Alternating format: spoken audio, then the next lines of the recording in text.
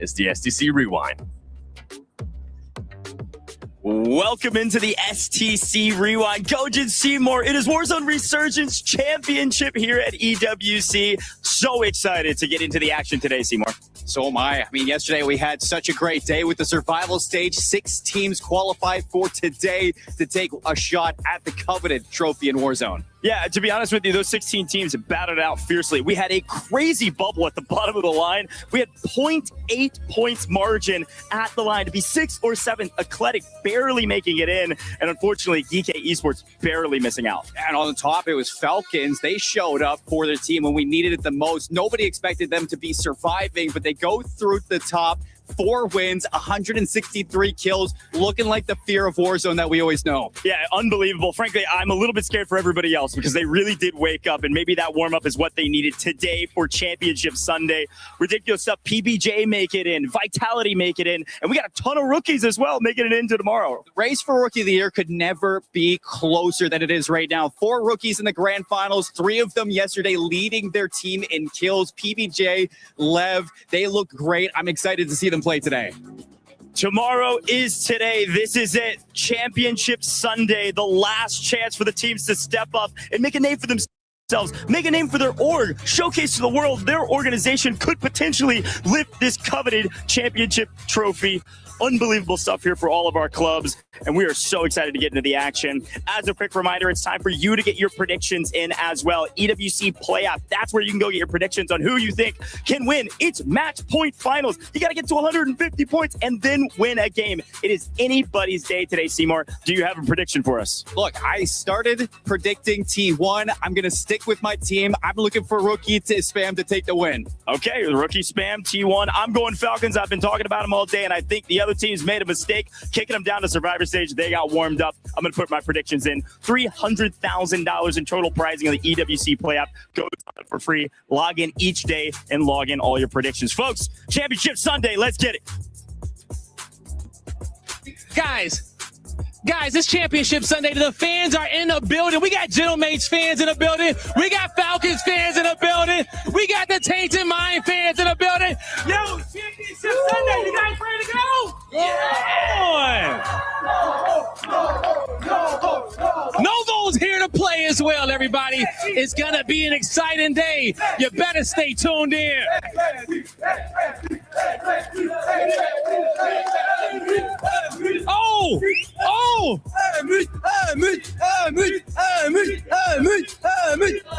It's wild out here, man. The fans gonna be battling each other just like the players are battling each other. Guys, it's the Warzone Championship. Don't go nowhere.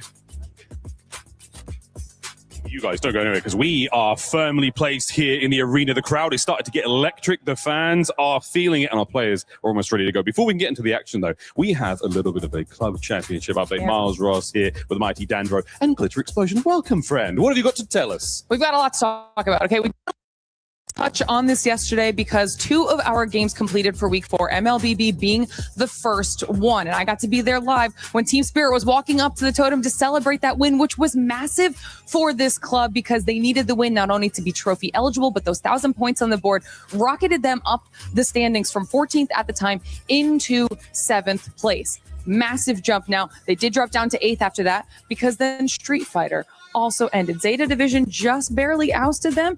But the big story, the biggest story, literally, because it has set a record, is the fact that our Falcons player, Crimey, youngest EWC champion in the history of the event at just 15 years old, was able to finally clinch the win for Falcons that they have been looking for 4 straight weeks. We've constantly been asking, are they going to be able to do this? What is going on with Falcons? Well, he absolutely shut us all up, put us in our place. And now we're here in Warzone, Miles. Falcons are one of the big stories, Dan. I mean, this is going to be a big week for them now. It's going to be a really big week for the Falcons. I mean, I think we came into this, everybody had high expectations about them. We go through those group stages, and all of a sudden, the Falcons are not looking like the Falcons that everybody expected. We get through yesterday in the survival stage. They look back in form. I think Coach said it best. It's almost like you're kicking a wasp's nest, and that's what it feels like. You woke up Soka, you woke up Noobs, you woke up Donkey, and I'm very excited about how they're going to be able to fry out today. Touch of turbulence for the Falcons, but right now, is it going to be smooth sailing as we check the forecast? And, well, frankly, we don't know. We're going to find out over today's play. But not the only team that have a stake in the club championships as well. Vitality looking spicy. T1. There's a ton of squads here. And Dandra, after the first day, after playthrough, we were worried for some, but in the grand scheme of things, especially here at EWC, a lot still to be played for. A lot to be on the line. And I think when I'm thinking about teams that have a good run that could really make a lot of matter in the club championship, Twisted Minds is the biggest one. We talked to Fancy, who's the owner, and he literally said, we have to win this. We have to win Warzone if we want to have a chance to be competitive in the club championship. And there's no better team, I think, to have to rely on than these three players. They looked lights out in the group stages. They've had a day to hang out. And now coming into the finals, I know they're feeling electric. And I love that you brought them up too, because obviously not only defending champs, but they are facing a similar situation over in Overwatch. They could get 2 wins this week, which would be massive for the CC side of things. They would only be a couple hundred points behind the top of the leaderboard. And with 3 weeks left in the competition, that is going to make a serious back and forth at the top of the table. What a race we will have to that club championship at the end of the tournament. But yeah, there we go, Twisted Minds as well. Wow, it's all coming to a fruition, and what a piece of fruit we'll be picking at the end of this one. What a succulent, lovely bit of a meal to be had. But then we look at the club championship rankings, and again, looking at where Twisted Minds, they're not even on this page. They've got 650 points. I think they're on the next load. So what a climb they'll make with 2 wins this week, possibly. Well, it's also just not even about winning, right? I mean, it's about coming in the second and third still nets you good points. And I'm looking at Virtus Pro in third there. They're a very formidable team here. I have a decent shot of them winning today, but even if they don't win this event here today, they're still a top 5 team, and you're getting top 5. That's still good points to put on the board. That's why we have so many storylines that we're going to be paying attention to throughout the entire day. But we don't want to hold up the action any longer. So, Seven, let's get into it. Thank you, Dandro, Glitter, and the man with the amazing beer, Miles. But we got to talk about the Sony story of the day, which is we could have the defending champions, as they were just saying, Twisted Minds, even though it's just one player from last time, Lace. Twisted Minds, with the way that they played in groups, they were dominating it. Absolutely. This is definitely one of, if not the team to take home the trophy.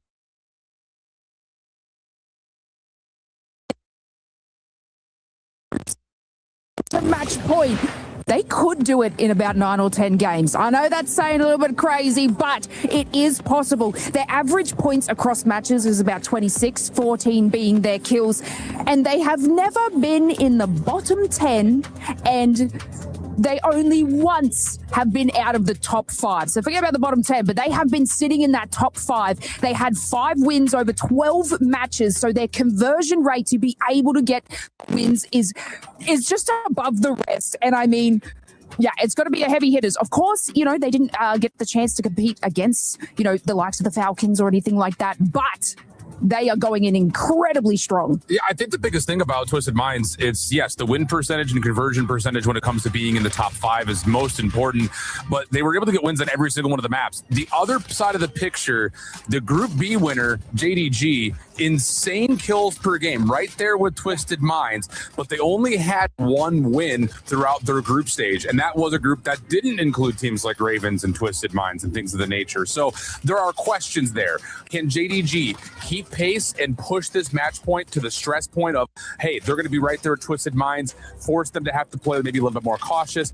But on the other front, even if they do find a way to get to the match point, can they actually win a map? That's the biggest question mark for me with JDG, the Group B winner. That is going to be the biggest question. And also the biggest question is which team is going to be hitting that match point threshold, which is currently set at 150 points. So let me just picture this, okay? We had some teams being able to put up insane numbers per game. Twisted Minds was able to put up in day 2, one of their best performing days, 28.7. JDG ended up posting 24.3, which was in day 1. And yesterday during Survival, we got a chance to see Falcons put up 23.7. So right now you're getting a picture of how many games possibly, if those teams perform like that again, which for Twisted Minds, it seems like they're not going to be stopping, who's going to be hitting that match point? I would say our first wave of 150 pointers is going to happen between game 6 and game 8. 6 would be a stretch. Yes, the numbers would supply Twisted Minds with the math to do that, but we're dealing with the 16 best teams in the world. We're not dealing with the bottom feeders anymore. So I would say by 7 or 8, we're probably going to get that first wave. The second wave will happen between 9 and 10. That's where you're going to start to see teams like VP, like Ravens, like possibly Vitality, T1, teams like that are getting good points, but are not necessarily finding the same dominance that our top 3 so much are. So that's where I'm kind of looking. I would say your first wave is likely to be some combination of Twisted Minds with JDG and probably Falcons. I just think that yesterday was needed for them. They needed to come out, reset, and they got that in 4 of their last 6 games. They found wins. Yeah, and look, we didn't really see too much from the Falcons, but coming from that survival stage is exactly what we needed to see from them, and hopefully they can bring that energy to the match point. Hopefully that's going to be the case. Well, later on, we'll get a chance to talk about the map and the schedule for today as well, because that's going to be playing a big part for some of these teams in the way that they're performing certain maps. But right now, for everybody back at the venue, this is going to be one of my favorite segments, and it's been one of my favorite segments so far this week. And it's none other than Blaze getting us some interviews. Ladies and gentlemen, it is Championship Sunday, and we got the best 16 Warzone teams in the entire world ready to throw it down on the stage. And as you can see, everyone is locked in and ready to go. But I got to talk to some champions over here, especially the defending EWC champion. I mean, come on. Oh, come on, man. You okay? You ready for the day? You ready to get this thing going? Absolutely. As prepared as we'll ever be. As prepared as you can be, all right? And so I love to hear that one. Now, as we get going for the day, you and the boys, man, y'all had a fantastic start to y'all tournament. You guys going to pick up where y'all left off? Absolutely. We're going for first today. Heard it, man. Going for first, all right? Best of luck to you, man. Good luck out there today. All right, who I got in the back? Yo, Blatz. I know you ready to go, right? Yes, sir. Always been. Okay. Hey, how would it feel to be a champion today? That'd be my first world championship, so obviously, it would be super exciting. It's the most confident I've been in the team, especially in Warzone, probably even in CDL too, I think we have a very solid roster, and we did the work. Now it's time to show it. Time to show it, man. Hey, man, you've been in the league for a while. Best of luck to you today, brother. All right, let me come on over here. Yo, Heeds, I ain't talked to you all weekend, man. You can't avoid the camera. You ready to go? I'm ready to go, bro. I know you're ready to go, man. You're here. You on home turf, man. The fans are behind you. How does it feel to play today? I'm feeling really, really good. The fans are here, and it's really good. It is very good. Okay, lock in with your team, all right? Do what you gotta do. Get him a check, okay? Get him ready to go. Vision. What's up, man? We saw you slaying out in your group, man. All right, you hit a day break. Did you make the most of it? Of course. We just have time to relax, time to rethink our strategies, and we'll see how it goes today. How many kills we get out of you today? Top fragger. A lot, top fragger. That's all I want to hear out of you, Vision. Good job, man. Good job. What's up with you, Bates? Already all love. I mean, come on, Sage. Big dog Sage. I'm doing good. Yo, the vibes are high with you. Oh, yeah, baby. This is another day in the office, like qualifiers is always what ifs and stuff like that. But championship day, man, that's where we made it. That's where we made it. That's where we done it. That's where he secured MVP and world champ last year. And you gonna make sure you get it again, right? Oh, definitely. I'll do anything for this guy. I'll make sure everybody roots before me and everybody blooms before me, man. That's the way of God. The way of God, indeed. Best of luck to you, homie. All right, coming on down the line, yo. Who we got coming up? Aiden, come here, big dog. All right. Hey, man, you looking locked in? You ready for Championship Sunday? I'm locked in today. No friends today.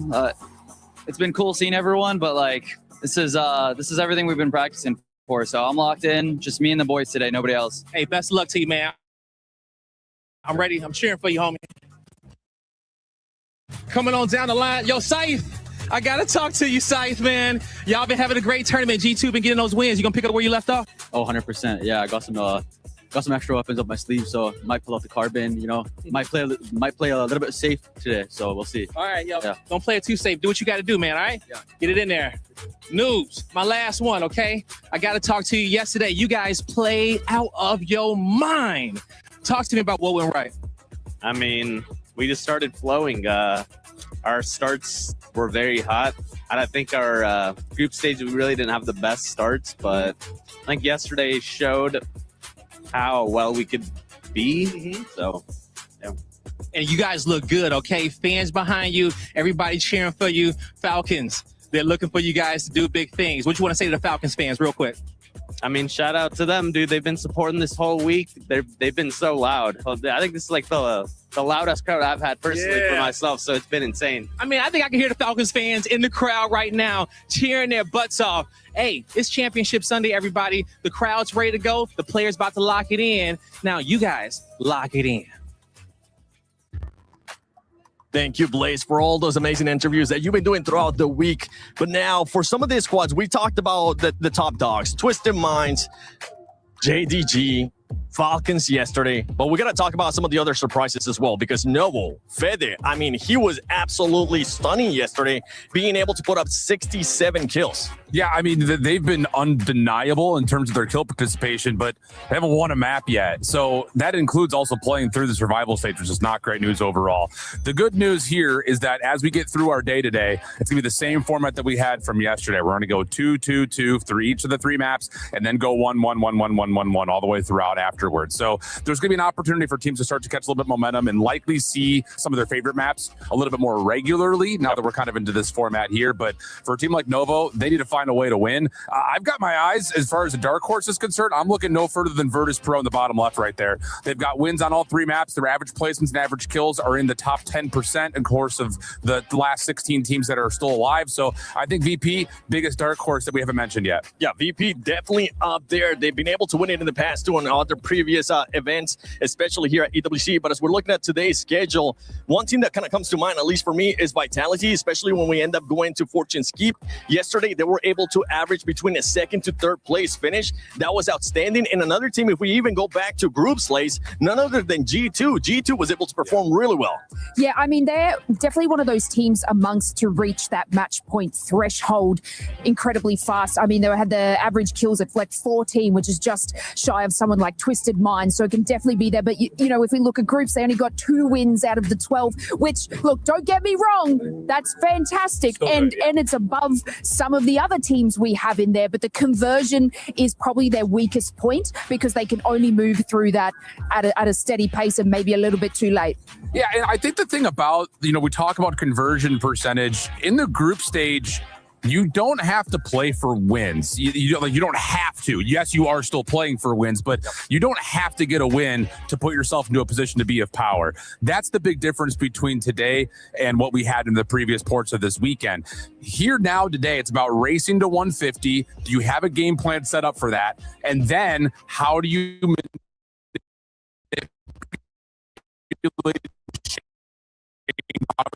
drop and how you play through the map as you start to look at actually securing a win. I always go back to, if you found a win, it gives us a little bit more extra confidence, but there are plenty of teams out there that have shown they can get to a top 5, but they're in pieces, they're in shambles. There's only 1 player left. So now it's just down to, can you keep everyone alive and get that W after you hit the 150 mark? And the main one too is the way that the players start thinking once they hit the match point, right? Especially you, Shift. You've been able to do so many Warzone events in the past as well. When these teams end up hitting that match point, sometimes they end up switching how they're playing it. They maybe become a little bit too passive. They maybe end up parking the bus and it ends up hurting them, or they maybe end up being aggressive and it ends up hurting them as well. It's not even so much what the team above the threshold is doing, but more so the teams that are just barely under the threshold that are looking for an extra game may drop on top of the teams that are over the threshold to try to extend the tournament a little bit. Once you get past the 150 mark, you're not trying to change too much. You might play a little bit more cautious on your IGLing, but you're more so looking to play for end game, obviously. So you're looking for more of that caution. Whereas if you're underneath the threshold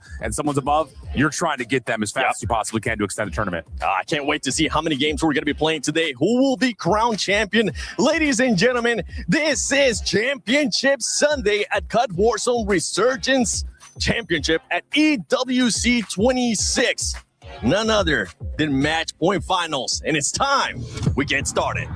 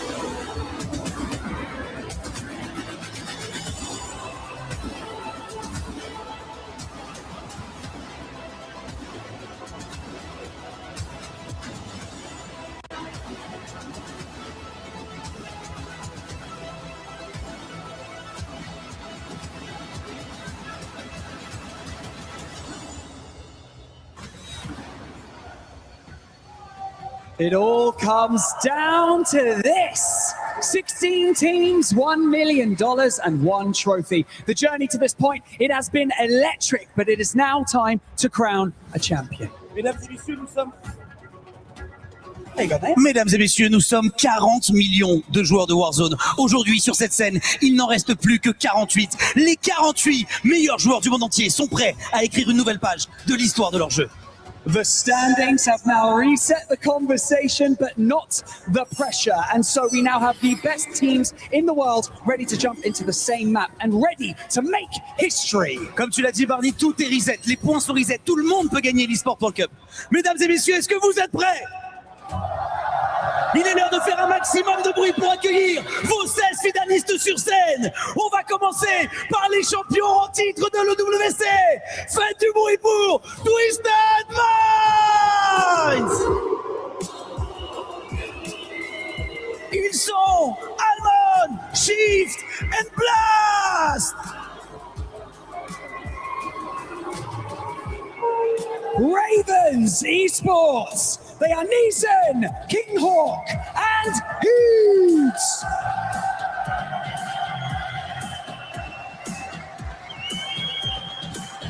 Virtus Pro! They are Remy, Destroy, and Adrian.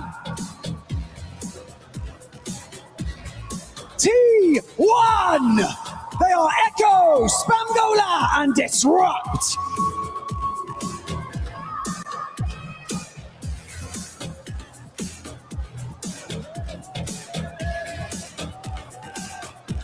Genji Esports!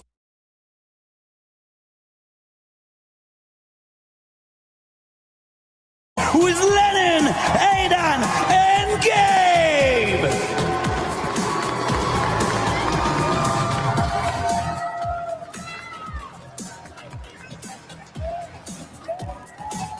G2 Esports. They are Scythe, Big Man, and Anxiety.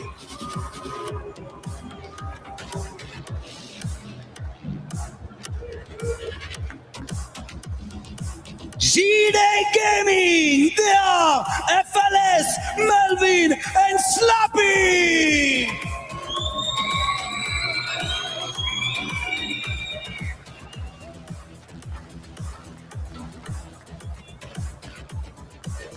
Ninjas in Pajamas E-Star. They are King AJ, Vision, and Showstopper.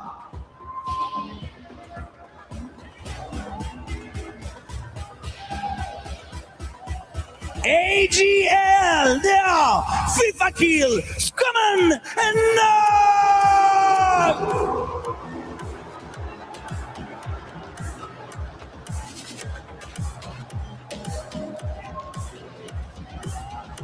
Novo Esports. They are Blade, Freddy, and Vortex.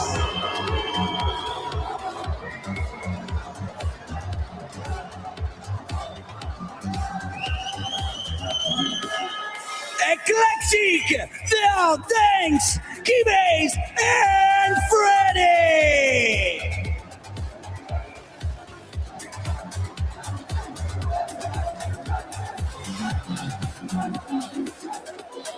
Team PBJ. They are Praise, I Believe, and Jay Vela.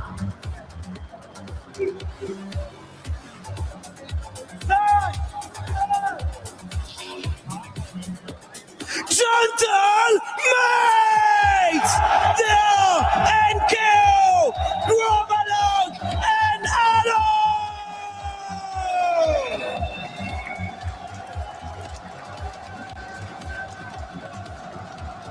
Team Vitality. They are Sage, Z-Smith, and Skullface.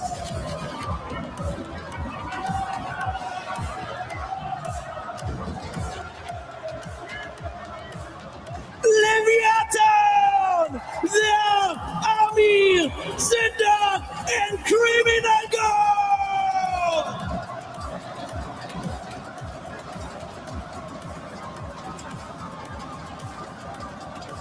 And finally, your reigning club champion,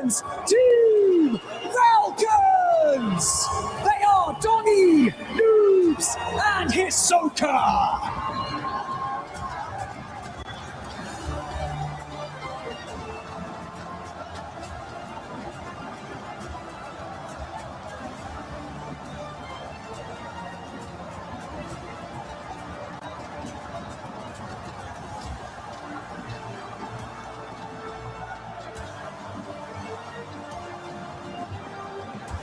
Only one team can immortalize their names on the totem, and it's Point Finals! Nous y voici! La grande finale de Call of Duty Warzone and Esports World Cup commence maintenant! Are you ready?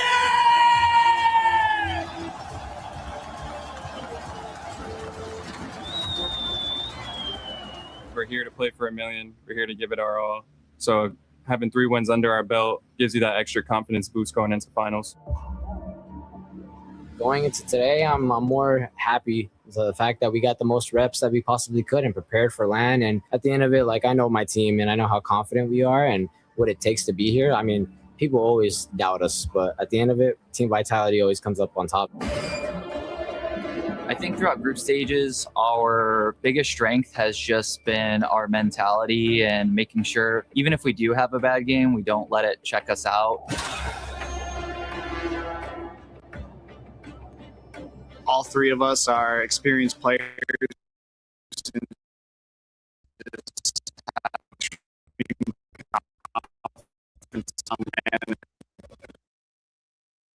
The nerves.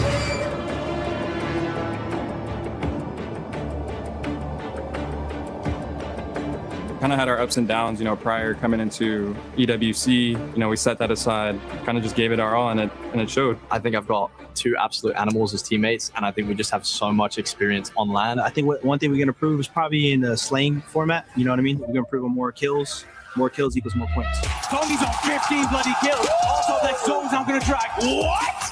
Nobody but Shimmy! Oh my God! Goes huge in the back line from a different angle. And who knew? Maybe a little bit lucky there. Oh my God! Personally, I would love to lift the trophy again. Did it last year, but I feel like our entire team split. Now it feels like I have something to prove to the community, my ex-teammates. My biggest motivation is I want to do it for my teammates. Being the first Warzone player to lift that trophy twice would just be a legacy statement. Something I've been saying the whole year, completing the 3-peat, showing everybody I am who I say I am. I think Soka's the best player in the world, so no hard feelings, but I think the ego's got in the way. I was talking to him before we all played. I was like, are you going to go mansion or boat? He said, I'll go wherever I want. And then we fly in. It turns out he couldn't go wherever he wanted. There was a few players that had something to say about that. Other teams should be worried to face the Falcons in finals just because what we did the last 2 lands, we went back to back. So we're chasing legacy. But a lot of players, a lot of fans don't want to see us win. But that only drives us. Ladies and gentlemen, the greatest Warzone event in history. It has the most stories, it has the best players, it's the most competitive, and I cannot wait to see what happens. The energy in this arena is electric, namely because of the Gentlemates, but many other super fans as well. Today is going to be a great day. I'm Go to Seymour. We're kicking things off with the first cast, with the first couple maps, and I am so pumped to get into it, Seymour. Hey, did you guys see that? Falcons were on stage, Leviton was on stage. You had so many super fans showing up for their teams. They could have been a better introduction to such a coveted trophy in Warzone, with one team looking to take it all, a couple teams looking to hoist it for the second time. Yeah, there's a lot on the line, yes, for the club championships, but also in the minds of the Warzone community. There's still a lot to prove for a lot of these teams here. And to get into a bit of the minutia, before we talk about the stats, before we talk about the stories of the players, I do want to remind everybody that there's $1 million on the line, okay? It's EWC. The scale couldn't get any bigger. $250,000 for the team that wins it all here today. And of course, today is the match point finals, which means we don't know how many games we're playing, and that's the best part. And we heard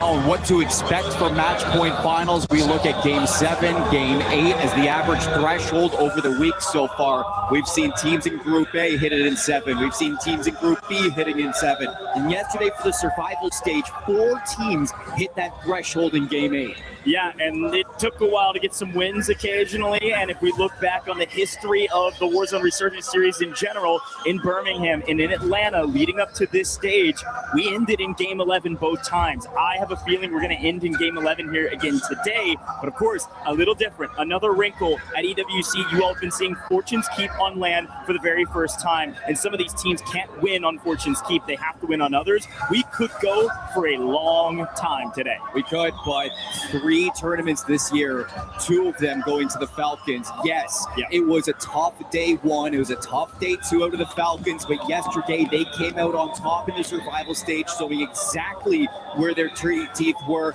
I call them the fear of Warzone for a rightful reason for the history that this organization has. A lot of people should be worried about this team three-peating today.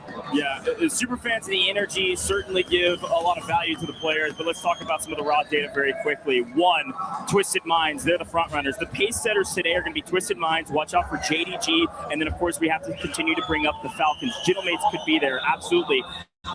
VP could be there, absolutely. Who knows, Novo could be at the top, setting the pace. For the 3 so far, Twisted Minds, 313 points in 12 games. That's an average of 26 points per game.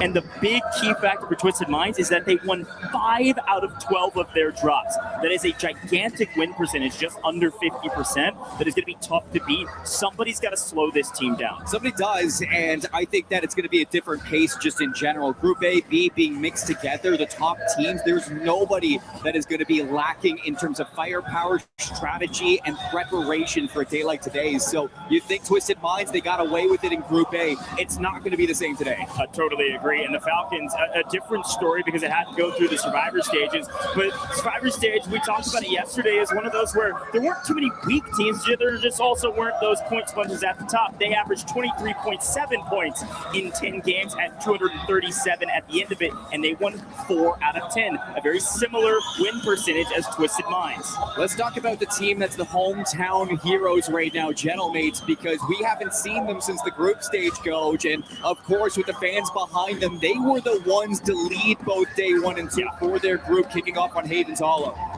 It's really important that the Gentlemates start hot. Sometimes we've seen the Gentlemates falter early, and it takes them a while to get started.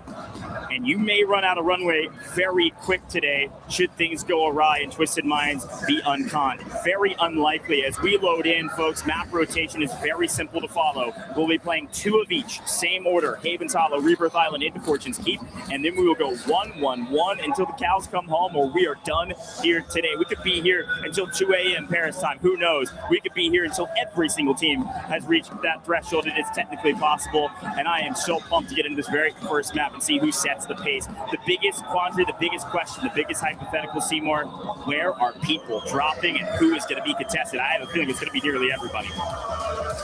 That's what we heard from some players. Expect action start to finish. Expect contests at every POI. Nothing is safe. Nothing is free. Everything is earned at EWC. And today's the day that we put another key inside of that podium. A look at some of the best IGLs in the game. A look at some of the top fraggers. They've all earned their spot here through a rigorous multi-stage competition. It doesn't matter how you got here. It matters that you are here. Let's kick off map number 1, Havens Hollow. Who's going to get the first blood? Who wins their POI? And I think for these competitors, where is this zone pulling? Where are the Falcons going? Where is Twisted Minds going? Who are we going to be looking at? Here we go. A research lumber pull. We are going to the east side of the map, ladies and gentlemen. We'll quickly walk through all the players, the teams, what colors they're at, but we're headed deep to the east as the players come flying in. We're going to see some early contests. It's going to be Twisted Minds in red 1 today. They're the top seed. They scored the most points in group stages, and they find themselves contested with the classic play from the Ravens.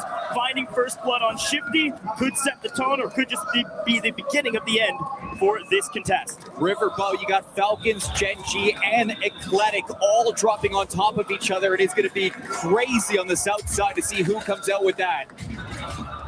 As we look through our teams, you might be wondering who is who. Numbers have changed, colors have changed. The Falcons are that orange 11. They're going to be orange 11 all day today. And it looks like, unfortunately, no, it is a false positive. We do see that Vitality have lost their contest with T1 over at Train Station. This has become classic orange that we've seen over the last several lands.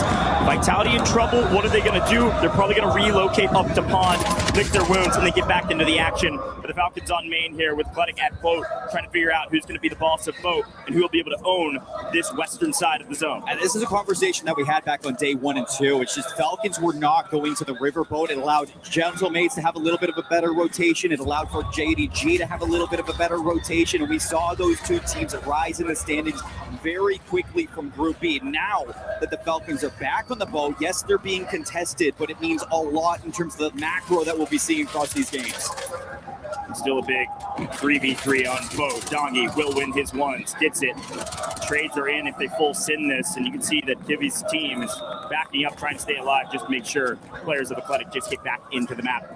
Looking over at the kill feed, you do see G2 going to be in that Cyan 4 all day today. They're actually battling it out against Leviathan. This is a predicted fight as well. Leviathan said they were going to come down here into Lumber, and look who's joining the fight. It's going to be Gentlemates coming from Cole, one of the only teams unconned. Big man, unfortunately, getting gunned down by Deus Amir.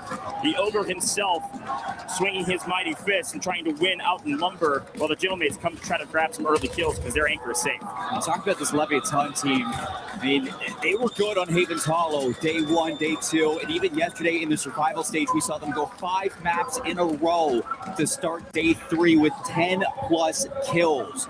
So it's going to be a tough one to see if Leviathan can keep up that pace against teams like today, but I'm excited to see their story. You see Agent Wolven on your screen. Going to be number 10. Playing up at Research, the north side of Research. We call it G2. They're playing up here most of the Haven Hollows map. It seems like they were mostly uncontested. They were able to win some engagements. Now going to push into Research. These eastern zones, we've seen several of them through the course of our land environment here at EWC. And we know that oftentimes the circle will not end in Research, but it's a great place to find some kills. You can rat out with your anchor, find safety, and just go get really aggressive. We don't care about KDA here. All we care about the kills.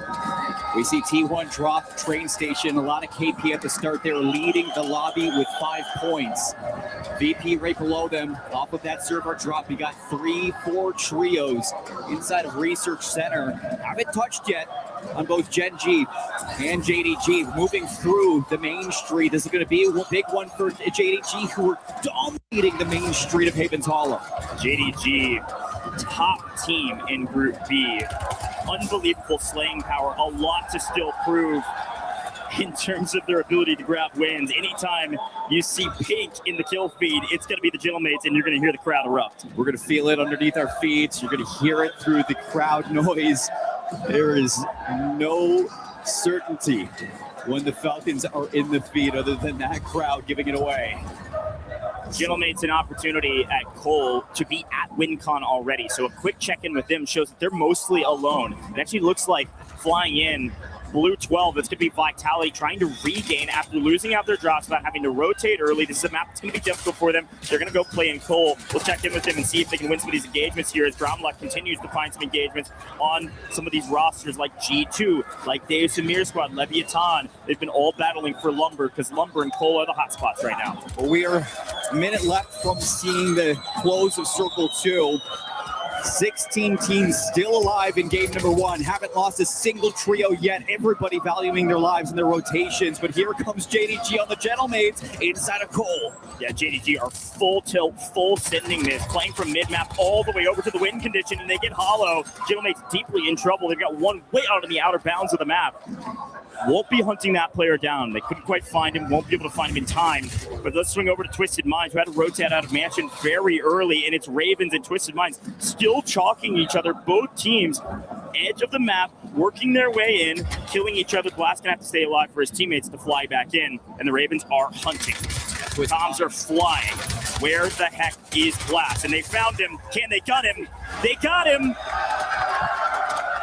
Twisted Minds are your first team eliminated. Must have been by a second. The Blender is upon us, and Twisted Minds are out of here. The second team to fall will be Vitality. 2 heavy hitters down early. Hey, it's Championship Sunday. Anything's possible. When you go for the Kings, you don't miss. That is a precedent set early. This is not going to be a free back-to-back title for the Twisted Minds. You got to work for it every game, one step at a time. Let's look at where we're going. This third circle in a few seconds, we will see exactly where this next zone pull is going to be. And another one drops. That's the Falcons eliminated. Unbelievable. Vitality, Twisted Minds, and the Falcons are the first 3 teams out of this lobby. You want to talk about that's the first map. We're going to be in for a long day. Holy cow. Let's see what happens here with an Eastern Zone, as now it looks like JDG in the win condition, complete control of Cole. Where's the zone going? Down to Gold Depot. First one in the center is going to be Gentlemates looking to survive in the backside of that train yard. Lumber, 2 trios there. It's going to be G2 as well as Leviathan still coexisting just above them. Athletic. So let's see what Lumber has to offer with these players who will have to eventually move. Yeah, Cole the win con. Unfortunately, the Gentlemates lost it, so they're going to be outside. In the zone, yes, but outside of the main POI. Z-Dark gets gunned down. G2 still shooting. The good news for G2 is that they've hardly had to move a muscle. The kills are coming to them. The Italians strike into the kill feed and do find another team being eliminated. See you later, NIP. Not a free day for you either. Still going to have to see a couple teams rotating in. From the east, it's T1. Across the river, trying to get into Gold Depot Research. You still have 2 trios on the outside looking in, and as a solo, Ravens need to regain. First look at Virtus Pro here on main. They've been able to find some kills. They've been fighting through servers. They've been in zone this entire time. Things going well for them in destroying, able to stay alive. Right for a moment goes wrong, but they are still up. 1 player in the air just in the nick of time. Virtus Pro not out of this lobby, not yet, but it does look like, unfortunately, Leviathan has been eliminated. Leviathan will not start with a banger map like they did in the past, and the Italians continue to fire their guns. There goes Athletic. Top 10 finish in game 1 as we're into the multiplier now. Fire sale just about to run out. Teams trying to find some space into the new zone. Still on the outside looking in. If you're Ravens, finally you have all 3 players resetting. And another one goes down. It's going to be Adrian and Destroy finally getting knocked out. VP are gone. We need to look at the gatekeep that is going on through Cole, because the team that is trying to keep everybody away is JDG. T1 on screen in a great spot, but unfortunately, I don't know if they know they're about to get gunned in the back. Watch out for the rotation from Ravens Esports. And no, they had absolutely no idea. Spam goes down, the rookie down early. Bad news for T1 fans. Disrupt gonna fall, maybe gets a trade, but that's about it. They don't even get the full. Down goes T1, a missed opportunity, unable to hear through the cluster that unfortunately for them, they get flanked in the back. Big opportunity for Ravens to make a difficult rotation and make a play for a win. Wide open zone pull, and AGAL still alive. Prey's going to be gunned down by Knight. He's got the stim shot.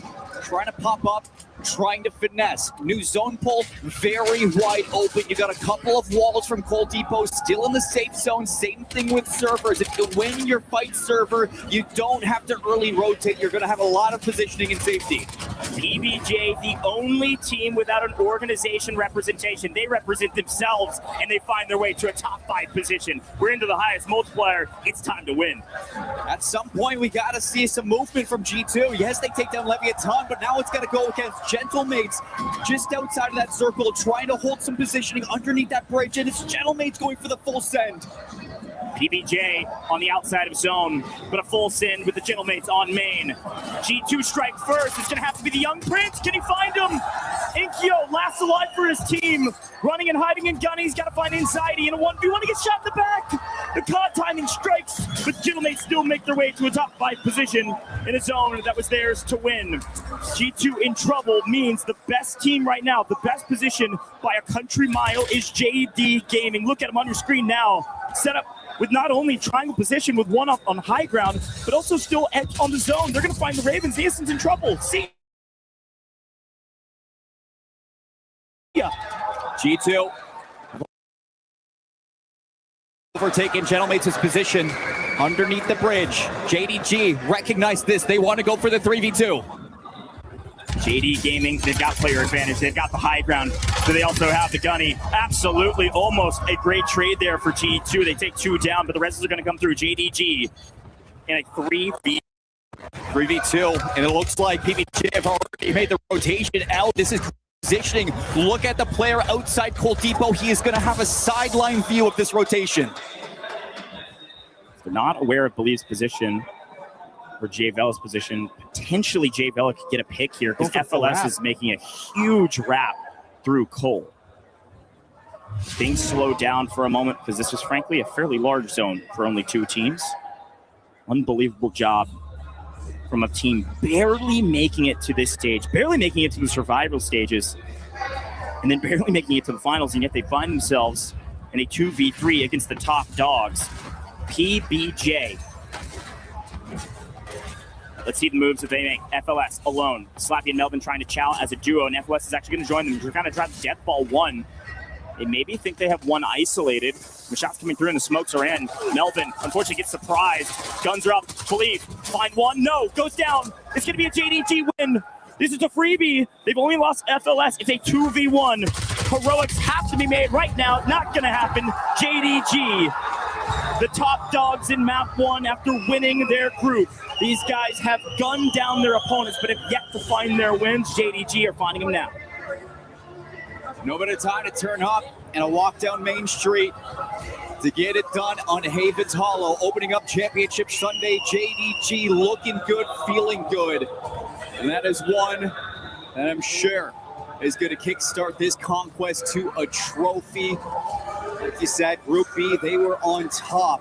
We didn't get to see them in the survival stage. They got to sit, they got to study exactly how they wanted to take down these top teams, and it looks like all that studying has paid off. Crazy to think that Vitality, Twisted Minds, and Falcons fall first in this map. But at the same time, as we look back on this replay, look at where we ended. Look at this final zone. JDG were able to set up with patience a win that frankly had to be inevitable. There was no way they were going to sell this one. Let's listen into the comms.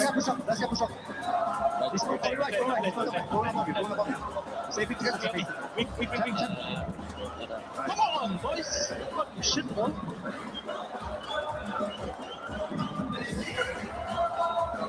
Great celebration, well earned, but it sounded like maybe expected. I mean, this is just finding form at all the right times of the year. 14th place in Birmingham, 7th place in Atlanta, and now you're coming into the championships for WRS with a map win on the final day to open it up. Peaking at the right time. I love it. 3 of the top dogs go down early, but again, looking at that zone, we could not have gone further east. So for a team like Vitality, this is going to be a tough one to find a ton of points on, especially when you lose your POI. Even for a team like Twisted Minds coming out of Mansion, that is an incredibly difficult rotation. You know you're going to go through more than half the lobby, especially rotating up to the north and through research. And even for the Falcons, not the hardest rotation, and I think just unfortunate timing with when they chose to rotate, getting caught in that transition and going down as well. Didn't get to see the whole read of what played spoiler to their move, but I think there's just too many cooks in the kitchen down there. And here's a quick look at the leaderboard. A big moment for JD Gaming to start at the top. Look at Novo. Top fraggers in the lobby, man. That's wild. That's what you expect from them. And it's what Shift said, too, at the opening of the day, just outside the arc. This Novo team, they can shoot. They just haven't been able to find map wins. So if they can start putting that together, Novo are putting themselves in prime position. But we got to talk about the bottom of this leaderboard. Vitality, Gen.G, Team Falcons, Twisted Minds, and T1. Leviathan's down there too. As we look back on the highlights of this map, I think it's important to note that all of those teams are teams that have put up meteoric numbers, frankly, on Havens Hollow. Those are really difficult losses in the first map of Havens Hollow. When we're rotating every 2, they really need to pop off in the next one. Seeing Leviathan drop a stinker early, bad news if you're Leviathan fans. This is where they get most of their points. Yeah, I was going to say, I mean, like, this is a complete change and a complete shift in their narrative. So Now, hopefully their Rebirth Island can look like it did yesterday, because fortunately enough for Leviathan, they did rewrite that narrative a bit in their survival stage. But as we close into the final moments, JDG just checking off all the right boxes, recognizing all the right moments. They keep all three players alive. You do justice against G2, and then even against a PBJ team that were just sitting and waiting in the wings, it wasn't enough. You step up, and a huge game coming out from our Main Street Droppers. Yeah, big credit to PBJ for making the race to top 5 as well. It'll be really fun to watch out for those guys. Pop off today, no expectations, just go for the win. Let's head down to Miles and Blaze and see what's going on in the video. Thank you very much, boys. Miles and Blaze on stage, not beating the allegations. What a great first game. Never are. You my man's for life, man. And when we came in today, when I tell you the atmosphere in the venue was absolutely insane. I'm talking about we got some of the best fans in the world here watching Warzone. We got the Gentlemates fans, the Novo fans, Gen G super crowd up there, the Falcons fans going wild, and it all delivered for this game number 1, Miles, where, as you heard the casters say, our 3 top teams went out first, and now you got players like PBJ out here about to win the game, yo. Somebody said, wow, those guys came out in button downs.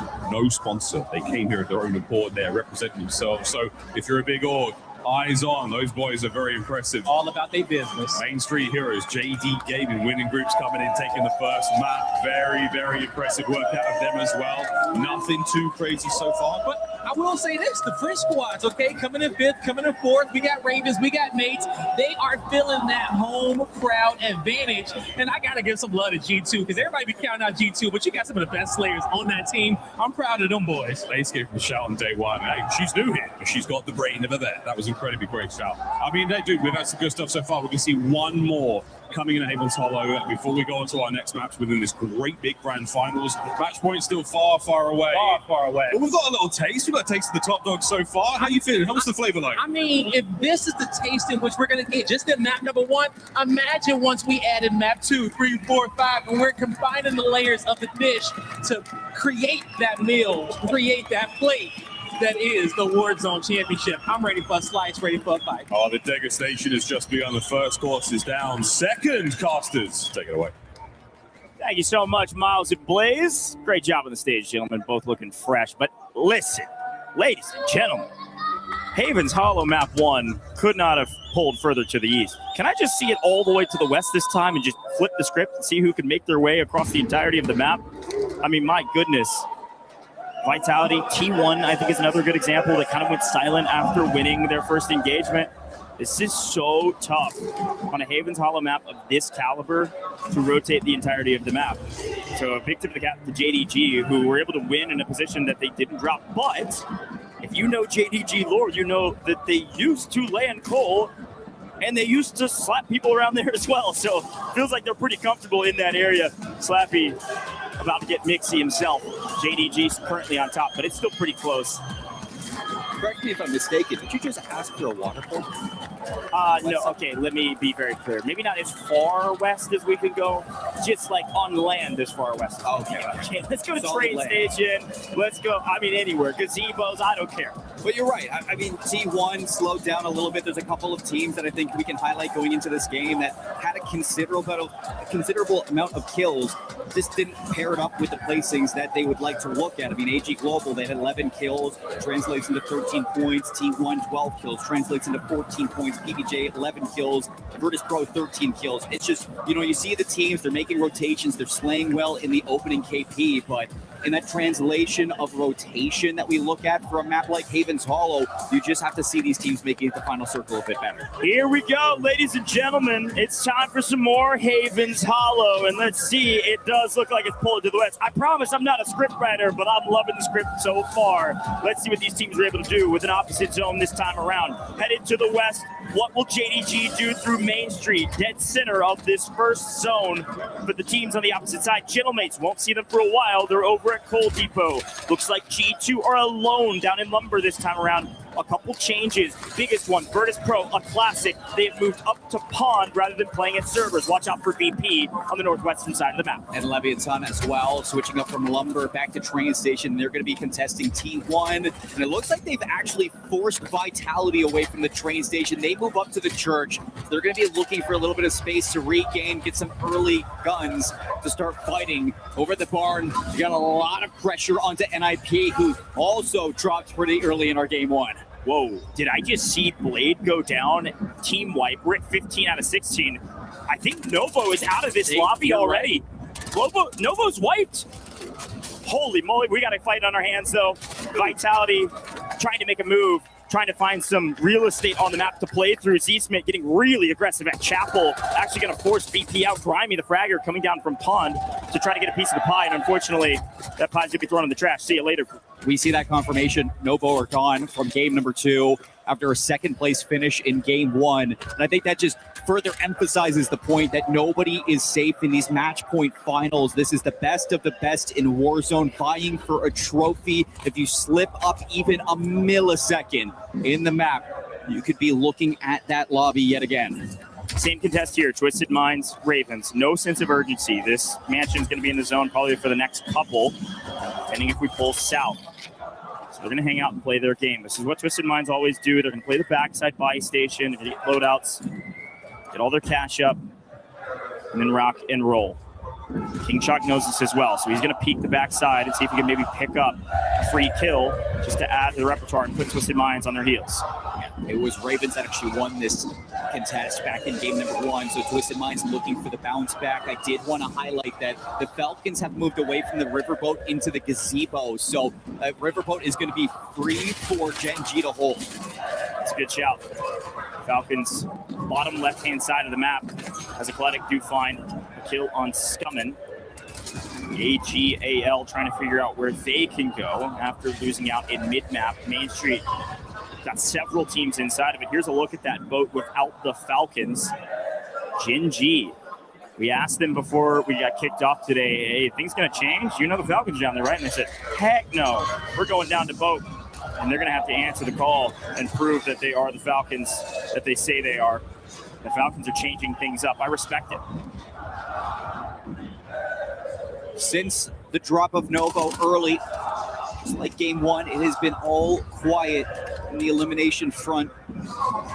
15 out of 16 teams, 30 seconds until we're going to be looking to where this rotation will focus on. And everybody who has started on the eastern side towards Coal Depot and Lumber have now started to move their position. Even PBJ have left Research, so they are going to be moving into the rotation between Barn and Mansion. And the Mansion fight will continue. This is one that'll continue probably deep inside the third circle. Here is a look at what the new second will be. And it is going to pull further to the south. So actually, players going to have to rotate out of Mansion a little bit sooner than you'd realize. You can see on the far right-hand side of the map, you're going to see Jailmates in the pink. They're going to be rotating across fairly free through train cars, working their way probably to Main Street or up through Barn into Chapel. Likely the first engagement here from Ankyo to clear their backside. It's going to be PBJ from servers working their way in as well, and Ankyo getting extremely aggressive. Nice find. Ankyo goes one. Ankyo snaps for a second, gets him weak and is able to trade it out as well with the help of Hollow. Gentleman's doing a fantastic job to hunt down second place in the last map. And while Gentleman's take them down and move closer to the Mansion, Riverboat gets jumped on by G2, and Gen G are eliminated in 15th. Gen G down and G2 in control of the south. Bad news. Anxiety is shooting nukes on land, and Big Man has now joined him. G2 is a scary team. Here's a look at them on the mini-map, covering boat. They're going to send Fragger out into Main Street to see if they can get a piece of some of these third and fourth parties. Main Street is busy. First look at the Falcons, though. They have been hanging out at gazebos, waiting for everybody to catch up. Going to get caught in the crossfire between Amir, Leviathan, Criminal God. Able to trade one out, but not going to get the full. Nuke's going to get cut down, and I don't think the Falcons are helping at all. No, Ahsoka's down as well. Dongi's up on height on gazebos, just trying to stay alive. Leviathan Probably gonna sit in this. And this is one of the issues that we had back in the group stages for the Falcons. It was an identity issue. Nobody knew who was going to be the anchor. They kept on switching up roles, and Leviathan are putting them on the back foot yet again with a chase. He just got by surprise, whether the stadium's too loud, or the comms weren't flying and flowing freely enough. News gets cut down, and Ahsoka thought he was safe, prone down on the ground, and he wasn't. Look back at Mansion, though. It's going to be real mixy here. PBJ have regained, and they pushed up into Mansion to fight through the north side of the map rather than fight for Gentlemates. Gentlemates have rotated apart, and they're safe. So PBJ looking for a fight, and they're going to get it. Grimy, unfortunately, on the other side, is nearly unstoppable throughout the course of the group stages, finding their way to third overall in score. Virtus Pro maybe in a bit of trouble. They've been playing out of pawn. Remember, they changed their drop spot as the Ravens find the rest of PBJ and going to send them back to the lobby. Bye-bye, PBJ. Second place no longer. Well, everybody just trying to exist on the map right now. PBJ gets eliminated. Twisted Minds not done yet. Pushing into the Ravens. Niacin goes down. Shifty has 5 kills right now. Looking for Grimy. Blastides with the assist, and Twisted Minds a lot better in game 2 than we saw in game number 1. They're going to be now moving away from the mansion as the circle closes in. Coach, where is this going? Look on the minimap right now. Here comes the Gentlemates. They won out in mid-map. They got all the way to barn from their coal rotation. This is a big moment between Twisted Minds and the Gentlemates because they're being held and there's nowhere to run. It's either VP or it's Gentlemates. Let's listen in. I got ripped. It came on the bodies. Like, hit straight by.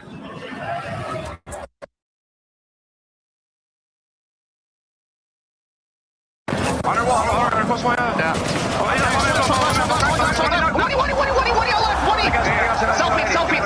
Selfie as well. You can trade res. Yeah.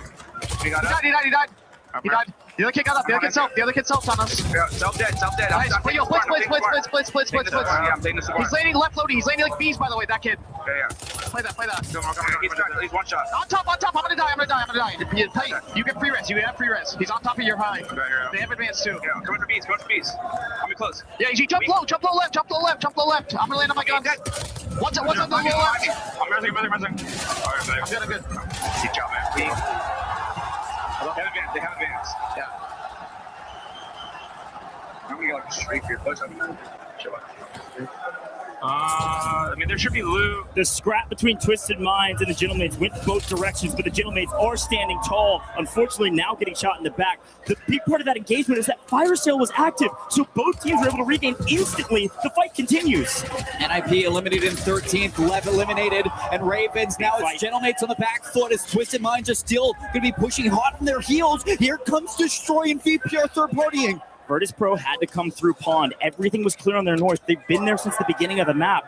These two teams have been fighting for a while, and Virtus Pro said, please, let's stay in the action. We need some more points. They've got complete control of the north. They've got Chapel, and the fight for Barn continues. Almond gunning down Grom.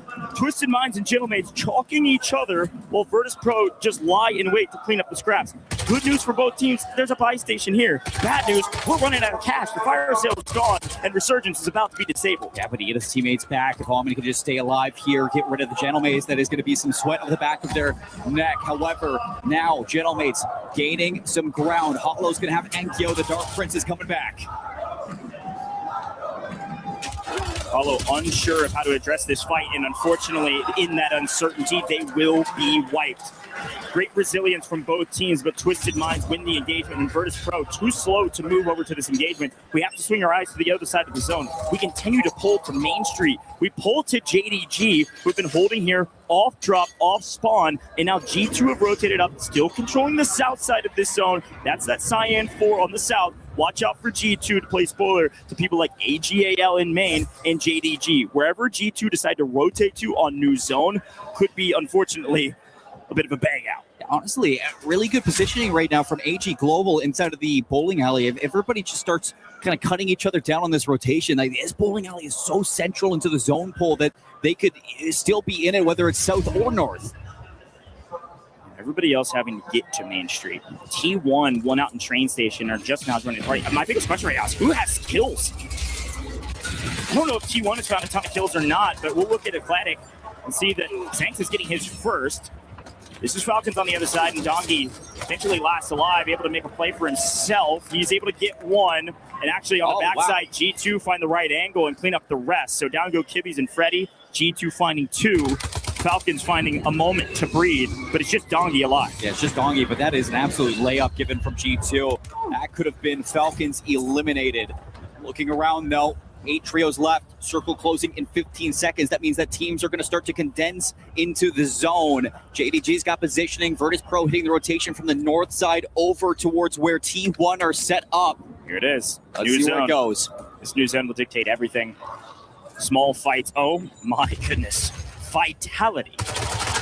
Last in the zone. Sorry, first in the zone, maybe last standing, depending on how this works for them. Falcons technically, Dongi in zone as well inside of Train. But JDG in trouble. Twisted Minds desperately want this building.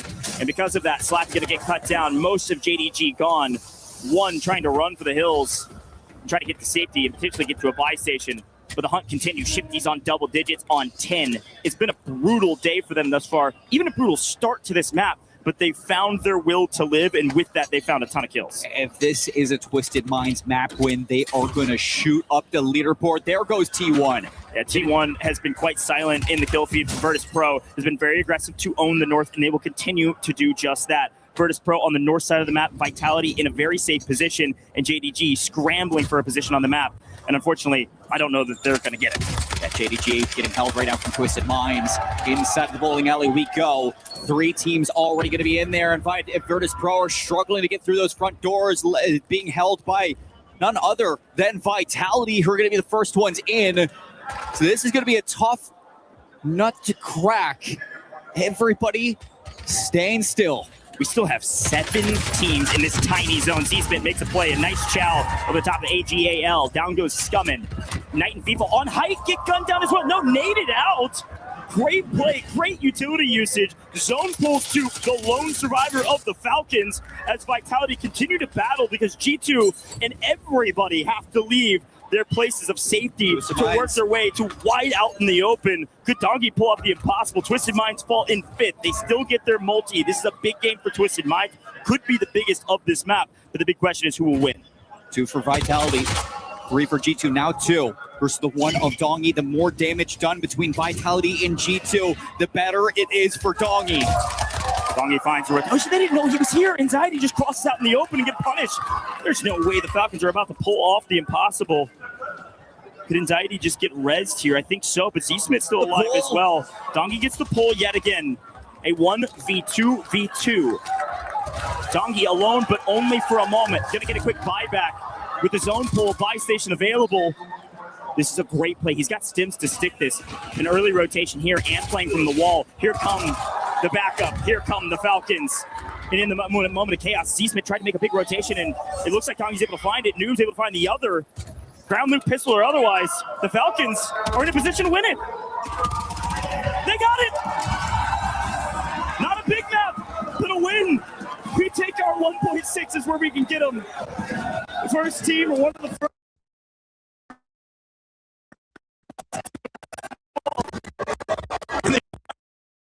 At the top of the podium in game 2.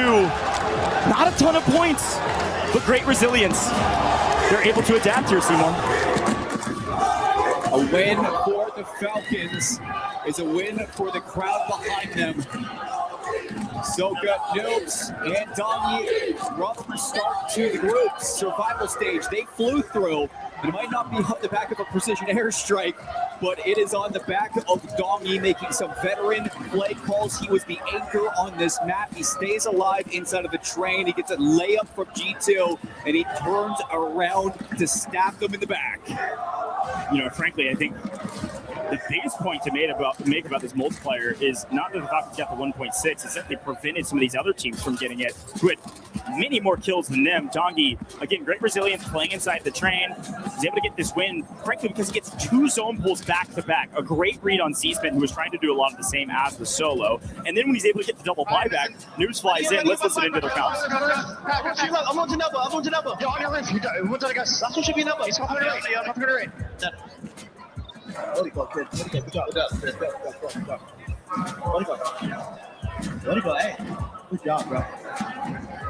No celebrations just good job. That was a job well done. Unfortunately, not a great job. We did our job, weren't able to achieve the points that we would have liked. But still, we take those.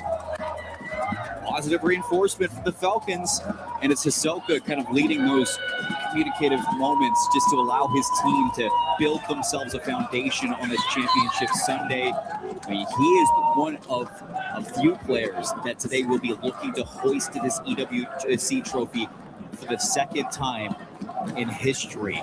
That would be for a player like Soka. Twisted Minds having a good game, getting shut out of the win. You think of Shifty in that same regard on the other side. Those two teams will be battling it out all day long. A wild map too, a lot more coming your way. It's going to be Rebirth Island next. We'll be right back in just a moment.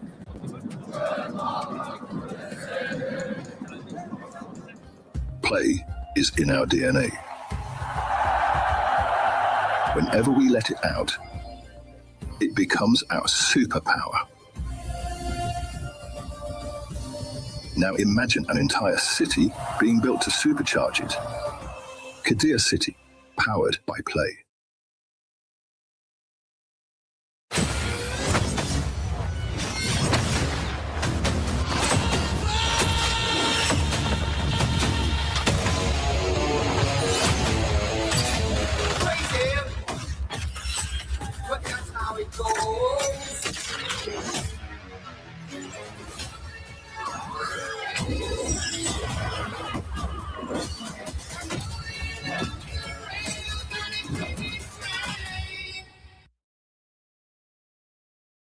I think those nerves are going to be really kicking in for a lot of people. I'd say good luck. Just know Genji will be coming for you guys. It could be anybody. Twisted, Ravens, Genji.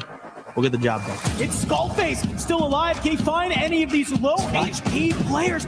I don't know if he can, but if they line up, he might be able to knock them down. But they search forward. They find him. It's Big Juju to take the map.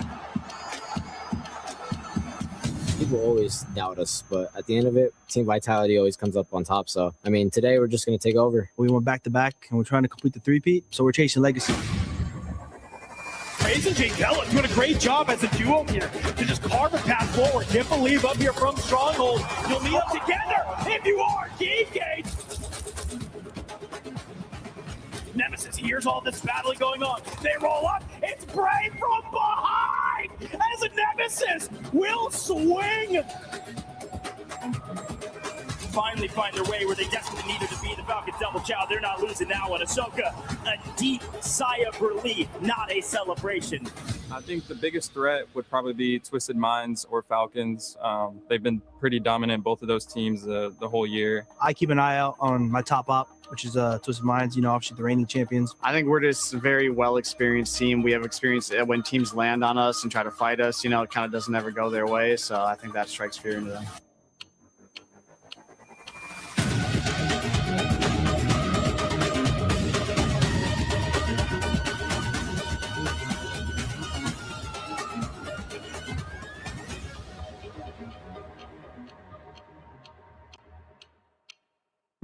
And that doggy coming in with the clutch for the Falcons, being able to hold off squad after squad, getting the buyback for the team and then the win. I am Lace and I'm joined by I Hold Shift. Take us through that game for the Falcons. One of the most insane 1v everyone clutches you're going to see.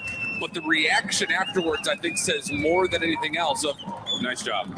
They didn't get the kills that they needed to really pay off that first place multiplier. Meanwhile, G2 set up an extremely efficient zone at the end and find a lot of kills at the end. They're still to the top of the leaderboard. Yeah, I'm watching Big Man and Anxiety just in that on that kill feed, and I mean, they were holding on for so long, which actually made them skyrocket to the top of the leaderboard with 35 points. This is what we expect from the likes of G2 to pull out those sorts of kills just to make their way up the leaderboard, and and it's nothing short of amazing. And we also have to talk about Twisted Minds and how far they shot up that leaderboard as well. Yeah, I mean, it's business as usual, it feels like, for Twisted Minds right now, and that's a scary thought as we start to look over towards Rebirth. I think the biggest thing as we now move away from Haven's Hollow and into our second map of this finals, new opponents need to start to rise, and I'm looking particularly at teams like Ravens, who have been great at Rebirth. The vast majority of their kills and placements have come by way of this map, and I'm still keeping my eyes on G2. They're still very solid here. For a team that we really didn't talk a lot about in terms of expectations at the beginning of the day,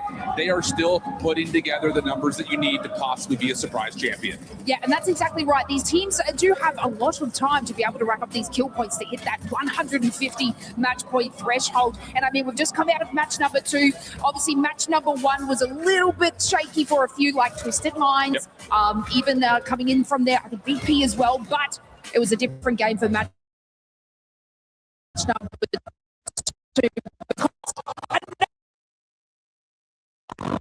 Match number 3, Seymour, Goat, let's take it away. Thank you so much, Lace and Mr. I Hold Shift. To add a little salt to the dish that Shift was talking about, Rebirth Island, it does change some things. Ravens is a very fun team to talk about because they're a team that could potentially continue to make Twisted Minds have a difficult time. Looking at this leaderboard, we don't see Ravens on this leaderboard. They find themselves on the second page. It's G2 at the top with a ton of kills, 26 with 36.4 points, puts them in the lead by over 4 points over JDG. Here's Ravens. They're kind of gatekeeping this second half of the page at 21.4 points. This is still a pretty even leaderboard after 2 games. Here's the big thing about Ravens Esports. The salt is that it's 53% of their points came from Rebirth Island in the group stages. Over half. That is a lot of points that they're looking to grab in these next 2 maps.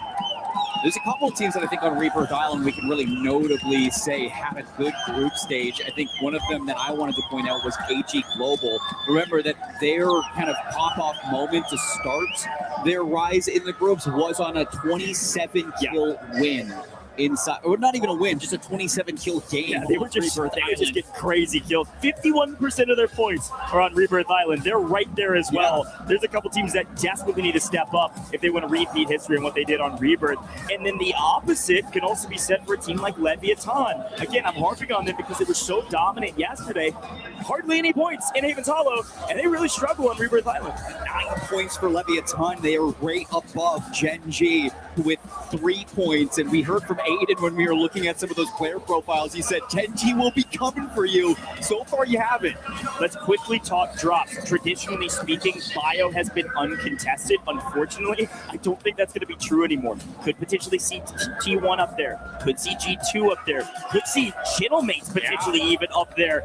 We really don't know where everybody's going to drop. We have our guesses. We have our hypotheticals, but as we drop into Rebirth Island, I think it's going to be real hot to start, and it looks like we're going to the north. And we heard that, Vitality were putting some inklings of ideas of where they wanted to drop, and that put some doubt towards Channelmates for going to living quarters.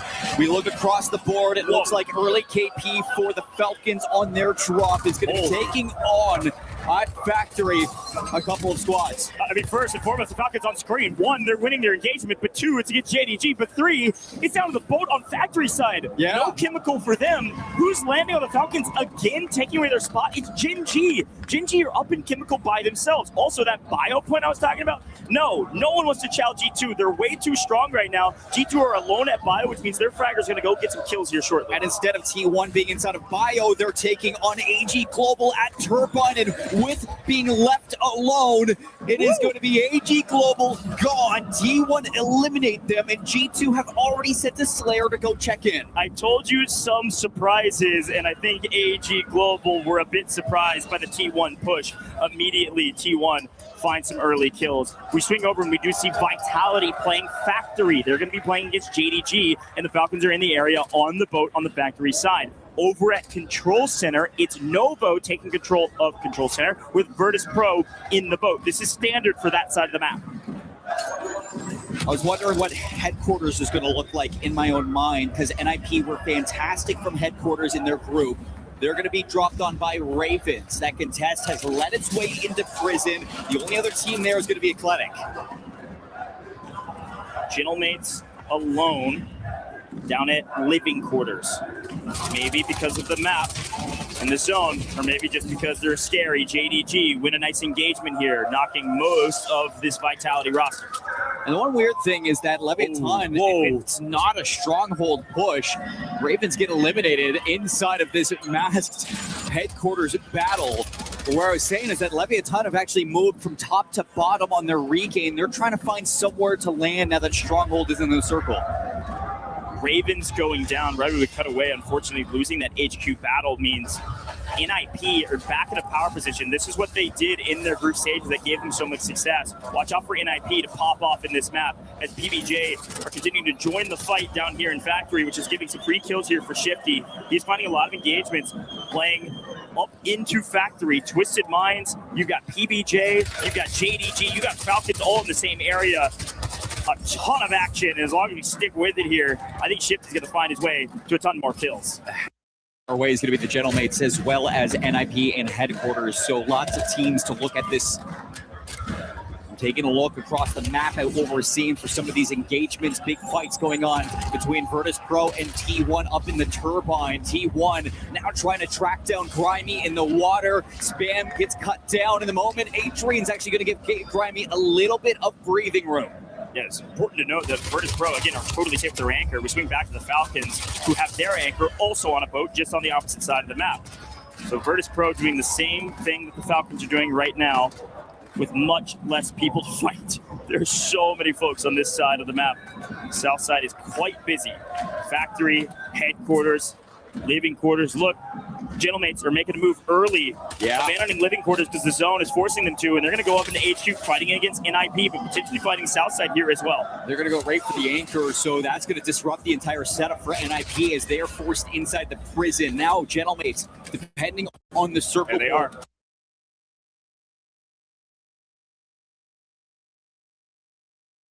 Can have a fantastic position at the top point of Rebirth Island. Falcons getting pushed on by Twisted Minds. Almond immediately going to meet his end to Hisoka. And it looks like we're actually getting a jump on between two teams inside of Control Center. It's going to be Vitality making a push, and they're going to be wiped away by Novo. Our new zone continues to pull to the north as expected. The Gentlemates will continue to rotate, playing the south side of the zone, slowly creeping their way in. They have control of headquarters now, pushing NIP into prison. They can take a look at either side of the map, either this side on your screen right now. Blade totally unaware. There's a player in the corner hiding behind the door. Grimy going big. Virtus Pro make quick work of 2/3 of this Novo roster.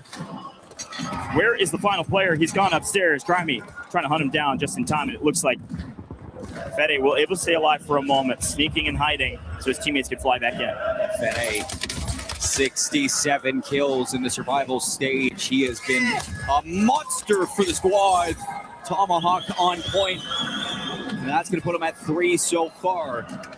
They started off fantastic in the slaying back on Haven's Hollow. Rebirth Island, definitely a map where Novo can start to pop off yet again. 14 trios still alive. 35 seconds until we start to see the zone closing. To look further and further where we will go on Rebirth Island. Bad news. Hisoka down. Dongi is on 7. It's Twisted Minds and the Falcons, but Gentlemates are going to come down with their fraggers. PBJ still in the area.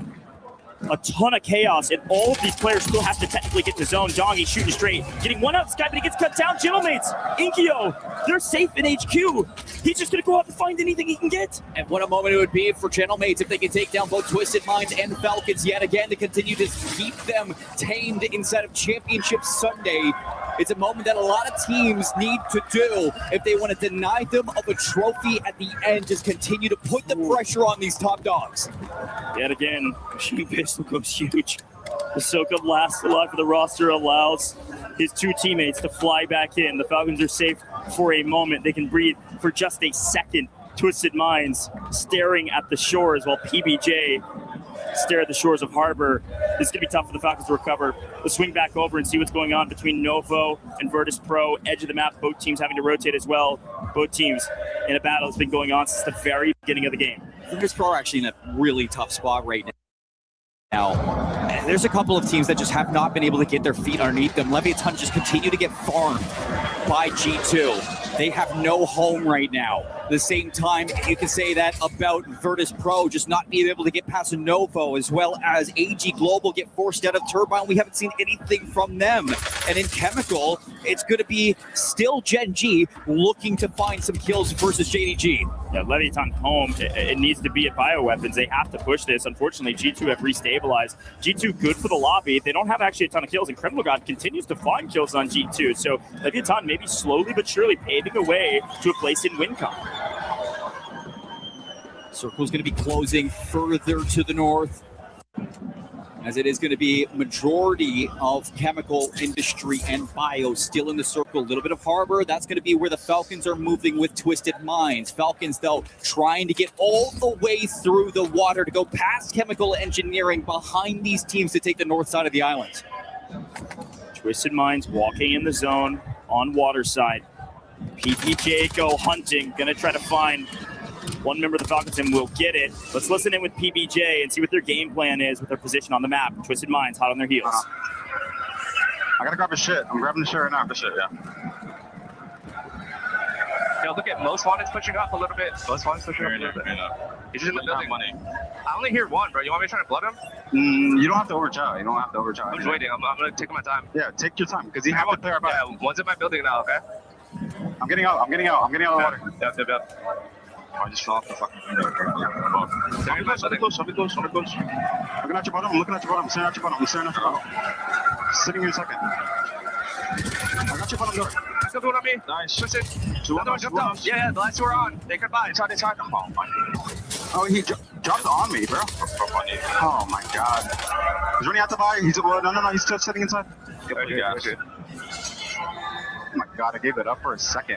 A surprise. PBJ able to strike first, but they get answered back as well. Twisted Minds fully restabilized, but in the meantime, Seymour, we lost a ton of teams. Falcons gone in 14th, Gen G gone in 13th, and T1 gone in 12th. We're down to 11 trios as we're closing the circle, and mates are making moves. Gentlemates have moved through center map. They've moved through HQ. They find their way into prison, and they continue to pave a pathway to a win. They still have a lot of work to do if this zone continues to pull to the north, but for now, they've abdicated everybody out of this giant prison POI. They're free for a little while. Twisted Mind's going to stay south. You can see Virtus Pro staying north. Gentlemates have won the central part of the map. This new zone is going to dictate everything. Remember, JDG was struggling at the start versus the Falcons. They had to regain. They're in chemical engineering uncontested, just like how Bio's being held by G2. Both of these two teams right now have the power positions to dictate exactly how the end game's looking. Our new zone continues to pull to the north. Gentlemates will still have to rotate, potentially through mid-map out in the open, or likely through maybe industries. Some of our other teams, PPJ included, are at G2, continue to find their way to the kill feed as they just wait on everybody else to show up at their home. Their anchor has been sitting inside of Bio since the very beginning of the game. They've been finding kills, and finally Leviathan can hide no longer in the water. Here's Anxiety finding more kills on main, proving me correct. A great move from a fragger as his teammates are safe. He's just looking for anything he can get his hands on. He's finding more kills after more kills. G2 going to be a big problem with a map like this. Now we're going to be into the multiplier, and this is where a lot of teams can find some benefits. Vitality and Twisted Minds, as well as Gentlemates. If they get a win here, it is going to be massive for their scoreboards. Athletic. A very scrappy game. They've been battling in Turbine in this northwestern side of the map since the beginning. Going kill for kill with a couple of the other teams in the area, mostly fraggers from G2 and Virtus Pro, just looking for a couple points here and there. Gramalok on main. 50 unfortunately getting shot in the back. That's going to be JDG from distance. JDG up at Chem, shooting Twisted Minds, who are now deeply in trouble. Shifty was 1 HP in a dream, able to get his plates in, but he's got Gentlemates hot on his heels. Again, the zone pulls north. It does pull to industries, though. G2 going to have to move, and the Gentlemates going to have to take down Shifty, and they're able to do just that. The crowd is loving the Gentlemates' resilience. They are not being given anything, Seymour. They are earning it all, and they've made their way to top 10, looking for top 5. And look at the zone pull. Bioweapons and chemical engineering are no longer safe. Turbine, people are going to have to move up the dam to get into this industry. The only two teams in the safe zone at the moment are going to be 14 and 15. That's Novo and PBJ. Watch out, VP. Eclectic's coming in with a vengeance, swinging into the water, finding a couple. Adrian finally able to answer back, and he's last alive. Having to stand up, try to stay alive, not going to happen. Virtus Pro, I believe, are out of this map.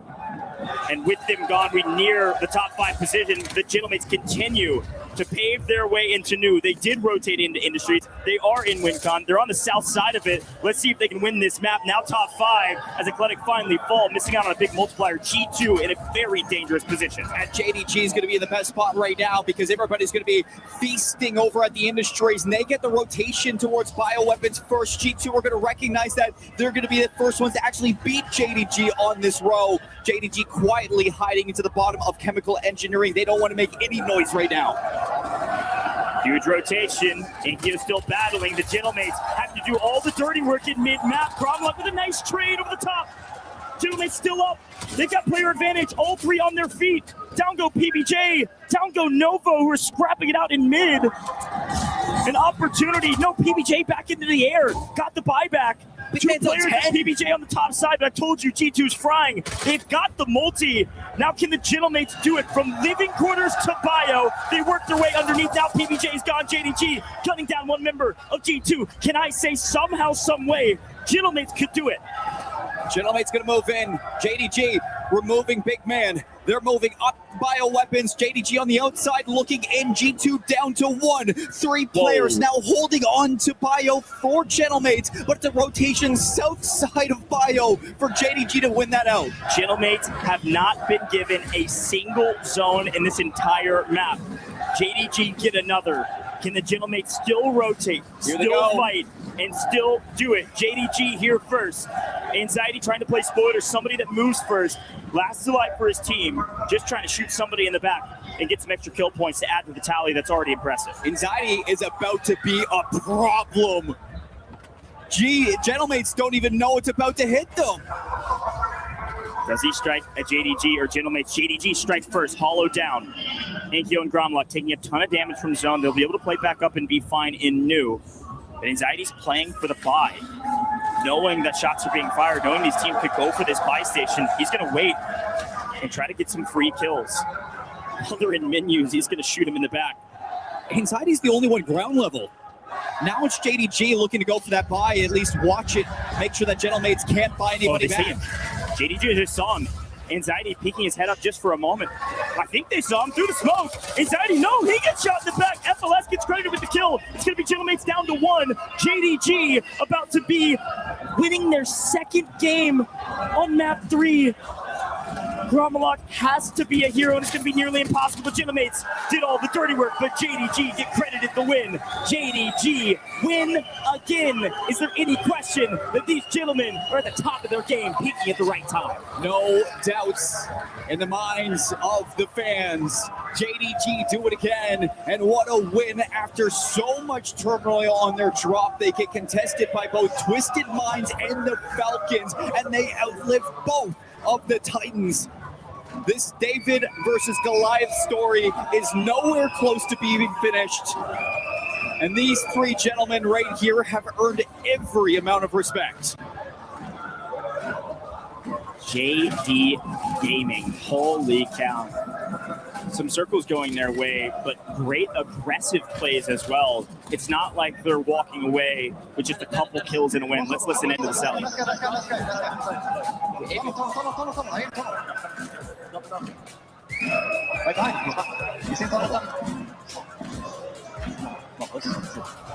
Fucking fantastic on the map, boys. Wow, wow, wow. Fantastic indeed. No celebration when it's expected. JD Gaming are stomping the opponent. Should jump them up to the top of the leaderboard most likely. I would still watch out for G2. Gentlemates made great moves there on the leaderboard. They'll jump up as well, but G2 still got the top multi besides the win, and they had a crazy amount of kills. If anybody's questioning Big Man, take a look at LAN. These guys are shooting.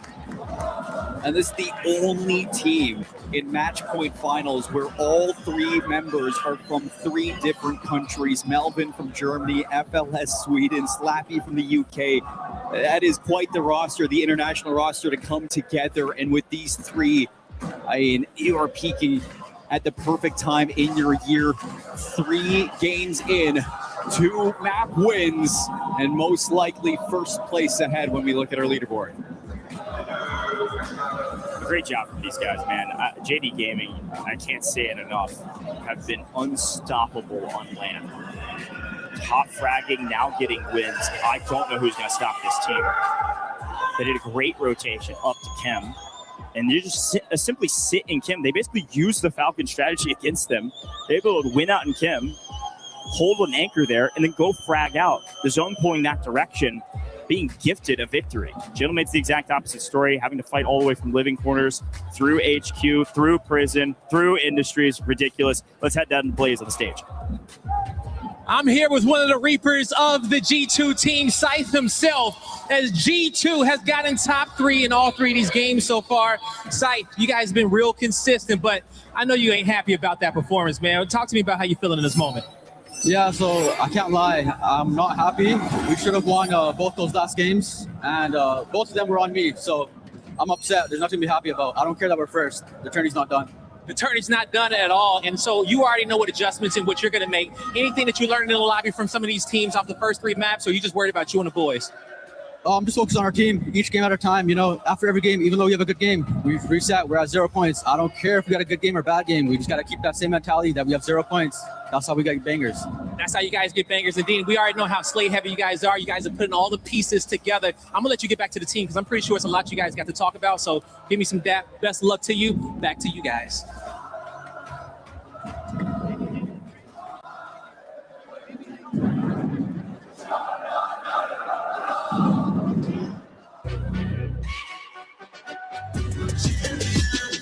This ain't no regular thing. Came for the ring, you know what I mean.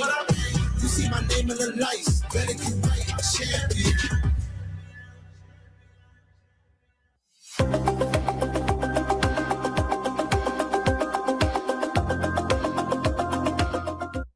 Do you consider me your biggest rival? Falcons, close it out! Do you think you'd be a world champion without me? Do you believe you would have won EWC 2024 without me?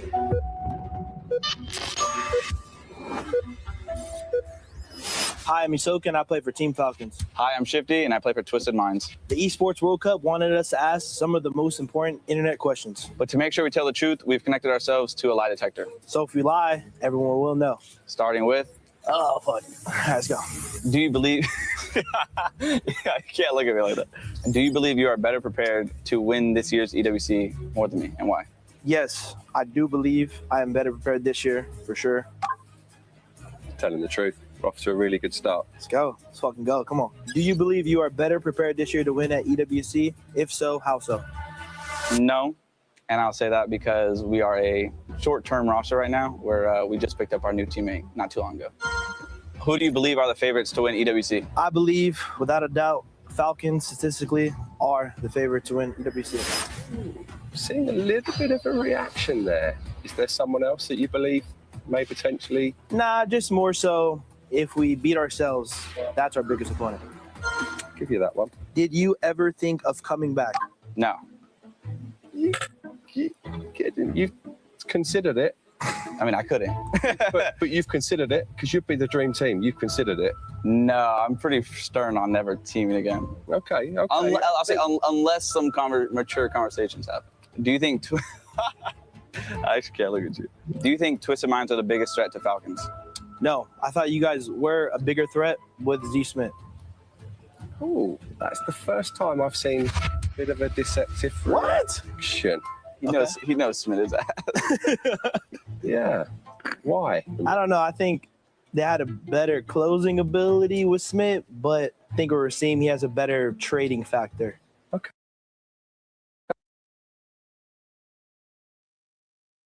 Hey, you were testing me there, weren't you? I just want to see if it was telling the truth or not. Okay.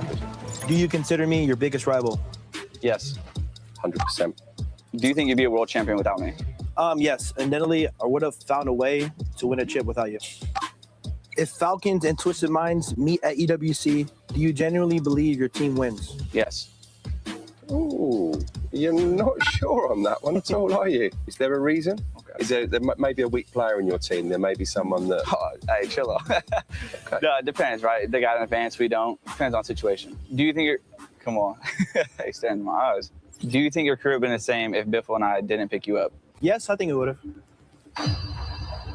What? No, seeing a bit of a deception that maybe it was because your career would have come on later. I think I would have found greatness, but I think that 2024 Dynasty team is very hard to replicate. Do you regret how our friendship ended? Yeah. 100%. Do you believe our split made us both better players?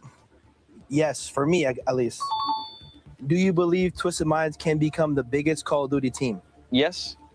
Yes. I think they'd have to invest a lot of money in getting the CDL, but if that's the route that question, Matt. Do you believe I was a better player on our old Falcons roster? Yes. Do you believe Falcons are still the team everyone wants to beat, and why? Yeah. Yes. I mean, at the end of the day, they've won both the lands this year, so, you know, they're the ones that everyone's chasing right now. But the way I see it is this is their tournament to lose and everyone else's to win. Do you believe you're the better player now? Yes, without a doubt. Okay, he's making me laugh, bro. I see. Yeah, and again, he's telling the truth, so there's nothing to laugh about there. Yep. Do you believe you would have won EWC 2024 without me? No. Do you believe the Falcons would have won more if they replaced me earlier? I think if we replaced 2025, we split, yes. He's telling the truth. Well done. Do you believe I am a better player than you right now? No. Telling the truth. He believes in himself. Well done. Do you believe you're the best player in your current trio? No. Ooh. Ooh. Ooh. What was that about? I don't even know. Like, I didn't even feel different, though. How do you tell? That was a massive lie. Okay, you believe in yourself, and you believe you are the best. Amen, Jason. Amen. Okay, I was making sure it worked. Do you believe my current trio is better than your Twisted Minds trio right now?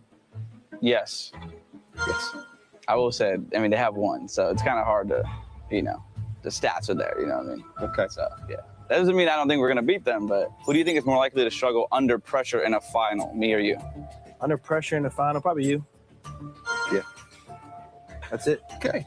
Do you both think this has been able to build some bridges? You've learned some things about each other? No. Never say never. Good. Whew, those questions were not easy. I'm glad it's over. That was tough. Welcome back to the side of the stage. My name's Barney. I've got Tank here with me. This is Dad Chat once again. Tank, tell us a little bit about what it was like walking out with your son onto the main stage for Match Point Finals. It was great, man. It was great walking out with my son. It reminded me of when I used to coach in football. And he used to go out there and, get on the grind. But, it's great to see him go out there with his team and all his Falcon supporters. It was beautiful. It's been an absolutely electric start to the Match Point Finals. He's playing incredibly well, but obviously it's crunch time right now for him and his team. I want to know from your perspective, how much communication do you have with him, between these days and especially coming into today? Do you chat with him or do you just let him do his thing? Well, I try to let him do his thing, but I always want to chat with him. Things that we see, things me and Mama Soka see, as well as the team, that we can help him and try to make him, polish up his efforts. But all glory goes to God no matter what. We're blessed to be here. We're blessed for this opportunity, and we got to finish strong. Do you think Falcons are going to go the whole way? Man, I can't doubt that, brother. I have to. We got to go hard. There's a lot of good teams here right now. It's the last day, so we got to finish strong. There's a lot of people here that say that your son is the best IGL in this game. The best. Is he good at keeping cool when he goes into high pressure situations? Yes.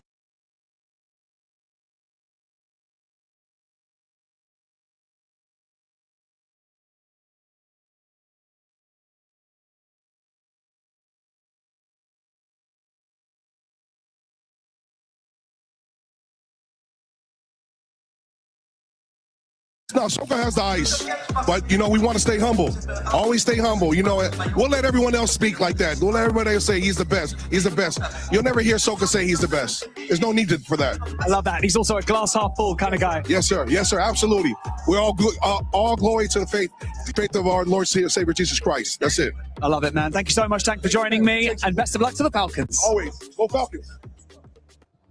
And it will be hard for Soka to keep staying humble if they are able to pull off this win here in Match Point Finals for COD Warzone Resurgence Championship at EWC 26. But earlier, even in Game 2, we got to see the real Dong because he was the performer for that squad. But so far today, honestly, JDG looking so impressive. Yeah, I mean, you let Dongy out. He's been in the wind all day, letting it happen. But JD Gaming have been a force to be reckoned with. 2 maps now under their belt. a sizable amount of points, and they've already shown they can close out. That's a winning caliber. And it's closing out on 2 different maps, by the way, which is super, super important. And it kind of just immediately counterpoints what I was saying in the opener was JDG has a chance to push the tempo as far as when match point gets hit. But can they keep the pressure on once they get past 150 to win? They've shown that they can. Another team that's going to be looking to continue to be consistent throughout all these matches, and we're looking at the match ranking right there, is none other than G2. G2 so far today, make sure they stayed in the top 3s all along. And one thing to kind of point out too, for Havens Hollow, for that squad in groups, they were averaging about a 6th place finish. Right now, so far, they ended up getting a 3rd and a 2nd. All that helps in the long run. I mean, this is definitely a marathon, not a sprint. We'll get to the sprint part of the race, but for now, those kind of results, you are happy to see them come through. You're happy to see those fly through the net. Not too many more to go before things get a little bit serious, but that is exactly what you want to be seeing as a mid-of-the-pack team. Happy to be there for now, but you have to find that new gear soon. I don't even know if we can call them mid-pack of this finals right now, because they've been consistent across groups, and I feel like they just kind of keep floating under the conversation radar. We just really haven't talked about them all that much because of the storylines that are really pushing us through this entire event, but G2 have made unbelievable adjustments when it comes to seeing how circles move in the late game, and they're capitalizing on great moments. Even that last game, just camped out by Bio, picking the players apart just as they walk in. It's just been really smooth for them. Yeah, the defending champions, Twisted Minds, as well, they've been a bit of a hit or miss, and something that we have noticed so far for 2 matches straight is that they keep encountering Gentlemates. They got a chance to beat them, but now in this one, Gentlemates got their revenge by making sure they went back to the lobby. Gentlemates, hot hands, a hot-handed team. They've got a wonderful crowd support behind them. There's conversations about the energy, about those drums. Everything is there for that squad. They are a dangerous team in every situation. Yeah, I mean, G-Mates, they just continue to just show up when it matters most at EWC. All the way throughout the land so far this year, they've been a little underwhelming, but now they're all of a sudden dominating in a couple of really key gunfights and a couple of the key moments in rotation, and they're finding really smooth moves across the map as well to put them in contention to win maps. Earlier, you were talking about VP, and as we're looking at the overall ranking here, VP currently sitting in 4th place with 44 points, about 23 points away from 1st place, still within striking distance as well, making sure that they're not fading away. Yeah, they've been in a couple of late game moments, just haven't quite been able to have the numbers to supply the support that they need to actually take down the squads that are set up in those final circles. But VP, consistent. That was the name of the game through groups. Just comes down to, can they find high kills and actually tally up a dub? I'm hoping that they're going to be able to find that dub. One team that has been, that we've been talking about the rookies this whole time, because rookies have been performing so well. For Nova, they're currently sitting in 7th place with 39 points. And for when we were talking about that squad, it was always about Fede. Here in the finals, he's going to need some backup. He's going to need some backup, but also, I mean, he can keep doing what he's doing. That's what got them here this time. This is an incredibly talented young player. Confidence in spades. Wonderful English, you name it. He's got it all. What a package. Ladies, is he single? Who knows? But this is a very, very capable player. He's shining under these high-pressure moments, bright lights, great players. He hasn't skipped a beat. Yeah, talk about the experience that he's just going to be gaining from this alone, right? Not only is he contending for Rookie of the Year, but being able to pop off like this. Now, I know you got a chance, Chef, to spot something on those first 3 matches. What was it? Yeah, I just want to keep tallying up the success that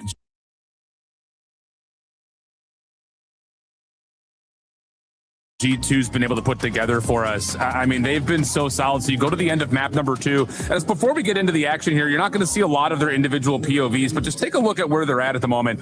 Top side of the circle, going to need to find a way to rotate in. They're going to send one player initially to kind of scout things out. He's going to be our detective as he starts to run his way through. We then have somebody in Big Man who's going to stop all the other teams from rotating on the backside of this. He's the guy who's just trying to sneak around. So really good stuff here from G2 to put themselves into a spot to actually be in a position to get to the late game. So kind of watch as the circle unfolds. Again, you're not going to see their POV, but you can see it on the minimap at different moments, how quickly they can get around to some of these key positions as you start to see the circle move through. Now, the only downside to G2, and this is where I need to see them really step up to actually secure a win, is as they get into these closing moments and you have a position that is actually solid for you, this is a perfect spot to watch it. You've got one player on the backside still kind of lingering in on the back. Everyone else still sitting. Whoops, that's not what we wanted to do. The other player still sitting inside of the circle, looking in a good position to kind of hold. But what you're going to see is knowing they have numbers, which they should, because as you get into the top part of the circle here, 3 total teams, 6 total players, 3 of them are yours. We need to start playing more aggressively and getting these final kills because they get stuck at this particular moment. They're trying to rotate around, maybe to get to the buy, but Dongi's able to hold it, and then the special play from Dongi comes out right afterwards. So G2, really good in terms of moving around those final circles, knowing how they can still get kills on the solos. But then once we find out that we're one of the last 3 teams with the numbers, we have to clean everybody else up and not get passive. And that's what we're going to be expecting out of that squad. Now, if we're looking at the bottom of that leaderboard, we ended up seeing GNG. We ended up seeing Leviathan as well. And those squads, their points are just coming straight from kills. They haven't really found themselves into the later end of the game. And right now, I mean, I know it's just 3 matches, but it is match point finals. They need to do a lot better. We talk about it all tournament long. Kills, high placement. Those are the 2 pieces of absolutely essential ingredients for the win. That's all you need. That's all we need. Just win, survive, and get those kills. And you might be able to get that championship at the end and put your key on the totem. But now we're going to be heading to match 4 with Dandro and Enigma.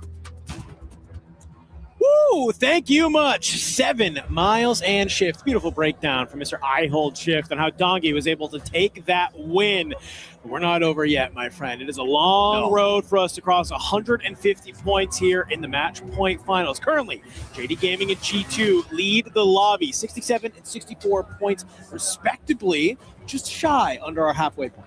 Yeah, absolutely. I mean, they do have a little bit of a shelf. The Gentlemates back on 47, VP on 44, Twisted Minds on 43, and then it's a whole cluster right in behind that. So all to play for in the early stages. The concerning things for much of the lobby and why they must be on notice is that we get this next rebirth where we've already seen a lot of our top teams perform. From that, we move to Fortune's Keep. And pretty much all the sides towards the top of the board are actually great there. So right now, got to find a ways to come alive. If you are one of those bottom end teams that Steph was talking about, your Gen Gs, your Leviathans and so on, because you are watching win condition sail beyond the horizon. For every side now, you've had your break. The conversations like arms around one another, continue to talk through the game plan and set yourself for everything still to come. Trust has been a key theme that we've heard time and time again for all the content and interviews. It's just us communicating, us trusting each other. And you're going to need that level of trust here in a lobby of this caliber as we get ready to hop on in to our second Rebirth Island map in this set. Reminder, folks, we're going to play Rebirth Island. We're going to 2 Fortunes Keep, and then it's 1, 1, 1, 1, 1, 1, 1, 1, 1 until the cows come home, until we are done this event. So let's get ready to head on in to Rebirth Island here in match number 4. The first one was absolutely electric. Surely the second will continue to deliver. You would expect absolutely nothing less. So we're going to jump in then with JDG, a team that have stunned us here in Paris. Had a mid-season patch where they looked untouchable, wavered since. Well and truly made the claim here that they're back to that kind of form. Slappy will get the instant knock onto Shifty. Will suffer a little bit of damage from player out by Portas Placides. And this early on, knocks mean you can get a self-res off, so Blast does well to let Shifty back to his feet and back up. Twisted Minds not being allowed to have this area of the map for free. I love it. JDG, they're getting active. They're not going to let Twisted Minds just have this entire POI by themselves. Also going to be the case over here at Control. You can see Virtus Pro, they've moved up. This looks like a little bit of a flip-flop. While Virtus Pro has moved up here, you also have some of the members of Leviathan is already, you're putting the bullets into the bodies and you're dropping them like flies. Yeah, Levy desperately need points on the board towards the bottom end, and Rebirth has never been somewhere that they've strongly favoured. The left-hand sides, in particular, always wobbled here. Small Haven's Hollow has been their preference, but they will start to apply that pressure to Virtus Pro. Falcons, they've landed Chemical, heading back to familiar territory. They'll be joined by Gen G. Got off to arguably the worst start you probably could have thus far, but we have seen them look good in these contests very recently and then build on maps from there. Time to get active. No better way to get yourself back into the game than take it to one of the most formidable foes in the lobby. It's been a little bit of a slow start for the Falcons themselves, so if they can wipe Gen G here, gain the positioning at Chemical, this would be huge, especially if they can gain this and then just look on over at the battle that's happening between Eclectic and AG Global. So good, starting to make his way on up, pairing alongside Dongi. They'll look to clear that out. Nice little sky cam lets us know what's happening over on that headquarters side, because the Ravens, they're finding themselves in a fight against NIP. Yeah, Ravens been slow. Typically pull a hell of a lot of their points on this map. But against Ninjas and Pajamas trying to get inside the prison. Nice and waits for the gunfight to kick off. Drops King AJ, instant cleanup. AG Global's going to float on over the top as well. Eyes in the sky. So Everything being pinged out, called out. Showstopper's going to lay in wait. Hope that the French will push him through a bottleneck so he and Vision can set up a kill box. I like the patience from Ravens there. You get the one kill. You don't feel like you have to chase these red dots just yet. Go ahead. Start to back on up. Vision on the inside, though. Thinks that he has an angle. Freddy Keybase. They find the huge kills in that moment. And all of a sudden, King Chalk is going to start to aim on up down lane. And he's just going to back on up with the boys. Confirmation, not a wipe on Vitality. They will have bodies in the water, but they continue on a path of hell right now. They are endlessly in a blender, sitting 11th on the leaderboard. It's got a ways to go. Let's get back into the chemical action. Gen G and the Falcons have spent the last month or two waging war over these multi-layered fights. Right now, just trying to set up, waiting for the timing, the correct moment to strike, take control of this building, and march on through the rest of this match. It's just about being able to sit here and hold the line. And this is something we've seen time and time again. G2 starts making their way on over. Here it guns, PBJ, they find themselves in a bit of a blender. Already, you're trying to move on up. You have Gromalog, who's trying to hold the line here, catch some of these rotations, these players pushing on forward. We know that the Gentlemates love to land living quarters, and they love holding all these teams that are pushing up from Stronghold. We are just bouncing everywhere on the map here because it is non-stop action in map number 4, second map of Rebirth Island. Everybody trying to get points on the board. Two teams go out in the process. Ninjas in pajamas, they'll drop with just the one kill. Team PBJ with 2. They were being hunted out for a while there. Vitality still recovering on the south side of the match. Gentlemates currently trying to push them out, as well as hold Leviathan inside of Stronghold. Just create pockets of space is what all these teams are trying to do. The circle, once we get closer, we'll start to see people push toward those buy stations. So that's what everyone's moving for right now. Get your money up. Get your gunny up for all these sides, including Soka, who's got Gabe Kuhn for company. Now you got to slide on out here. You got to work at the duel if you can, but Gabe, he's going to find noobs. Can he find the second? No, he cannot. Falcons, they play 2 perfectly, but when you roll back on in, you have Lennon. He's been able to get on out, gets the place back on in, swings, finds the kills. Lennon continuing to go, finds Big Man. Unfortunately for him, you have Anxiety. It's a slow start for him, but a good kill there. Helps kickstart G2. This is textbook from G2 to just wait for the fight to kick off. Third part of the situation, move on forward. They don't need to bother with a straight-up fight, and it will gain them chem control and all of that corner off the map eventually, as Falcons and Gen G continue to reinforce in bits and pieces. And G2 have been looking bloody unstoppable so far. We asked Big Man, can you finally step up on land and join your brethren on the slaying side? And my God, he's been doing that. One of the leaders in the lobby. The Italians will have Zanks up high. He'll drop noobs over industry side, but gets landed on next. Lennon, has he been able to hit this loadout is the question. You can see Zanks wants to clear it on out, and I like it. Len, he's going to drop on down, thinks he can get the jump. Unfortunately for him, doesn't realize you have 2 members of Eclectic sitting up here on that water tower side. So for Gen G, they push on into Chemical Engineering. They take a pretty decent fight, but they're still just finding themselves in the rotation, in the blender. It's a little bit better of a start than they've had previously, but they need to keep the train rolling. Yeah, complete lack of stability for the side. It's always been that way for Eclectic for a moment. Typically get themselves set up pretty well, Water Tower, then look to third-party Chemical. They won't get the opportunity to do that because they're under pressure from AG Global inside of prison, dealing with that fight first. Let's drop back in with G2, who have played up, pushed the Falcons all the way to Water's Edge. The buy is in for Dongi, but he's still being sent. You made a good call. It was G2 wanting to come in third party. Looks like they've been successful. They have so much ground here, and they're continuing to find success in the kill feed. Gabe down below, he'll at least be able to line on up and find one more, but the rest of your team is going to kick apart around you. It's a 3-way party here, but guns up to the sky. Gabe Kuhn, he finds Anxiety. The only problem, gas is at your back. You still have to maneuver your way in the zone. It's moments like that why Gen G have shifted him into the back line. Seems one of the best frags in the world when he's on form, but moments where he keeps his team in the fight is exactly why Gen G have made their way through to this finals. Just got to get him hot and active through this one in order to get yourselves right at that leaderboard. But at least for now, you stand the test. You're not swept under the tide, and you will go back once more at G2. G2, 5 kills so far in this lobby. Down at control. This is an area of the map we need to keep our eyes on. As you can already start to see, Virtus Pro, they've made this their home. However, Novo, they're also finding it. But look at this, Grimy. He's currently sitting on 13 kills. He's 13 of the team's 16 right now. Put them on their back, get the backpack rolling, and you're starting to see why. Already, fantastic fight here. You get the armor crack, you hop off. Can the teammates wrap with you? No, they can't because Echo, he is there. He's found the shots on the Donkey Vortex, diving in and out. Can you play alongside the boys? Hold down the line here on the boat, get some of this positioning, wait for where the zone starts to move. Yeah, Grammy's just begging the boys over the control center to look over and provide some protection to the Gentlemates then inside of living quarters. They've been in a tug of war with Leviathan for some time and have finally sent them packing. Tucked inside of green though, under pressure from JD Gaming, and Kyo sticks his shoulder out a little bit too long. Shot from the headquarters side. I'm just going to slow it. Take your time, pause. Almost let this map flip itself on out, and Leviathan, well, they'll see themselves on out to the next lobby. By the way, while all that's happening, Team Falcons dropped. Only 4 kills for them. Not exactly how they want to start this Rebirth Island. JDG, they'll continue to hold out the gentlemen, so they got to be careful because you have fellow European Team Ravens looking down at you from headquarters, making this wrap over to control. It's going to be a little bit sticky here because you also have Virtus Pro looking to hold the line. Shifty's dropped Aiden, so now feels blood to hunt here.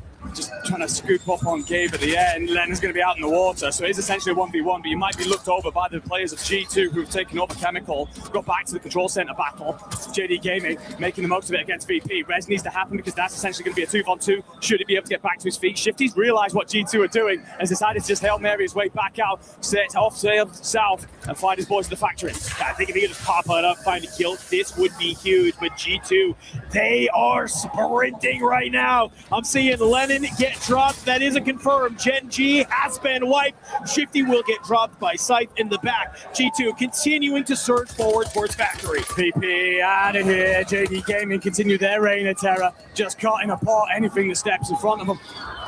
FLS himself, big leader and IGL of this team, often referred to as a Grim Reaper for how bloody brutal he can be and how he and his team have taken a lineup of scouts through this one.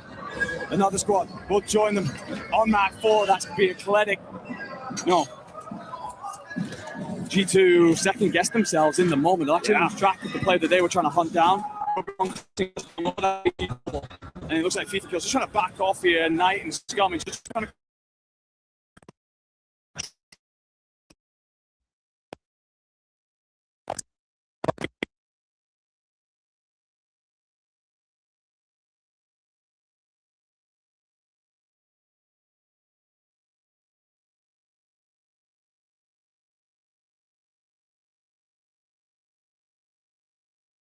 As Zanks from above. You can push him out though, it gives you great control over what's left of this next circle. Yeah, this is tough. It's really hard to shoot through these grates down below. You can see the Skydane hoping to connect there from FIFA Kill, but he might even just be fine. Go ahead, guns up, look through the window. You're looking at a couple of tags on a G2, back them down. But you won't find any purchase just yet. Both FIFA Kill and Zanks kind of trying to basically do the exact same thing at different layers of this water tower. Unfortunately for FIFA Kill though, he drops, not realizing that Zanks does have an angle. So all of a sudden your anchor finds himself in a perilous position if you are AGAL. Knight, Scumming, going to have to be a little bit careful till he gets his feet back on the ground. Confirmation of the other team that was eliminated was at T1. They dropped with just the 7 kills. A tiny bit of multiplier, but nowhere near as much as they would have liked at this stage of the tournament. Twisted Minds going to rotate up through the banks between here and Prison. As they start to make this rotation, let's see, how are the boys feeling from Twisted Minds? Let's go for a listen in. They're going to try to take showers from us. There's one hits our top right. Zip up on right. 20. I'm trying to cross. I cross under. I'm shouldering this. There's guns here. Rip is thinking. I'm sorry. Looking at me. I'm dead from prison. That's keep top prison. Okay. Keep. Are you gonna be able to cross? I'm trying to get out. You can live there. You don't have to die for it. Don't die for it if you can't receive. Don't die for it. I can get. No. From top prison. I mean, I couldn't. We don't have top 5. Twisted Minds, it was looking good, but here in the comms saying, don't die for that, don't die for that. What happens? Blast dies for it. Now it's just going to be Almond here alive. Can you scoop some of the loot and maybe hold the line as you're just trying to get to that top 5? 2 members of the Gentlemen still tucked into the heart of the prison center. They will just slow things down here inside of cells, try and let the fights almost come to them. Not much in the way of cash or utility. Going to rely purely on their gun skill. Not many better than that than French Prince himself. Blades finding purchase over at the turbine on Sage. That will allow you now to rotate in with the gas relatively freely as long as there's no teams up on the wall, and currently there isn't, so they should be able to move in, squeeze in with the gas itself. JD Gaming now pushing in A knock comes through from the PA. That's Nielsen walking into it. He does survive the second splash, at least. The Ravens will be able to get him back to his feet, but it lets JD in underneath them. Yeah, I mean, for the Ravens, though, they have control of this entire top of prison side. This is going to be huge when they decide where the zone decides to pull. They're going to be able to look down either side and just let those MXRs rip. For Almond, though, he needs to make it to that top 5. Twisted Mind's currently second in the lobby when it comes to kills, 13 here. So you want to take full advantage of that multiplier. That's been the secret to success for this team. It's definitely a great way to push them up the leaderboard. Zone's going to usher its way back over towards the south side, which means that Eclectic, who've just lost Freddy in engagement, are in a hell of a lot of trouble. Also, on that big rotation is going to be Nova. A lot of squads inside of prison going to move across, run into one another. Scythe and Anxiety, the twosome for G2. They're going to lay in wait. Hope that a couple of people do get caught flush, and Fede's the first. Scythe finds another one, continuing to slowly rack up to the score. Good shots. Enkyo, he makes the read. Nade up over the top. In the back, though, Slappy, Melvin do get dropped. Almond as well. Freddy, he's here to keep it rolling. Eclectic have looked fantastic, and as the zone has started to move, we are watching these players drop left and right. Gentlemen, they put themselves into a beautiful position here, just holding the corner. They know they're going to be players out in this gas side trying to push from showers. Can they manage to find them? But do they expect to have heat up over the top? MXR is here. He's just taking too much damage from the gas. He has to be careful. Again, Ravens take so many of their points on this map. Not only put up massive kill numbers, but great at closing out typically. Just looking to lock things down from the rooftop because the Frenchman on the other side is Enkyo, who drops Jaw, so he is on his lonesome. Time for Stim to absolute perfection, drags 2 more off the deck. But remember, they've been nerfed in the recent patch. He won't be able to stay here for very long. Time for the next one too, but just trying to hope and pray that everybody else starts shooting so he can make a dive. Gentlemen, they're worried about this player on the roof, but they've completely missed it. You have a member from Vitality and G2 behind you. He might have done the damage, though. Hollow answers on back, and you're able to actually get the res thanks to Field Medic. It's 2 members of the Gentlemates. It's 1 member of Vitality. It's 1 member of G2. The Gentlemates, they would love to close this one out. They just have to hold on together. The nade doesn't connect with Anxiety, so they think that they've cleared it. They might not check this down low and get a missed timing on the play. They're going to push now instead. Going in. Who's it going to be? You're just hip firing your way to victory. See Smith from Vitality drop. It's just one last player of G2 and Anxiety. It's Enkyo. It's Hollow. Can the Gentlemates close this one on out? Guns up towards the window. They have split here. Has Anxiety managed to thread the needle? He has. There's one. He's dancing. He's jumping around. Anxiety. He's normally the fragger for this team. Surges forward. G2 take the map. Anxiety icing up in a 1v2. A reminder that G2 had never won a map on LAN before coming to Paris. They do it one in the group stage. It's a banger to close things out. And right there, you look to Anxiety, your superstar, the man that topped the Atlanta tournament, and by some distance, put the entire roster on his back to ensure that they made it here to the Esports World Cup. Everyone talking about the ceiling that he has, and little moments like that pops off with a huge 1v2 to silence the home fans and give G2 the lead in the tournament. And just look at the faces of the Gentlemates. They want that one back. They wanted to clutch that up. That's a difference of a 1.4 to a 1.6 multiplier. And when you have 11 kills, just getting just that little bit extra is huge. Let's take a little bit of a look at what happened there and how G2 was sounding in that moment.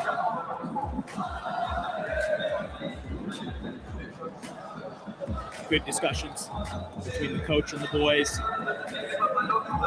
I don't think we've ever really seen these 3 boys smile on LAN, and here they are. They are all pearly whites after winning that map. A lot of the conversations, if you are new to the World Zone scene, last year they finished relatively disappointing, around 17th, I think it was, at the Esports World Cup. And a lot of the talk was how good they were online, but how much they couldn't deal with the pressure here in front of fans, with the crowd screaming down their backs.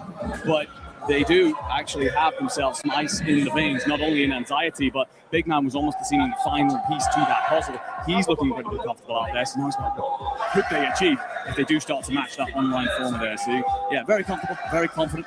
A lot of love for so many teams inside of the stadium, of course. A lot of support for Vitality, Golden Hornets, family members, friends, all jumping up here in the stands in Paris and willing their boys on to win. That wasn't a bad map from Vitality either. 12 kills, that'll net them 16.8 points. So great job from them to be able to kind of get back into this game. We've seen them get taken out early on. We've seen them just kind of struggle a little bit. So for here on Rebirth Island, we had questions about where they were going to drop, how they were going to control it. Seems like, speaking of control, they were able to go control, manage to hold the line, get the kills, get the points that they needed, maybe throwing a wrench into the plans of some of these other teams. Most certainly are. I mean, the squads like Novo and Virtus Pro, they're probably expecting it to be a little bit quiet at that side of the map, but when Vitality have to get involved in the mix-up, well, that's a tough tide to keep going. It will, of course, be a great map for Ravens again as well, who put up 13 of their own kills and 18 points on the board. But this is a side that have taken, during this tournament, 53% of all points on Rebirth. So they would arguably have wanted more than that. Athletic have themselves a great one, 26.6 points to top the entire lobby. And that team just continues to stun and surprise every time they roll on. Qualified yesterday by less than a point to step up into the finals. And on the leaderboard, well, they're not looking too bad. Up themselves in third place. The Italians putting their entire country on their back, trying to take them back to the top of European Warzone. I mean, just look at this when it comes down to sort of the breakdown of the points here. It's just minus Athletic there at the top. It's actually pretty close between G2 there in second, almost all the way down to the Gentlemates in seventh there. So when you look at this, when we talk about map over map, this is why consistency matters, especially in a match point finals, right? It's, yes, you can have one pop-off game like Athletic just did. You can have 19 kills and a 1.4. Fantastic, feels good. But the problem is that we've seen it time and time again where a team might do that early on, and then it's 2, 0, 3. It's just all single digits that don't really matter at the end of the day. It's your ability to put up 15, 16, 17 points every single game, and that's how you march towards that 150 match point threshold. It is. We so often speak of it as the floor. We know that a lot of these teams can just go and pop, 20, 30 point game. We've seen bigger and better than that, even at LAN events as recently as this year. So all these sides can do that. It's about making sure that you do at least hit those double digits and keep yourself consistent. Hard to do, of course, when you're facing against the best players in the world. And some of those sides that are not seeing that for the Falcons, they get just the 4 points in that last map. They are currently way down on our leaderboard. PBJ, Ninjas in Pajamas, E-Star. Ninjas in Pajamas themselves often great at this map. They tend to land between that headquarter prison side. They're happy to deal with the multiple prison contest. We'll take a look at our overall leaderboard, and it will be G2 confirmed at the top, fragging out everybody inside of the lobby, and 7.6 points clear of JD Gaming in second. They're halfway to our 150 match point threshold. A couple other teams not too far away either. But looking at the bottom here, while one team is over halfway, we have other squads that are struggling to get a quarter away. An important thing to note there with Gen G, 17 kills, 17 score. What that means, they haven't seen a single multiplier, not one top 10 finish yet. It isn't that much better for Ninjas in Pajamas, E-Star, and honestly for all those sides down towards the bottom, a lot of things to figure out. Well, let's head on over to Ludi with the Gentlemates and Barney.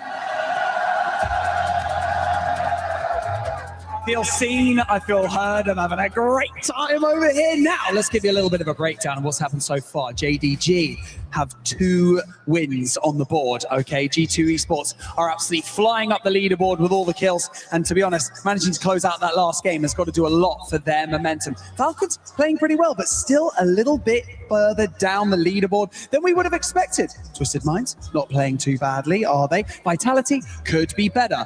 However, there's a reason why I'm standing here wearing this, isn't it? Go on, Lucy. I mean, Gentlemates is kind of doing good, and you know why? Of course, we're a little bit sad because we lost this one, but we just need one top one, and the top one we need is when we're at 150 points, because Gentlemates gonna win this!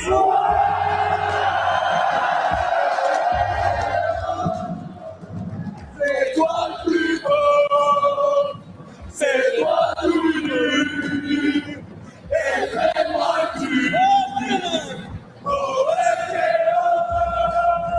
c'est toi le plus beau, mais toi tout nu. I wish I knew French.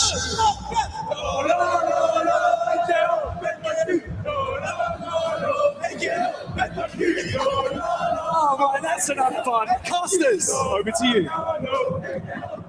I actually know what that means. So we should definitely start just talking to one another. Okay. I'll have to ask you for the next break what that one is. ladies and gentlemen, do not hit up Duolingo for that one. Either way, obviously they're having a fantastic time over there in the stands, the Gentle Suits and everybody else trying to will Enkyo, Gromlock and Hallow on towards victory. Disappointing towards the end of that last one, of course, you lose the 1v2, but a great map otherwise, keep them towards the top of the leaderboard. And they're not the only fans going absolutely nuts in here. If you think it sounds loud on the broadcast, I tell you now, it does not do it justice. We can barely hear each other. I have a little knob, which is how much I can hear Andy. For the first time in my life, I've cranked it. I want to be very clear about that. That's how I'm trying to convey to the viewers at home how absolutely loud it is, because it's also not just the gentlemen. It's for the record. We have Gen G super fans in the building. We have Leviathan super fans in the building. The Falcons are getting loud. So many of our top teams, Vitality as well, have brought their super fans, have brought the community here, and they are letting it be known who they are rooting for. It's a really, really great time at the Esports World Cup in Paris, and just seeing all the camaraderie and community amongst all these teams. It certainly is. But, of course, we have a hell of a lot more drops to go. Many of you saying that they're expecting 12 to 14 drops today. Well, we're in for a long all afternoon. We're going to move on for the first time to Fortune's Keep, and sides that look particularly good here during this tournament. Number one, the Gentlemen. 44% of all their points have been coming on that map. They're averaging 18 kills on that. A map that we have spoken about since its inception as a very slow, defense-heavy map. Them and Twisted Minds have figured out how to play around this. Twisted Minds coupling up that average 18 kills there.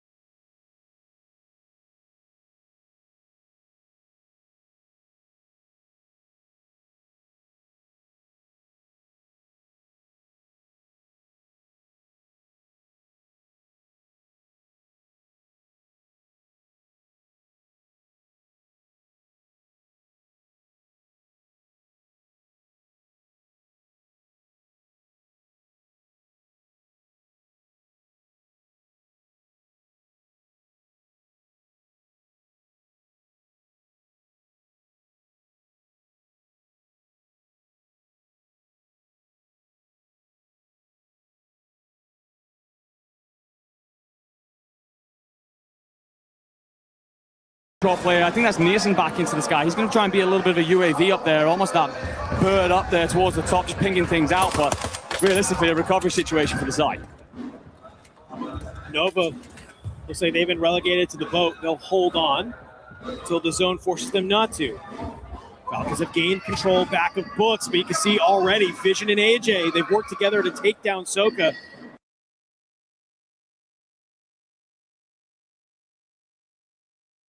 Donkey and Noobs just hoping that maybe we get somebody to bust through that door, but a very good nade is going to land on the top of Noobs. That's going to be King AJ potentially flying forward. The only problem is for AJ, you've lost Vision in the back, so you have to hold.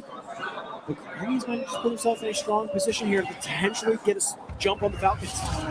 Yeah, Grammy thought he could third party this, rolls up, and actually the Falcons have split off. So he'll just slow things down over there. 90 kill feed for that engagement. So G2 trying to jostle there through keep in order to figure out exactly where the Ravens have gotten to. Dan gets back because the Gentlemates are laying waste to JD Gaming over towards Overlook. They continue to hold the south side of the circle, and Eclectic are the next to fall as well. So Gentlemates suddenly on a little bit of a heater. Virtus Pro there at the terraces against Twisted Minds, but T1, they're going to start to climb the walls from the gatehouse, apply pressure, and try and pinch this all in. Got a great map for Virtus Pro so far. 6 kills to their name. But you can't go down early. Adrian says, hey, how about a little snack there, Spam Gola? Feeds him a Semtex for dinner. And he says, I'm hungry. The awful thing is, I think it popcorns as well. It blows up the nade in his hand. So bad situation goes incredibly worse, and it's just bad luck if you are T1. But Virtus Pro set themselves up here at Church. Next circle pull, relatively central, no hard drags. Looking like there's going to be somewhere between Graveyard and Gatehouse. West Spiral control would be huge right now, and that's actually where Virtus Pro made the call to go. It's been a home of theirs for most of the year, so could mop up a lot of points in the later stages. But now the fire sale's active. You see that at the top of your screens. Look at all these teams to head on over to buy stations, drop their money on the deck, stack it into advanced UAVs, and that'll give them intel on what everybody else is in this lobby so they can go on the hunt.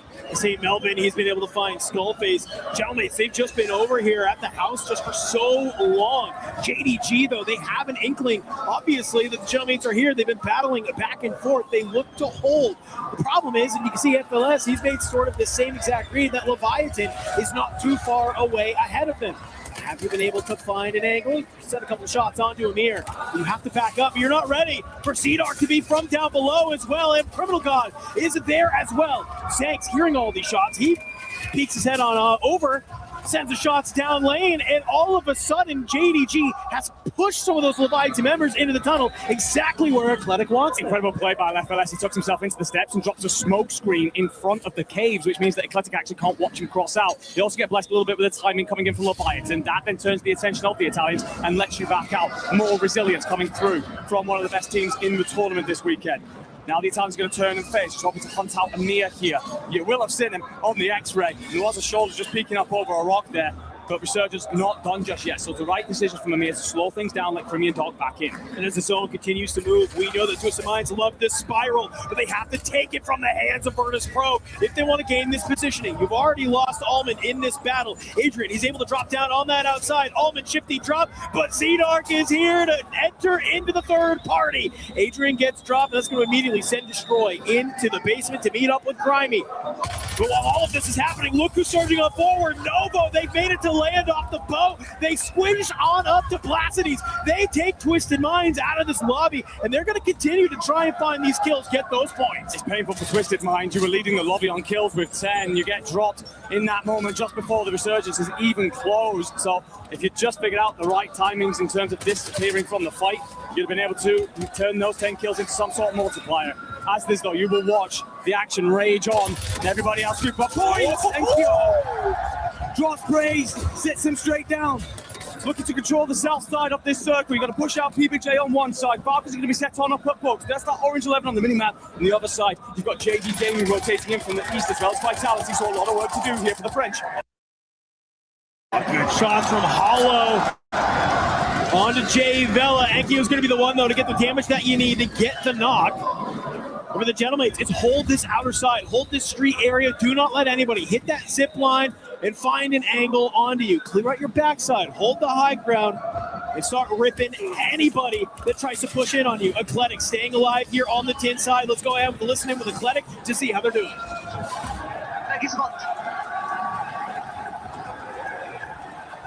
Uno è dietro a me, credo. Non ho info. Matte top. Io sono sotto. È la torretta robot. Gioia non mi sa. Fightano, raga, fightano. C'è P. Uno qua a sinistra da me. Ok, è fuori. Uno dietro. Fatto. Dietro. C'è, vai.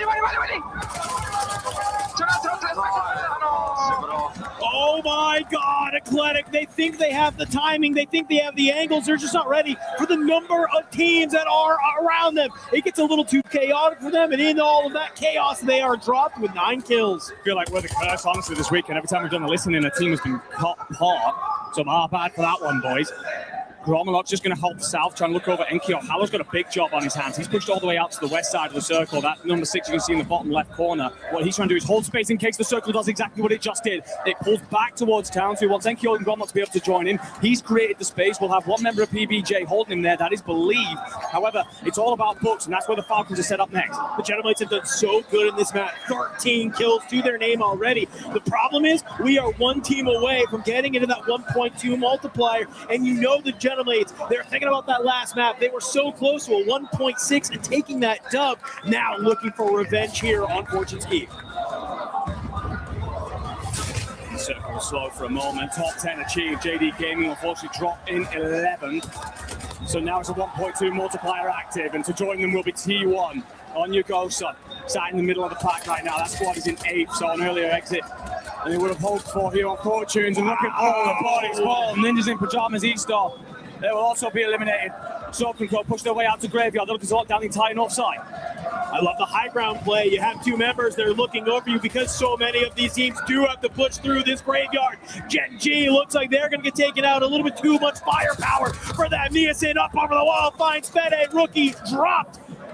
King Chalk, Niasen from the Ravens trying to stay alive, not ready for Soka to be dancing around here in the Graveyard, communing with spirits because they're watching it go. But while all of that's happening, the Gentleblades still finding the kills. 2 members of Vitality found, and they are dropped. Push you into top 5. The rotation now as well is going to be early for the Gentleblades. They can get squeezed on out to the east side while everybody else just takes shots of each other away from one another. It will mean that squads are going to arrive in bits and pieces. Gentleblades have a full 3 to lock things down. God. And they will take the lead next. And Enkyo's bagging away. We'll send King Chalk and Niasen on off to the next Fortunes lobby. Top 3, 3v3v2.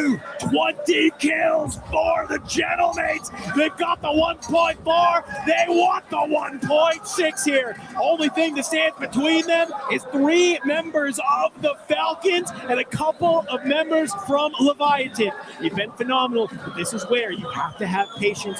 Wait for these teams to start moving. Set yourself up in a crossfire position. The Falcons going to go low. Gentlemen's actually send one player on over to the east side just to try and catch anything that rotates through. You might be overwhelmed in terms of numbers though, because Noobs and Soka that you're squaring up against unless they decide to back off, because the Soka's actually going to drag itself back to the Graveyard. And look at the Falcons retreat. They know exactly where they want to go.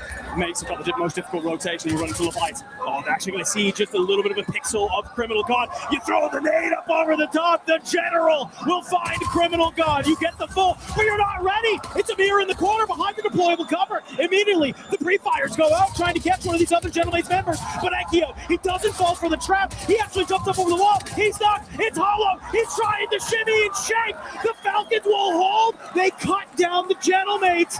And it's Leviathan. It's Falcons here in this final moment. It's a 3v1. Dongi makes the read and finds it. And as much of a win as that is for the Falcons, my man, Gentleblades ends that map with 21 kills. How many did Falcons and Leviathan have? 10 and 9. It's not even close. Gentleblades just ran that lobby. And that's why when you look at the faces of the Falcons, it's not elation. It's not absolute joy. It's, I guess we got a couple more points than we would have before. Exactly. You see Soka basically nibbling with his nails there. It's because he understands, look, we've got him out in the short, but this is nowhere near the standard that we need to see from ourselves if we truly want to contest at the very top. It is at least resilience from them, great control over that end circle and patience in the play. But we got to go back to that Gentleman's play. I mean, they locked out down pretty much the entire south side of town from very early and just pushing out for space either side. We talk so often about the orangey of the circle, and what they're trying to do is minimize that. We are pushed out not only south, east, and west, but also in locations that mean if the circle does drag, we've got it all locked down. Getting them. Yeah, chungy. All right. So let's talk about it. Yeah. I like that from Soka immediately. Let's talk about it. It's just saying, hey, all right, it wasn't our best map. It's 10 kills, 16 points. That's 16 points they desperately needed on that leaderboard. It's sure the hell better than not having 16 points and looking at the gap that they currently are. But it's just, hey, let's talk about it. What could we have done better in that map to get more kills, to put ourselves in a better position? Because you got to think about it, when you're a team like the Falcons, if they were in a position like the Gentlemates are, but then also put themselves in a power position to win the map, that's how you're going to start to crawl back this lead and start to be one of those teams that puts themselves in position to cross match. No, 100%. The Falcons understand this. They've been here many times before. Like we're looking at some cosplay going on there. Why they joined? Great stuff from the fans coming on through. Incredible talent. But of course, the main talents that we're interested in are sat there on the main stage. And for those of you at home, you might have just heard the crowd get pretty loud. And that's because the Gentlemates will take 29.4 points off that. They'll get a little bit louder in a minute when we tell you they've shifted themselves right to the top of the leaderboard, though only just. Fortunes keep continuing to deliver for this French side. A couple of other rosters that look pretty good out there. Of course, the Falcons will walk away with 16 points. And honestly, after that, Ravens on 14, and it's just dregs. This is old school Fortunes Keep. This is how it looked when it first came out. One team dominated, everybody else struggled to find points. Yeah, but the good news is that guess what? Fortunes Keep isn't the only map we're playing today. Definitely not, no. The bad news is, though, is that we've still got at least one more Fortunes Keep to play. So by the time you maybe get back over to Havens Hollow or Rebirth Island, you're going to be looking at one of these teams staring down 150 on that match point threshold that is there. Beautiful stuff here in the first Fortunes Keep that we had. Now it has me wondering how much of this was circle dependent, how much of this was just absolutely gameplay dependent. I love that you're bringing up the circle because, of course, this map is pretty defensive, difficult to rotate through. That's why there's a lot of kills on the board and lack of recoveries. We'll find out how all those teams deal with another episode of Fortunes Keep straight after this bit of content.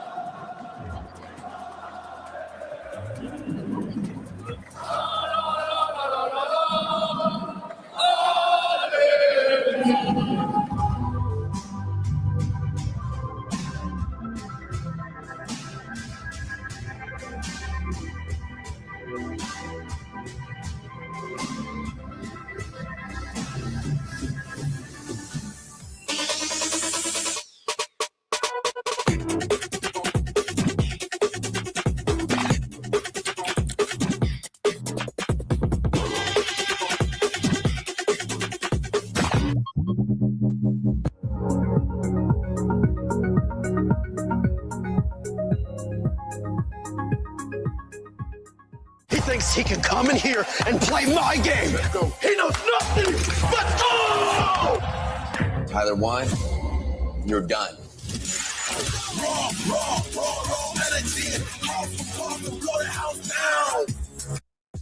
Now, of course, we don't just have dads here watching and supporting their favorite players on the main stage. Of course, we have mums, we have family members, we have fiancés. I'm joined here by Gladys. This is Sage's mum, who's competing for Vitality.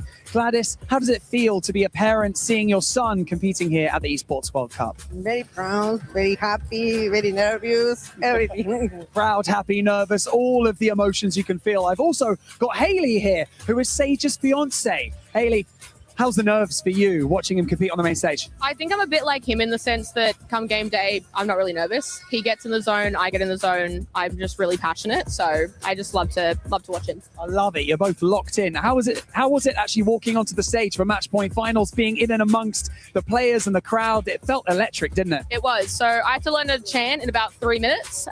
Did pretty well, I think, but very hot in the B costume. It was great to be out there with everyone from Vitality. I love that. In the B costume as well. You're committing to the cause. Yep, very committed. I love it. Right, Haley, thank you so much for joining me in this interview. Gladys, thank you so much. Oh, I want to shake your hand. Yes, let's shake hands. Thank you so much. We've got friends, family, loved ones here in the crowd at EWC. It's Match Point Finals, baby. Let's keep going. Welcome back to the match. It's Mars and Shift, and we got some mates to help us out. No, not the gentle mates. I'm talking about the ghosts. What a time we are having here. Esports World Cup 26 continues. Warzone rocking and rolling. We've got mums and dads in the crowds, but here we're mission ready for another match. I'm not even going to try to do that voice. It's just not going to go well for any of us. Wow, what an unbelievable start, though, to our first handful of games. This could not be any tighter, any closer. Some underdog stories, some favorites looking a little bit soft. It's going to be an interesting finish to this 14 ski. What do we say when you play Call of Duty? You've got to win your ones, and that is what the Gentlemates have struggled to do for a few maps now. Back-to-back bangers. A moment, though, to catch your breath, get yourselves back into the game, maybe not lose another incredible 1v1 for the round win, but that is how it's been going so far. Alan, we've been treated, man. I mean, survival stage is something. Every single map has had an incredible moment so far. What's in store for the rest of the tournament? This is what you get when you get the 16 best teams to play Warzone in one lobby, and you get to do it over and over and over again. It's been legitimately, it feels like anyone's tournament to this point, but now as we start to get closer and closer to that point threshold, this is where things start to potentially change a touch. We've got quite a while to go before we reach that 150-point mark. But again, it does feel like we're getting strong wins. Yes. Outside of the Falcons' victory, which was a low game for them, everyone else is looking strong. 29 garnets. Unreal. Gentlemates from that kills alone, it felt like. So, for myself, Alan, and the ghosts here on stage, let's play another game. Okay, I can't match that at all. Miles is just too good at all of that. You're looking at me with a bewildered face currently right now, and I'm trying to wonder why. So, Gentlemates, confirmation they are top of the leaderboard by 0.2 points over G2 Esports. I want to tell you about a certain French prince, my friend, who's put up 34 kills already. He is frying pretty much anyone else in this lobby. There's some in there towards the high 20s, but no one else crossing anywhere close to where he currently sits, dragging this squad towards that match point line. Because once this team do get there, they've got a couple of closing questions to answer. Want to make sure they get ahead of the likes of JD Gaming, Vitality, Falcons, who are all much smoother at that. They want multiple bites of the cherry. Yeah, I mean, let's harken back a year, right? With the Gentlemates, they were actually one of the last teams to cross match point threshold. Ended up second because they basically go nuclear on the map that Twisted Minds win. And here, it just feels like it's a different energy. It's a different aura from them. We kind of haven't really talked about the Gentlemates all year long. Let's be very clear about this. Kind of disappointing, it feels like, almost all year long. Not the team that we expected them to be, but here we are. It's their hometown. Let's be honest. This is their arena right now that they are playing in, and they are feeling the energy. They're feeling the vibes, and they are putting it into their gameplay. An electric first map of Fortune's Keep from them. We got one more to play, my friend, before we start getting into the one-by-one map rotation. Here we go, ladies and gentlemen. Match number 6 getting ready to drop in. As we get ready to get here, Enigma, obviously the Gentlemates kind of basically point sponge the entire lobby. What do you need to see from everyone else? Well, I think it's a case of going out into your Bravo drop spots. I think a lot of teams rotated very late and compared to what we were expecting. A lot of teams landed on that east side compared to what we were expecting. I think teams may be settling in for some sort of home ground, some sort of backyard turf that they would feel comfortable playing out of to support the pressure here on land. But you've got to be brave, you've got to be bold. And on a map like the Keep, it will clutch its pearls and keep all of its points if you're not willing to go hunting them. Sorry, friends at home, I'm laughing because this circle is diabolical right now. So much of it is just water, and it's basically a line straight down the middle from Keep all the way down to the south. So very curious how some of these teams are going to decide to play this. Any change of drop spots, any maybe just early rotations. We'll have to wait and see. But for the Gentlemates, we'll get an idea of where they're landing. No surprises here. It's going to be on that sort of western overlook side before they have to push into the likes of PBJ. But on the other side of this entire street, it's NIP already getting active with a kill on Vortex. Yeah, AJ does well to get pushed up. Drop the first. I'll be honest with you, not many changes in terms of landing spots.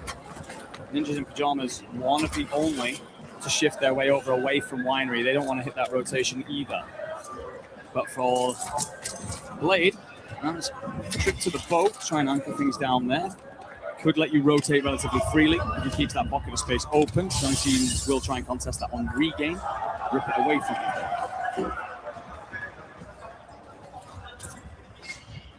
Just waiting to see how some of these fights go ahead and happen. Scumming, he's going to be the one to slide on up, get the full on to Shifty, but Grimy already has eyes like a hawk. He's looking over, and he's actually going to be able to find the kill. Virtus Pro. They've kind of taken over this spiral, it feels like, lately, Enigma. Normally, this is the home of AGAL, but VP not giving it to him. Well, they used to control it in the early stages of Fortune's Keep. They gave it up eventually for other pastures, but it lets them lock down all of the graveyard side, as well as anything rotating in from Gatehouse, so they could cut off a lot of rotators, as well as hold off Terrace's teams. They could reward them with points. It is a spot that a lot of teams will vie for later on, so they'll have to be at their damnedest.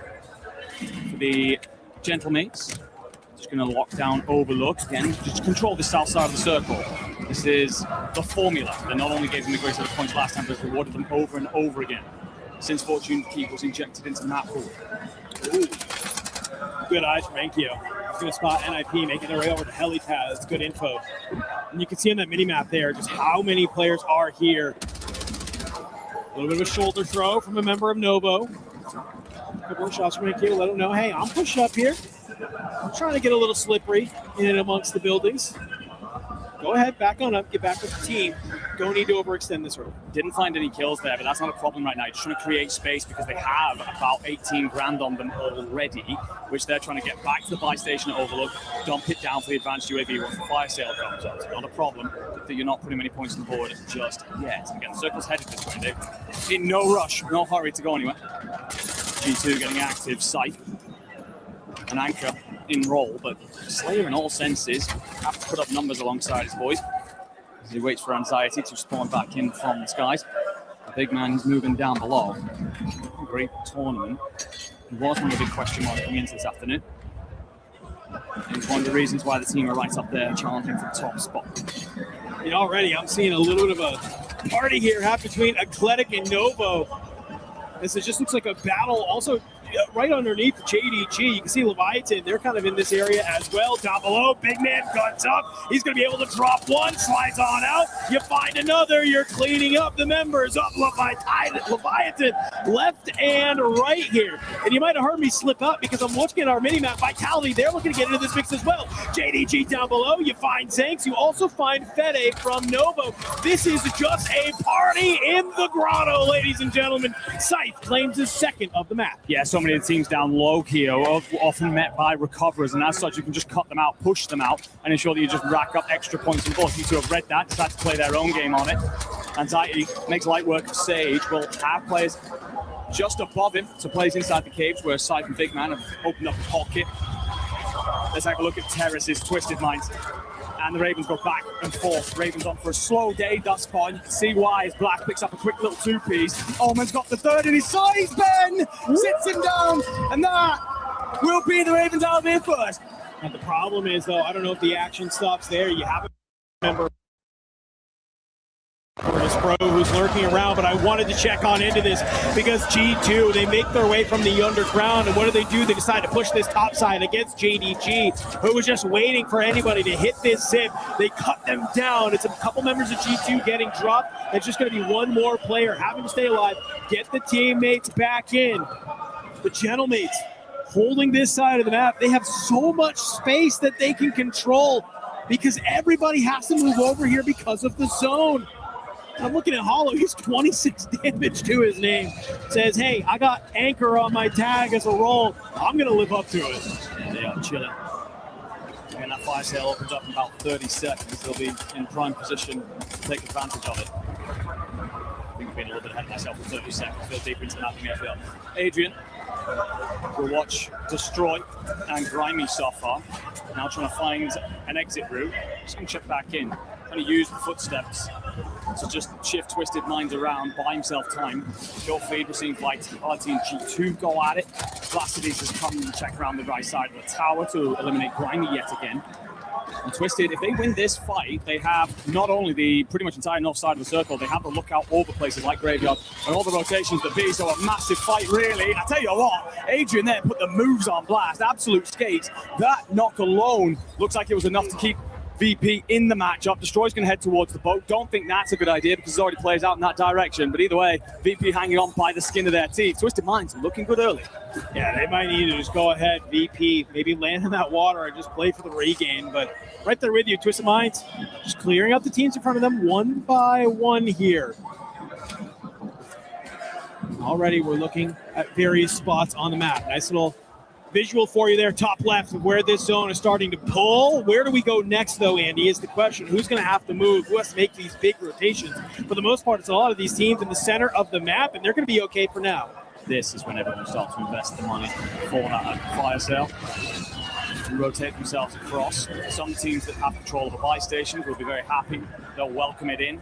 It pops up at the top of your screen. It means they're going to get those advances and streaks and fill their boots with pretty much everything that they like. If you do not have control of the buy stations, panic stations, you got to move. You got to start to put some pressure on these other sides, hopefully strip them of the items they have purchased or the money should they not have spent beforehand. If you don't get any of that, you are on the back foot for the rest of this match. Take a look at this Main Street area and just how many different teams are sitting here. Already, Gabe, not expecting a member of PBJ to be down below. It's going to be Believe, who has been able to find Gabe Kuhn. Already, PBJ just playing together. Aiden, shots across, will cut down Jay Vela. He was actually able to find Lennon before, so just moving in and out of these buildings, in these tight confined spaces, you can lose teammates just like that in the blink of an eye. But as all these teams are forced to move, we saw them in a little bit of a regain down there on that bottom side. Leviathan have already made an exit. They're struggling here at the keep. Span bangs away from the top side, and the problem with the tunnels down in Grotto is that you are often overlooked. And right now, Resurgence still being active will mean that Big Man just staying up here, being elusive, allows his boys back in, hit their guns, but he's finding a route out of here when we're watching the exits.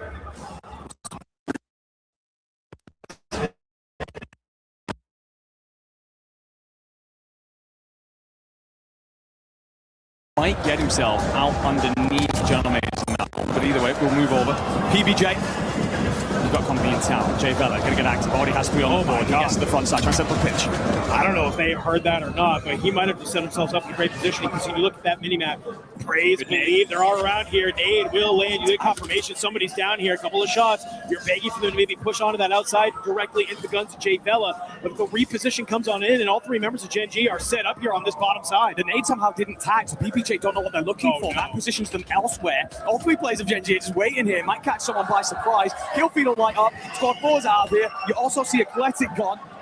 So big teams falling by the wayside. Squads have been brilliant all day long. Eclectic sat in fourth, bear in mind. They're done with early. Everything starts to shift its way towards town. Resurgence will be disabled. Two more teams until we're into the top 10. This lobby is about to look like molasses real quick here. As the circle will start to pull us continued north here. Finally, the Gentlemates will have to make some type of movement, but it's a straight cut across. They don't mind it. The only problem is, have they read that JDG is going to be on this outside? Sort of lurking, maybe starting to move on up here. JDG trying to figure out, where do we move? What side do we start to make our push on? So many teams still alive here. 12 squads rotating over quickly or playing in much earlier. And as such, just holding out, desperately trying to set this up into a situation where we can third-party other fights. Well, let's go ahead as they are going to hold the line right on this edge of gas. How is Virtus Pro feeling in this moment? He's like trying to jump up on the roof. Go over or fell down? We're just gonna walk up on the green, okay? Yep. Right here. Wait. On that part. On me. Close up. So you ready? 3, 2, 1, come. Nice kill. I'm playing. Come here. I got my pole. Don't tweak on it. He died. All right, guys. You ready? Let's go. No, don't go. One shot. They're on the roof. He gave it up. They're fighting. Or you, Grim? I'm with you. They're on our board. Come. I need to play it. Here. I might be safe, okay, guys? EMP'd him. They're on my right close. Yeah. Got naded. It's gotta go low left. Yeah. Novo's on the left. You're safe right here on the bottom stairs, eh? You're safe. I'm just gonna mirror I love what I'm hearing. It's a plan. It's the immediate call out that you got Gen G pushing up from behind. Adrian slides out. It's a quick kill. The problem is on that rotation, you're not ready for Novo to just be rooftop shooting at anything that's going to move between that alleyway. And the other problem is from behind you. NIP has made the wrap. AJ and Vision, they line up together. They eliminate Virtus Pro, put us into the top 10. Yeah, fight will kick off pretty much immediately off the back of that. PBJ getting involved. We'll win the fight in the majority, but that's going to turn the attention of Vitality towards them, set up in books. You've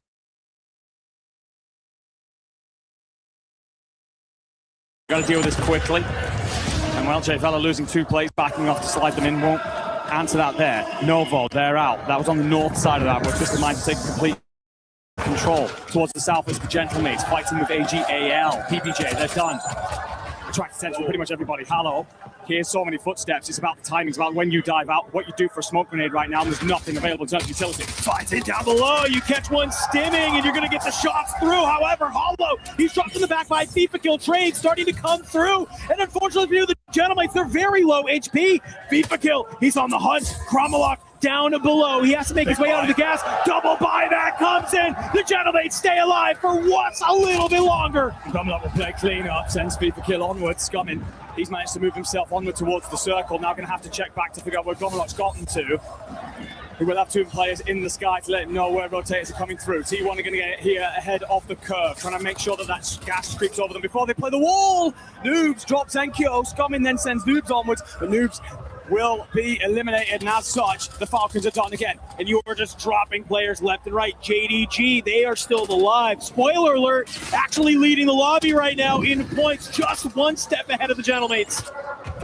LS just shimmies and shakes and trying to set this up with Slappy. A little bit of the do-si-do around the back of the gravestone, and AJ will be buried straight back into the cemetery. Into the top 5 we go. 1.4 secured for our remaining teams here. It's about who can control the graveyard. I like what Twisted Minds is set up, though. They want to play this outside rock side. However, have they seen these members of T1 make their way towards the top? Shifty, Allman, they'll line up to drop FLS as JDG. They find themselves in a very precarious position here, as finally they will be found out, but the zone will continue to pull. Slappy has maybe made the early rotation, but is it too early? That's a good question. You've got to hope that the gas is not going to make you suffer as much so that you can get on over. He's desperately just trying to find a little pocket here, scoop some bodies, look for some loot, and does hit a muni box. Very fortunate call must come in from the teammate. Twisted Mind, Omen gets it all wrong on the wall. Shifty's going to try and trade. Spam sends in. Gentleman's also done in the process. We're down to our top 3. Spam! A huge fight disrupt. He dropped Smith and Sage from Vitality in the back. That's Vitality gone. It's now a 2v1 to make it a 3v1 as the buyback comes in. And just like that, T1 hold a nice early position. They cut down the opposition. And that is a huge game from them. 21 kills and a win. Gives them 33.6, 35.2 points on the board. When you're talking about a race to 150, that's a great way to start chunking down the lead that some of these other teams have created. Yeah, haven't had a great afternoon thus far. Very middle of the pack, but that should surge them upwards. Essentially 5th of the target in one fell swoop. There was a lot more points on the board, though, during this map in its entirety. Twisted Minds will walk away with 22, Gentleman's 22, JD Gaming 25. So some squads starting to find their flow there. Ninja Jones E-Star also touching around that 20-point marker. So some great stuff in terms of action, in terms of point scoops and moving your ways around this leaderboard. You'll get a little bit closer to that all-important 150 target. I will say, though, some top sides fell early. I think I actually called them squad 4. My bad for that one. I was reading my screen a little bit much. But G2 dropped very early. They were trapped in those lower tunnels for some time. And while that can reward you early with kills on regainers and rotators, as soon as you need to push yourself back to surface level, sides just hold you out and never really get themselves back out. Athletic, who were also in a good spot before that, they dropped early. Some other sides, such as T1, they'll surge their ways right up the leaderboard and leapfrog. I mean, this is just the beauty of Match Point, right? You can have these sort of stints of games where the teams that are at the top, they might go back-to-back, have a couple stinkers, and all of a sudden you have some new blood finding their way up. And just looking at the top of this leaderboard, because reminder, folks, we are playing towards 150. Currently, we only have 3 teams above that 100-point threshold, but you still are just behind them. I mean, T1 off the back of that game, currently sitting at, 90.4. just 20 points behind, you can easily make that up over the next couple of games, even if some of these teams are sprinting at that 150. Yeah, certainly could. We go back over to Haven's Hollow, of course, after this, but then we go 1-1-1. So it is a Haven's Rebirth and then Fortunes and onward from there until we finally draw everything to a bitter close. T1 have been solid at the Havens. Their contest with Vitality pulls are important for them, but if they are going to want to find those 20 points, then winning that contest on their next drop and holding things out with Vitality done so successfully through portions of this tournament would get them there. Of course, a big check boxes before we get to that point. Sure, a lot of your sides. Havens is relatively solid. Vitality, obviously a big team here. Leviathan in particular, this is the map that they rely on heavily. By God, they need a big map. That's what's bottom that pool. Yeah, I mean, you have a lot of squads who really need to come alive here, sort of in this second set. Players just kind of chilling. Hopefully you can regain, have some of those conversations. As I'm looking at these points, man, about half of our lobby right now, I think, can make a decent run at just staying active. Because this is the thing, right? We can talk about these first teams that cross 150 points and how, okay, now they're here. Now they can win the tournament. We've watched enough scrims. We've casted enough tournaments to know it's going to take probably 3 to 4 games, even once somebody crosses, to be able to have somebody actually be able to claim victory that's there. And some of these scrims, we've gone a couple more than just when somebody crosses 150, where 2/3 of the lobby is suddenly there. So obviously you can see that you have entire times to get yourself back into the mix. Let's go ahead. We do have an interview with some of the gentlemen, though, so let's go ahead. Let's hear what they have to say. Ooh, it's feeling pretty hot here on the main stage, as you can imagine. Gentle, gentle, gentle! Yeah, that's what I thought. We've got Enkyo here joining us from Gentle Mates. I'm sure he's feeling elated right now. Currently top of the leaderboard, also leading in kills, might I add, from yourself. A pretty good day so far. What we're looking for today, of course, in Match Point Finals is consistency. How's the day been so far for you? Bon, alors pour l'instant, vous n'êtes pas trop mal dans le classement. Vous avez quasiment tout le temps fait top 5. En plus de ça, toi, tu es premier en kill pour le moment. Comment est-ce que tu te sens? Parce que c'est important d'arriver sur ce match point. C'est quoi là, le ressenti sur ce début de grande finale? Franchement, on se sent hyper bien derrière les écrans. Le but, vraiment, c'est qu'on soit le plus constant possible parce qu'on sait que le match point, ça joue sur la longévité du tournoi. Et puis là, je crois qu'on a genre 30 points du match point. Donc on va essayer de débloquer sur cette game. Et puis on va tout donner. So we are only 30 points behind now, and we are agree with you, buddy. It's just about consistency. We're feeling really good behind the screen right now. We're feeling on our home. So basically, we're just playing the game. We know it's a long way to go, but only 30 points. So 1 or 2 games, and here we go. We're speaking about doing it right here on home turf. Do you feel like you've got a bit of a LAN buff? Do you feel like this crowd behind you are giving you that little bit extra? Est-ce que justement, de fait de jouer à domicile devant le public de Gentleman, est-ce que pour toi c'est un LAN buff? Est-ce que c'est quelque chose qui te motive, qui te met la pression? Comment tu vis la chose? Alors moi, franchement, les gars, le public, ça me transcende encore plus. Et puis, ouais, on va essayer de gagner ça pour vous, les gars. Yeah, for sure. For me, it's not like pressure. It's buffed me so much, and I want to win for me, but I want to win for them. Like a bit of confidence from you as well, right? Last year, securing second place at EWC. This year, have you got it? L'année dernière, tu as fini 2e au final de WC. Est-ce que c'est celle-là, la bonne année? Franchement, j'espère que, ouais, on est chez nous, on est à Paris ici. Donc j'espère qu'on va le remporter ici, ce putain de trophée. I can't say something else than I hope. Like, we're gonna do our best. We are now in France, at Paris, at our home. So if there is one time to win it, it's now. So I just hope, and I will play my best. Currently, your best is working. Enkyo, thanks so much for joining us in this interview. Gentle, gentle, gentle! You heard him.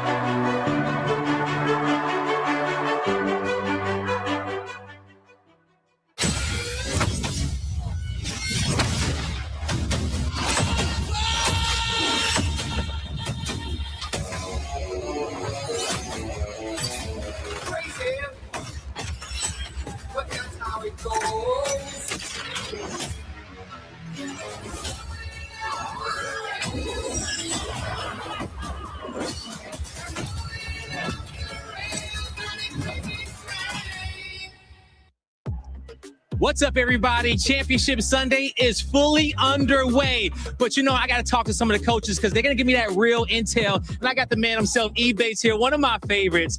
E-Bates, man, Vitality.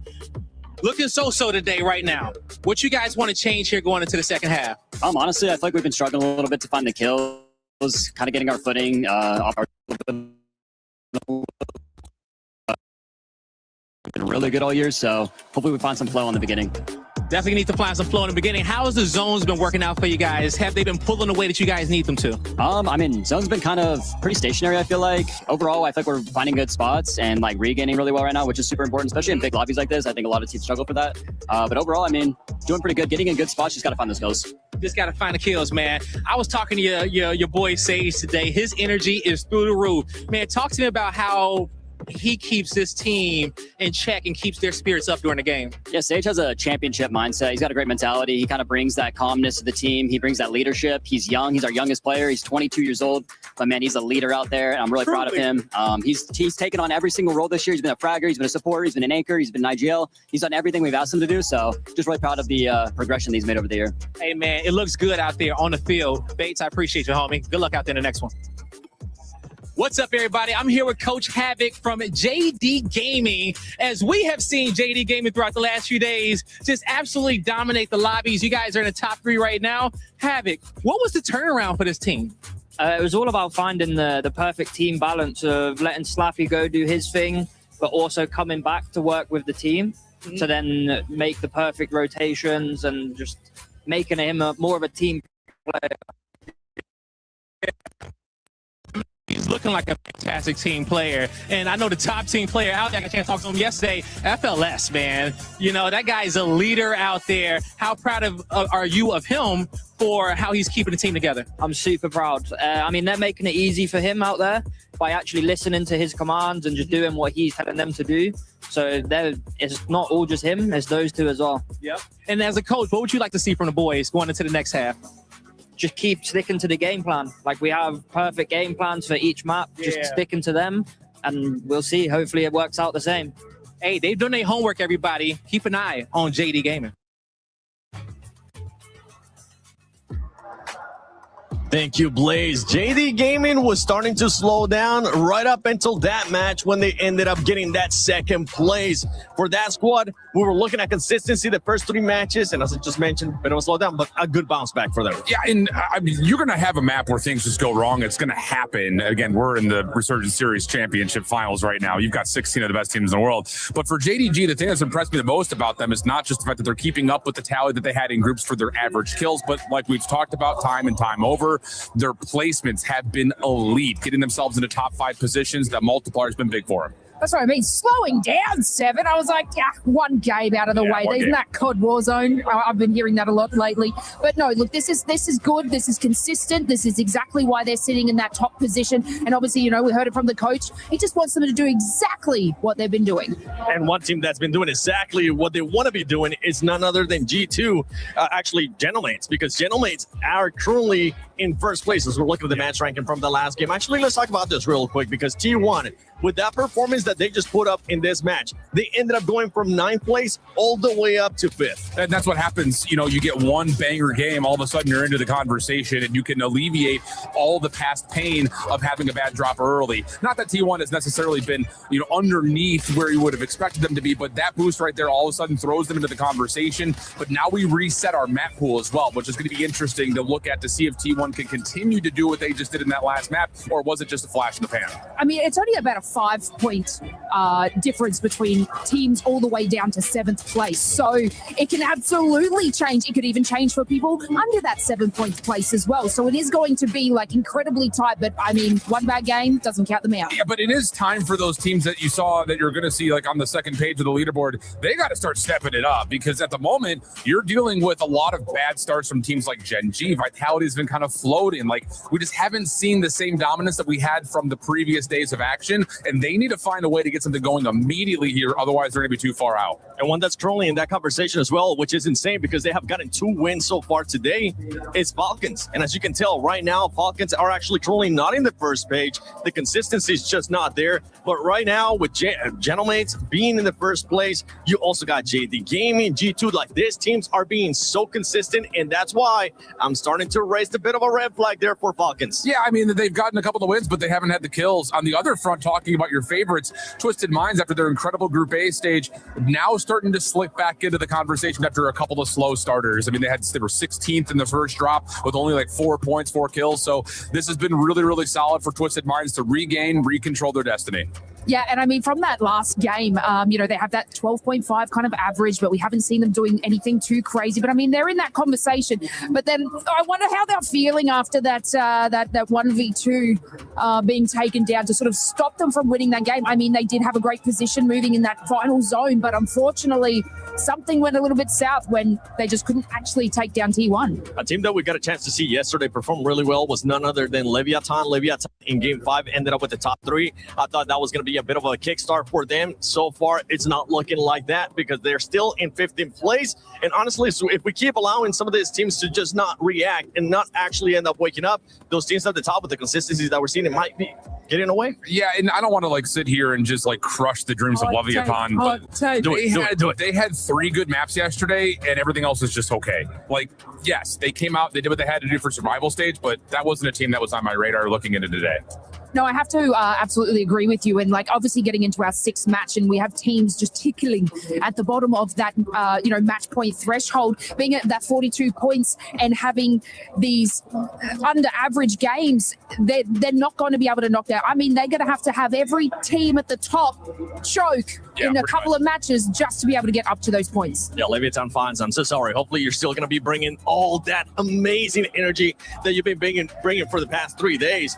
For some of the other squads, I actually want to go to G2 and Eclectic because they ended up contesting in this last match as well. And that's something that I'm pretty sure is going to keep happening as we go on. Yeah, G2 got a little bit stuck underneath Grotto for a moment there, just trying to regain. You saw Big Man just kind of holding in the cave system for a while. But Eclectic has been sneaky in terms of getting into the leaderboard at the moment, largely due to their kill tally. They've also put together a lot of consistent results, finding themselves in the top 10. We have not seen them be in a convincing position yet to truly win a game, but at least they're doing what they need to do for now to start building towards that 150 points just by staying in the top 10 and finding a lot of eliminations. Yeah, and G2 obviously have had banger games right at the start. This is where they will be collecting obviously all their eliminations, and they are taking the risks that are necessary to reach match point.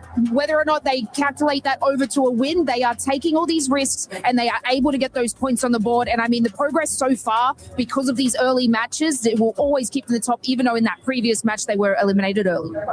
Let's see what's going to be happening in the next couple of matches. But I know, once again, Shiv, what were you able to spot in this past couple of matches? These are the things that I need you guys to start looking at as we get into final circle moments. We'll take a look at 2 teams here. We're going to look at Gentlemen.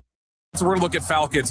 Both squads put themselves in perfect positions as we start to get to the circle move at the very end of the game. So let's just kind of tally where exactly we are right now. You can see in the very bottom right, that's Gentlemates. The circle is going to pull all the way down towards the bottom right-hand side. So they're in a great spot. On the other front, here is the majority of Falcons on the top side. They're going to have to rotate against teams and against the zone and the smoke. Very difficult to do. Falcons, obviously, if you remember the result of this game, end up doing a nice job through it. So let's kind of fast forward a little bit here and see if we can, whoa, don't want that. See if we can kind of get towards this final late game moment where you can see where exactly, pause right here, where exactly you start to see how Gentlemates will find a way to move. They don't want anyone contesting them from the front. So you block out the middle, you watch over towards the back, you send someone to the back part of the zone to lock down kind of like your anchor position. As we keep going, you're going to see in the kill feed, though, that Falcons are doing an unbelievable job of rotating late and putting themselves in a position to still find ways to win. They're going to play the other side of the zone, though. They're not looking over this direction. They want to put themselves in a position to work the back side of the zone, or at least, at worst, to put themselves themselves on the front corner, but they have to work through teams to do that. They do an unbelievable job of doing that. They find the kills that they need to, but as you start to get into the final portions, this is where we need to see Gentlemates close out maps. They have the perfect position. Look at this high ground. I mean, you've got everybody in front of you. There is absolutely zero reason that G-Mates should lose this map, but of course, as we remember, they do. They don't win their ones. Hollow has to get out of his mind and start winning these ones, because there's no reason that Gentlemates should have lost this game. They had the perfect position, the perfect rotation, but Falcons were shooting and were able to steal away the win from them. It wasn't the first time, too. Remember, we ended up seeing G2 being able to win not just once, those 1v2s, and that was quite impressive as well. But for some of the other squads talking about G2, I believe we got a chance to talk with the coach. What's up, everybody? I'm here with Okwala from G2. Okwala, I mean, I know you got to be proud of the guys, you know, not winning a map, you know, until they got here, but now they seem to be winning everything. Yeah, I mean, definitely the boys never won a map on LAN, but happy we got to pull it off on the last map on day one. I think that was like a really good way to kick off the momentum, you know, settling into the tournament. Day two, they won another game, perfect, and now in finals, we won a map again as well with a crazy 1v2 from the best player in the game, I'm telling you. Yes, sir, he's the best, man. But no, man, all my guys, I mean, I'll let them do the work, you know. I'm just here to help them out with whatever they need, but they're the real stars. They're the ones shining, and I truly believe I have the best players in the world. I mean, we see it on the stage. It's showing for itself. The consistency is there. The slaying is there. Anything you want to see them change, or just keep on going? Hey, just keep going. Like Captain said, one map after another. We start at 0, and let's see what happens. Let's see what happens, one map at a time. Thank you, Blaze, and thank you, G2. They are slaying out today. Ladies and gentlemen, we got Goj and Seymour back on the mic for the next couple maps here, and who knows how long we will go today. We do have a couple teams now over 100 points. 2/3 of the way to our 150-point match point threshold. A lot still on the line and still a long way to go, Seymour. What you got for me? Top dogs, underperformers, where you want to go? I mean, we got to talk about the teams above 100 right now. Gentlemates looking on form, haven't closed a map, but they're at 114.4, averaging 19 points a game right now. JDG 110.4, averaging 18 points a game, and G2 105.8, averaging 17 points a game. Our threshold 150. If we stay on pace with these three teams, Gentlemates should be able to hit match point in 2 more maps. JDG, G2, they're looking to close out in 3. Yeah, it's a great breakdown. Let's talk quickly some under our 6 maps thus far, which means we are now in a single map rotation. We will go to Haven's Hollow, we will go to Rebirth, then we'll go to Fortune's Keep yet again. Over and over again we go until we finally wrap things up. Underperformers down at the bottom or mid-pack, what you got? It's just been a crazy day for some teams that we saw really turn up on day 1 and 2. Ravens and NIP, they're coming out of both of their groups. Ravens in 3rd to qualify for the final day. NIP in 4th. AGAL from Group B, they're in 13th place, coming out of that 5th place qualification spot to get to the final day. And Gen G, all the way in 16th. I mean, they were our 5th qualification team out of Group A. So to see teams in the bottom half of this leaderboard who qualified early, who turned up early at this tournament, it is absolute chaos. Well, here we go, ladies and gentlemen, back to Haven's Hollow, and this time we go northwest. It's Mansion, it's Pond. It's going to be wild at Pond in the late game. That's where we're going to be ending. So down in the southeast, G2 are going to be all alone at Lumber, and it looks like the Gentlemates have changed up their drop spots. Yes, T1 on screen. They just won a map. The Gentlemates are up at Pond, and already Virtus Pro get cut down. Virtus Pro are out of this lobby because not only did the Gentlemates drop Pond, but so did Leviathan. 3 teams at Pond. It can only support 1. A lot more action up on the northwest side of the map. This is what we expected for Haven's Hollow. Vitality back at Train, getting contested by our previous map winners in T1.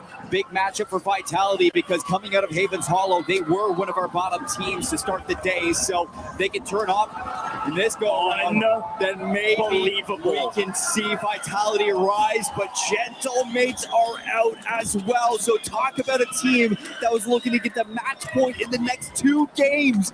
It's going to be longer. Ladies and gentlemen, welcome to halftime. Leviathan has just woken up This is Survivor stages, it feels like. Again, Leviathan just wiped 2 full teams, 2 teams that were dominating. They've won out in Pond. Leviathan in the best spot. To train we go. It's still T1 fighting for position with Vitality. But you know, this is amazing for Leviathan, because when we talk about Havens Hollow all week, it's been with Leviathan. So it's great to see them turning up here and now. Still, though, at train station, this is an absolute stalemate between Vitality and T1 Disrupt. He is keeping Skullface on his toes. How is Skull not dead yet? He's about to be. A double pinch. He goes to the high ground to try to get an advantage. He won't get it. Sage down as well. Third's going to have to run and hide. Z-Smith trying to make sure his team gets back onto the map. By doing that, he's going to be in the water. Vitality in a blender, but still alive. We'll check back in with him later as we swing over to Twisted Minds.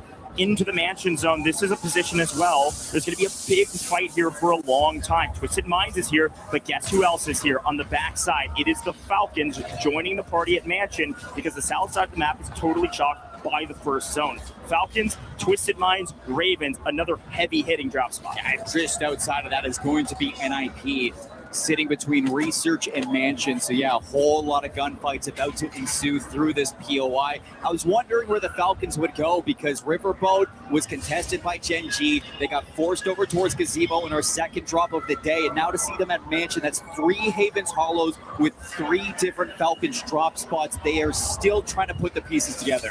Yeah, NIP moving over to the G2 position on the map. Northeastern side of the map. They're just going to hold any team rotating out of Research, and there's actually a couple still there. You still see Novo playing out of Research regardless of the zone, PBJ as well. AGAL have been shoved out of that position. They actually went back to mid-map at Barn and Chapel and seem decently comfortable here.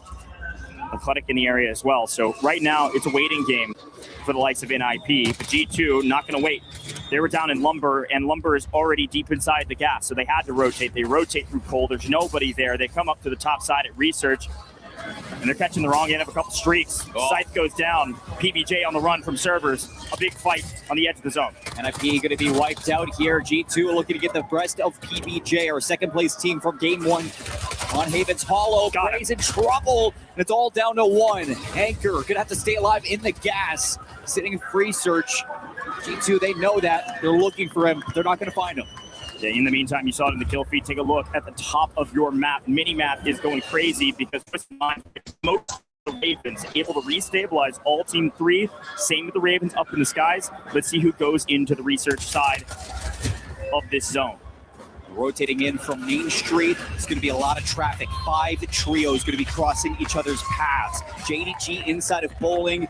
Gen G moving into Fight Dome. And T1 coming in to sweep it all up. Yeah, they're on a heater right now. Disrupt on 6. Unfortunately cut down. Momentum stifled for a moment as JDG hold the line. The problem is everybody's going to be held. It's actually PBJ that has worked their way to Chapel. Going to be playing edge of zone while all these teams fight each other. We'll see what scraps and remnants of the teams.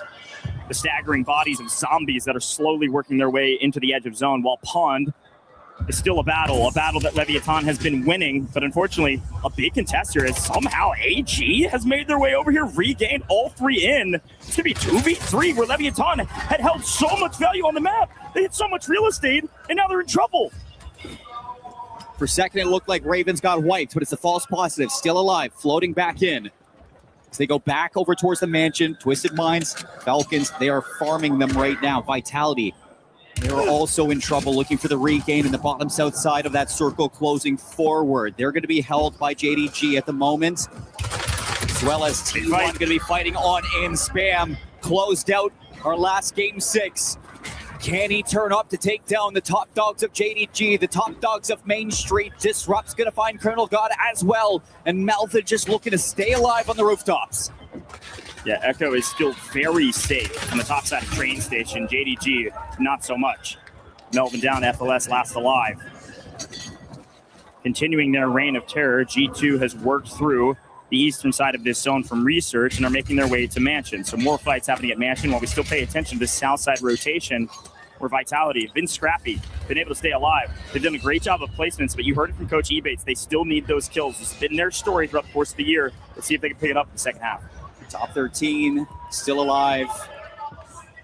Falcons looking for a turnaround inside the mansion. Dongy, low kill count. That's their story on Havens Hollow. It's just been, they have a win on this map. It didn't translate into points. Now we can see Twisted Minds trying to take them on inside this battle of two titans. It is going to be something storied, something that we talk about in this rivalry throughout pretty much every WRS.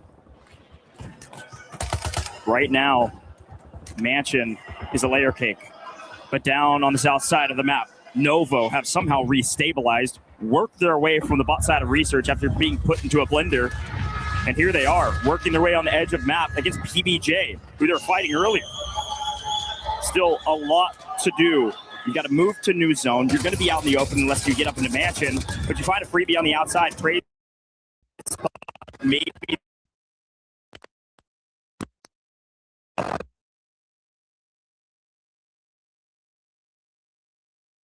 in here. Down goes PBJ. They are out of this lobby. Novo slowly but surely start to turn up. And Raven's going to be eliminated as well. Top 11. Trying to get into that top 10 multiplier now will be the rest of these trios sitting inside of Havens Hollow.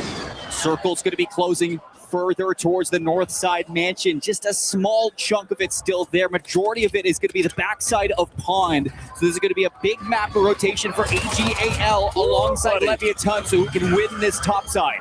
T1 are shooting. They have woken up since their win, and they continue to find kills. Echo, yes, is first, but he is the anchor. He's the IGL. He's making the calls, and the boys are shooting straight. Quick listen in with T1 as they rotate into new. Come on. We like top right. I'll buy some more shit, bro. Okay, wait, look, kill one.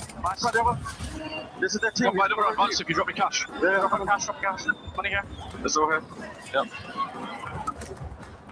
The right kid's going to be on the other side of the wall. Well, he got P8, so I don't know. He might just run. Oh, might be, yeah. Yeah, I mean, he might just suicide run. He might die right now. Okay. Wait for the advance. They give us space. We got space. Disrupts on double digits, and the boys have stayed patient. And there's an opening on the south. They're going to rotate in, but up to the north pond. It's utter chaos amidst the listen-in. Look at what the Ravens have done. They swapped over. Leviathan have joined the party. AG went down. AG won out the fight at Pond, but they get swarmed by two different teams. Leviathan have reclaimed their real estate. Now they got to fight the Ravens for it. Falcons are out.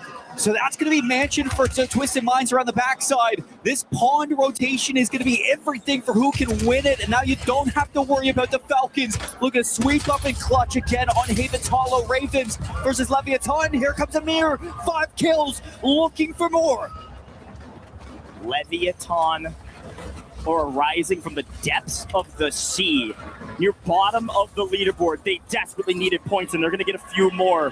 Criminal God finding Heeds with the cluster means the Ravens are in a deep blender. Spam on 7, disrupt on double digits. T1's still in a fantastic position because now that they were able to move straight up the middle, they're actually moved all the way up to the western side of the zone. They're going to be able to hold Leviathan rotating in. They've literally cut this in half. Leviathan went from being in the best spot to possibly the worst spot in this rotation because not only is T1 watching them, but AGAL is still very much alive on this hill. So this is going to be an uphill battle for Amir, Dark, and Criminal God with 9 trios left. 11 seconds before this circle starts to close in. Look at how many people are inside of the mansion. It is so many names, so many colors, so many things to watch in such a close quarter battle. Yeah, no squatters' rights in this mansion. My goodness. First team to leave is going to get obliterated, so everybody's holding the line. Cedar, wait, does he know? Does he know that there's some folks right next to him? I don't think Did these guys regain? These guys are still in the game. AGAL still alive. They're able to fly back in and just hiding in a shack. There's about to be a jump scare for Leviathan and many more on this side of the map as AG have found their way to ratting out for some placement. Ratting out for some multipliers. It looks like Shifty has found an angle on one, while on screen, Leviathan still battle for their lives. T1 have helped them near flawlessly, but Criminal God has been allowed to sneak through. He's actually found the angle. Deus Amir is just putting the team on his back right now, and Scum is going to help him. Down go T1. They had perfect hold, but there was more people than they wagered for. A full send from AGAL. No more ratting out. They want the multiplier, and they want more kills as well. Barrel stuff gone. Criminal God, Leviathan, they hold the line. Ridiculous push, a great rotation, and they've only lost Z-Dark and Criminal God, so that means Amir is all by his lonesome. Good luck, my friend. There are still 7 teams on the map. We go from 9 to 7th. Circle closer onto the east side of this mansion. The only thing on that high ground that's going to be available will be the top patio on the outside of that roof. It's going to be well fought over by the Ravens, but it looks like G2 are going to try to take over this rooftop, backing up Novo, chasing down these kills, racking up some much needed KP at the end of the game. If they get this top 5, it's another big one for G2, but Novo are trying to take over. Still 7 teams left. All about to be stacked on top of each other on the edge of Mansion. This next zone pull will dictate the rest of this map. Do you have to leave Mansion? Novo finally cleaned up. A nice job to rotate all the way over here and battle for a top 10 position, but nothing more than that. Where does it Need go? one more team to die for the multiplier, and Twisted Minds is in a great spot if it pulls outside, and it pulls.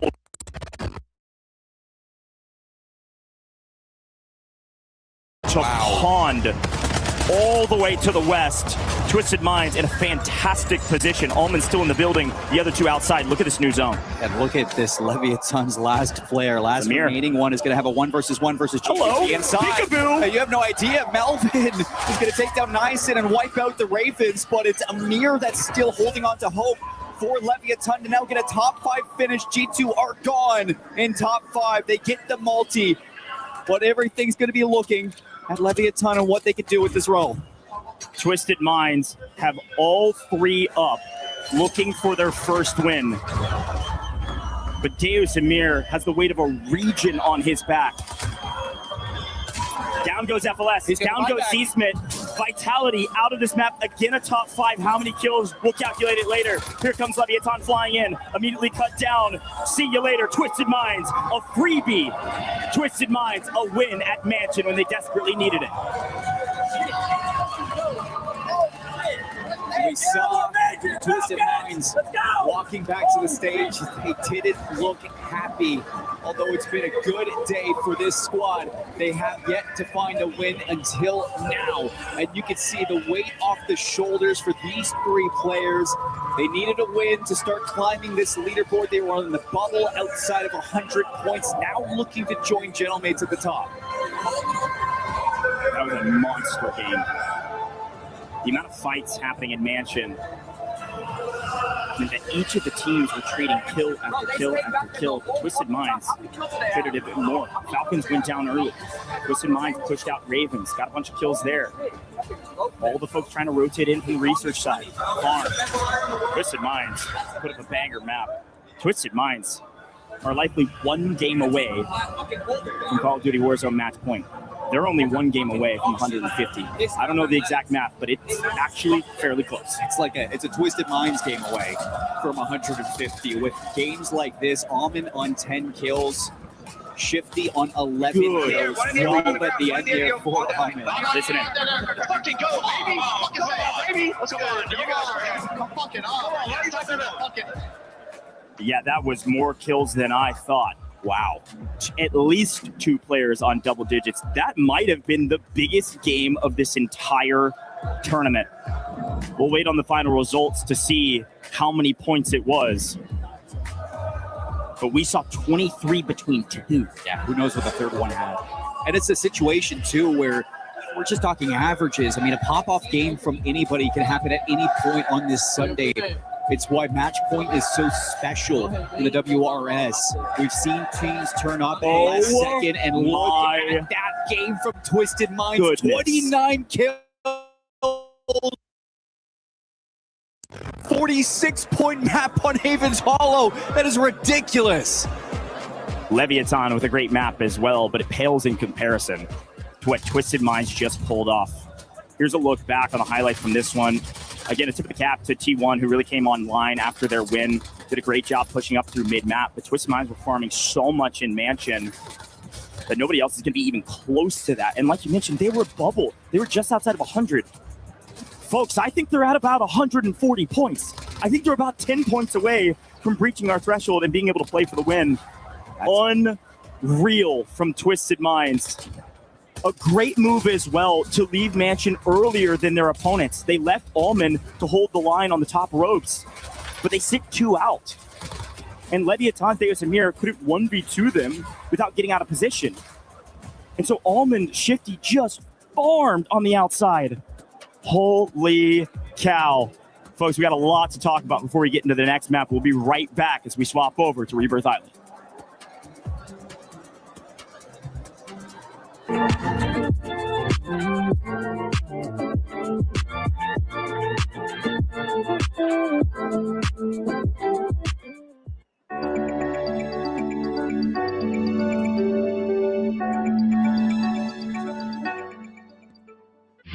A lot of people are haunted by their past. I'm inspired by it.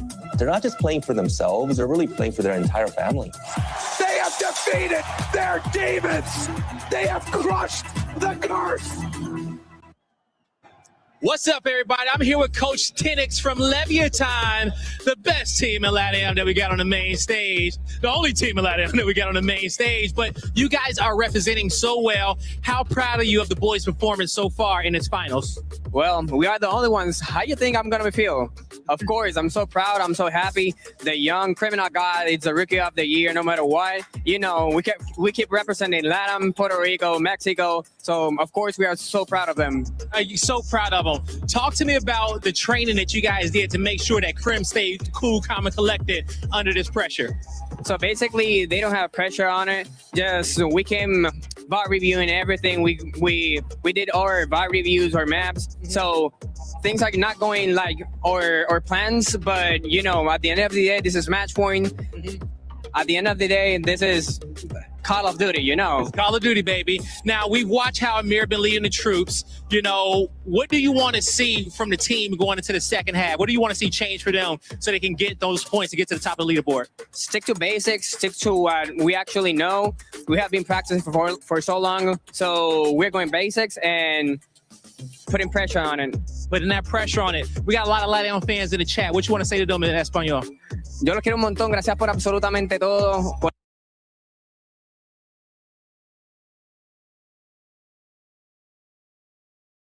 Si nosotros estamos aquí, ustedes también sigan soñando, vamos a ustedes. Y oye, si ustedes se lo proponen, pueden lograrlo. Vamos para encima. Let's get it, you guys. I mean, man, we are all over the place. There's so much action happening in Warzone, and you had never seen me and a Flash in the same place at the same time. He can teleport, I seen it.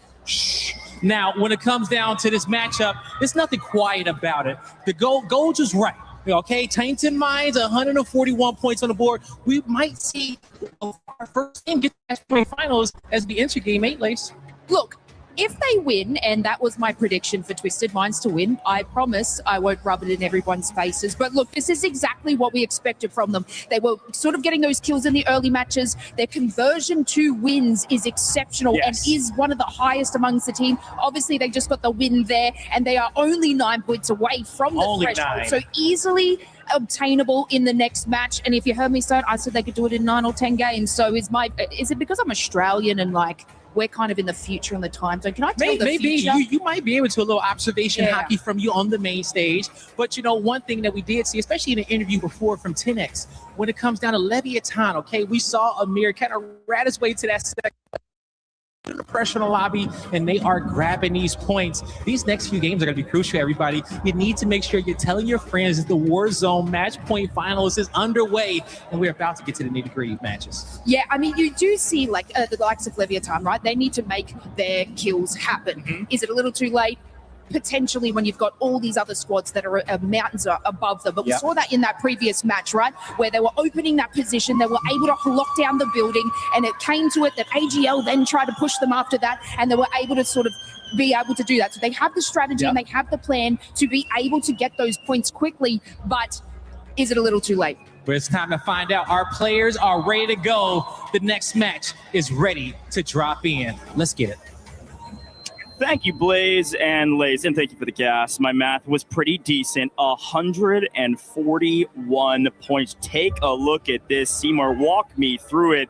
We are very easily one game away from a team breaching that threshold and then playing for that win to close things out. Gentlemates, they slowed down in that last game. They get eliminated way too early. They're going to sit at 4th place now, overtaken by both G2 and JDG. JDG still on pace to maybe look at match point in this one if they have a 30-point game. Last time we went to Rebirth Island, they did have a 35.2-point game, so technically they are in striking distance of getting it done, but with Twisted Minds ahead of them, all they need is 10 points, less than that. And both times they were at Rebirth Island, they got 13 in our 3rd drop. They got 19 in our 4th drop. This is very, very doable for them to hit match point first. Yeah, it's not just doable, it's probable. A couple teams close by on that leaderboard, of course, and anything could happen. We have a couple teams that could maybe pass our Call of Duty Warzone match point threshold of 150 points in this map. It is certainly possible. To Rebirth Island we go.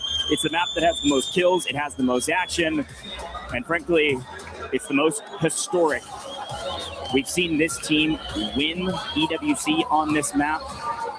They cannot win right now, but they can pass the threshold and be on match point and be able to play for that win. Got to breach the threshold first and then win in any following map.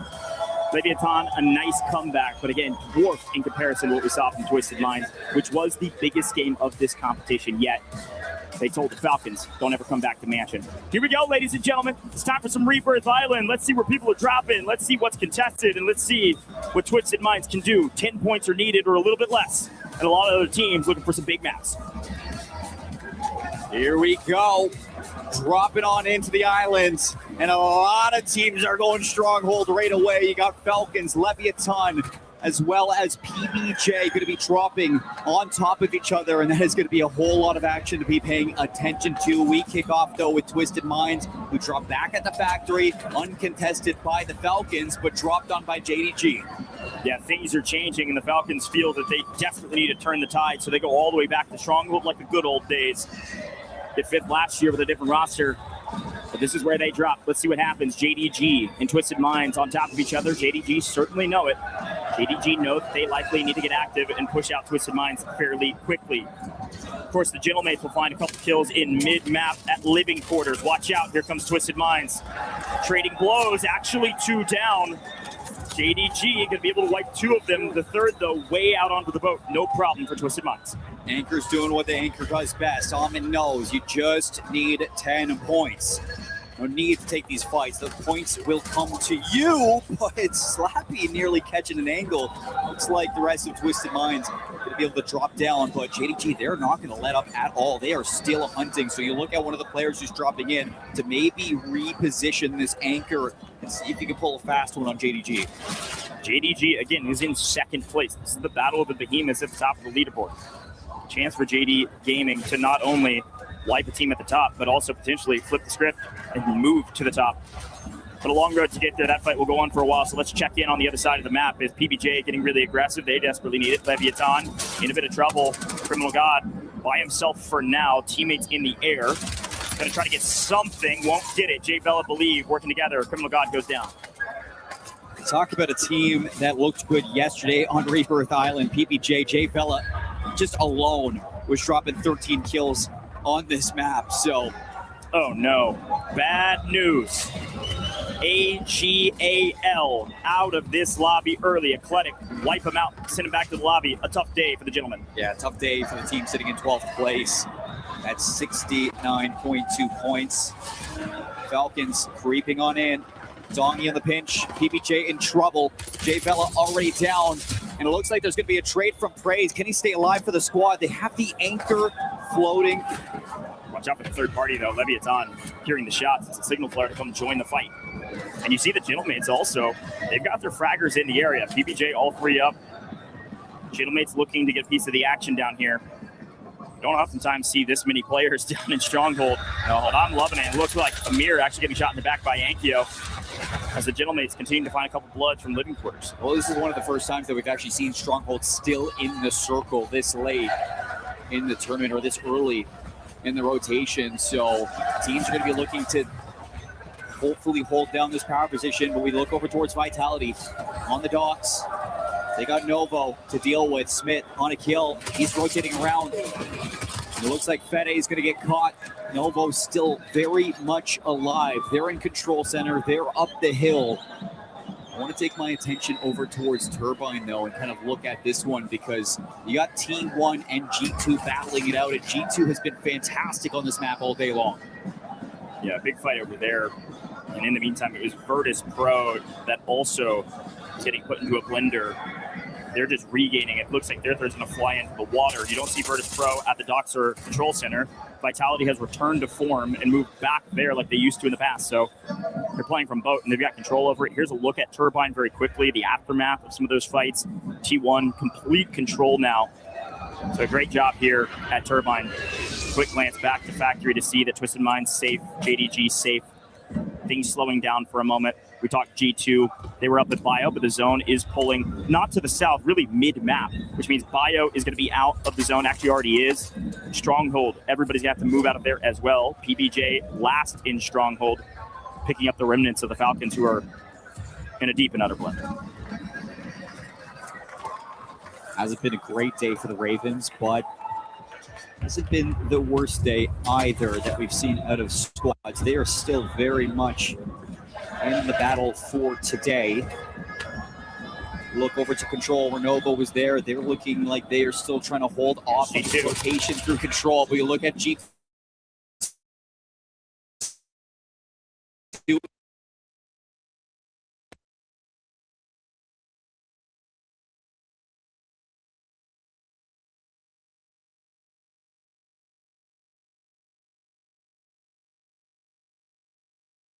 In Bio, they got Gen G on their heels from Cam and Gabe up top. That's really looking for some kills. Big man chasing him down. And G2, we know the squad on Rebirth has been something to worry about. And Gabe trying his best to stay alive. He's not able to get away though. Anxiety's going to cut him down. And there is still a couple players alive for Gen G. Although you do lose out on the one that's sitting on Turbine. So everybody's got a bunker up in Cam. Unfortunately for Gen G, they cannot get out of the regain blender. Gen G is bottom of the leaderboard. No hope in sight, unfortunately, for them. Gonna have to figure it out. Gentlemates have found their way. First time on screen, but 6 kills for Inkyo, actually, from Living Quarters, uncontested. They've just been farming some of these teams at Stronghold. And if there's anybody who wants a little bit of a bounce back on Rebirth Island, it's going to be Gentlemates losing that 1 versus 2 to Anxiety. Ravens, we see them overtaking headquarters. They're going to have that high ground that everybody is sought after. NIP usually in this position, but they're nowhere close. Twisted Minds probably only needing about 5 more points. About 5 kills is what they need to breach that threshold still. They've been very quiet, very patient, knowing that the kills will come to them. You see them pop up with the kill feed there shortly. Gromlock continuing to find more. So my mind goes to, yes, the big fight on screen, but my mind goes to JD, G2, Gentlemates, T1, all technically under 30 points needed. This is a fairly easy scoreline for those teams to get if they're able to make it into the high multis. We've seen 35-plus games before. No reason these teams can't do it again. Still 15 trios left. Lots of kills, lots of game. Lots of patience to be shown there, but Fede, the rookie, wow, what a shot versus Noobs. Over towards Doc, a battle between both Novo, Falcons, as well as Vitality is ensuing. And it looks like Falcons are the ones forced in regains. Virtus Pro started hot and have started to slowly fall off. And T1 are just finding some freebies in the water on them. They're still on the map. Let's see if they can figure it out. At this point, people are swimming, just trying to hold on for dear life and keep themselves in the lobby, which they're doing a pretty good job of. We still have 15 teams on the map. As we move into new, it continues to go central. You can see our new zone on screen now. It's going to cover prison, but it will still also cover the boat and control center on the northwestern side of the map. So folks on the south, folks in factory, JDG going to have to get a move on either through living quarters or fight Gentlemates and PBJ, who are now on your screen. PBJ trying to hold the Gentlemates back. You also have Ravens at the top of this hill. Be potentially third party. Ravens going to take a look at control center. That's going to be the third party for King Chalk onto Vortex. A wipe onto Virtus Pro, finally leaving the lobby. That's going to bring us down to top 14. And it looks like Twisted Minds are going to start working up the factory into JDG's position. Let's do a quick listen in with Twisted Minds. They only need a couple more kills. Again, on the boat again. Yeah, by their louder zip. Careful, the other team trying to look to third us from HQ, by the way. Yo, HU 30, HU is 30. Yeah, do that. You should have got out or no? I'm gonna shift in. He's close, I don't see him. He's close to his teammates looking over. Guys, this week. We got to factory. One's on him. He's on the box weak, his teammate's looking over again. Yeah, I got you. We need to make sure someone plays out, bro. Yo, the other team's gonna third us in a second. Careful. Yeah, he got on scanner. He's back in basement. They're taking the scanner. Yeah, one's on the railing. Back on this one. He's second railing. Yeah, I have one on me. Can you double this? Yeah. Where are you? Basement. Yeah. Mid your hands, ready? Yeah, go. There's gonna be two there now. You're not. Still on the left. Two, with advance. I need to knock two of them. I'm starting ground and get backing up a little. Yeah, we need to fight for these fucking points. Yeah, they're gonna play with Brad. Yeah, just run out to my side. You can tell Twisted Minds is playing patient. Unfortunately, Blast goes down low and gets punished for it. Allman last alive for his team. Fire Sale was active, and so you saw a couple teams. You even heard the comms. Advance were in the air. Twisted Minds are being hunted. Twisted Minds may not have enough points yet. Allman has to stay alive. He's got the most wanted. He might go down here. Shifty is back up in the lobby, but Twisted Minds, enough of the blender that there's a chance they do not cross our threshold, especially if Shifty gets gunned down upon landing onto the map. I'm sure the comms of JDG right now are track down this last Twisted Minds player and keep this lobby going, keep them away from match point. You can see that Resurgence is now disabled, so Shifty is alone. He's got to buy back. He doesn't have plates. He gets Blast back in at least. So two players able to regain for Twisted Minds. JDG have left them alone. So Twisted Minds will be able to stabilize.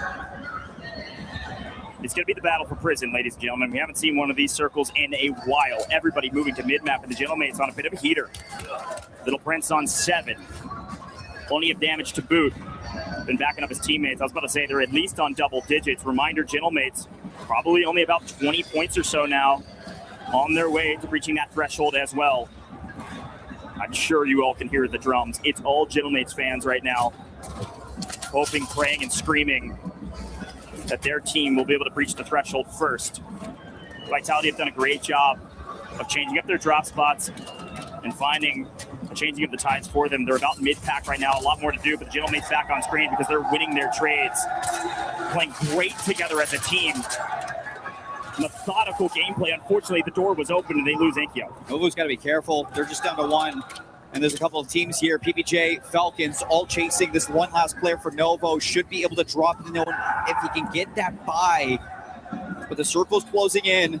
There's not a lot of room to work here if you're any of these teams. The circle closes all the way center, Prison.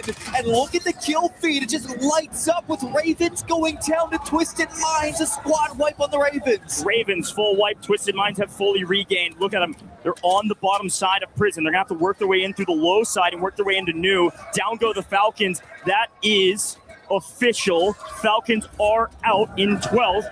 Dongi tried to put the team on his back there and unfortunately fell short. Falcons have a long way to go on the leaderboard. Twisted Minds might be there already or very close. If they get top 10, just that multiplier should push them past 150 points. Twisted Minds likely in a position to win this competition in the next map. But JDG could potentially be there as well.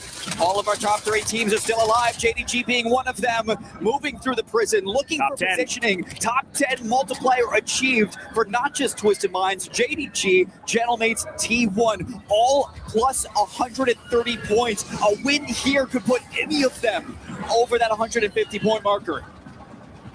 NIP still on the map, Leviathan. We got 10 teams in prison. I got to come up with a new term besides layer cake. My goodness. And we're going to pull outside of it, or at least mostly. Down to the south side we go. Not quite to Grandma's house, but close. G2 still on the map. Easily well within a position to win this map and also breach the threshold. The Twisted Minds, they want to create some margin for error. They want to jump well beyond the 150. G2 going to play low side, Twisted Minds high side, NIP wiping PBJ. As Anxiety tries to drop down all the way to the low, but can't get over the rocks in time. Shifty, a nice take.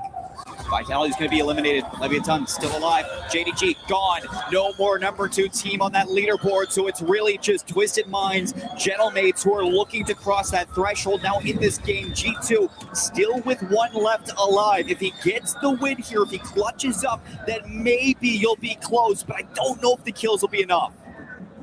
Yeah, I don't think so. They haven't had the game that we've seen from them. Usually still a solid map, but Ankyo as a solo. If there's anybody that can do it, he can. We've seen it before, right before this competition. But this is going to be a tough one. With New Zone going all the way to Factory, it's going to be the team that early rotates. First is Shifty, but unfortunately a full team of 3 NIP who have been basically silent this entire competition in the finals, finally starting to shout at their opponents if they can win this game. Twisted Minds move to the low side, but they get top 5. Twisted Minds likely passing our threshold with that multiplier. Ankyo cut down. G2 does play spoiler in sight. Gonna hold on for dear life with a couple stems. NIP, another full wipe. Top 3, it's gotta be NIP. 3v1v1, G2 going for the full rotation. Now alive, NIP have the pull, have the numbers. This is going to be their map scythe. Stay alive as long as you want. Yeah, big man. Buy back a big man, but now scythe is going to be gone. And he gets vision actually, so hold up, 1 versus 1. Big man, what a buyback from Scythe. Great resilience in a 1v3, 2 are down. King AJ, first big man.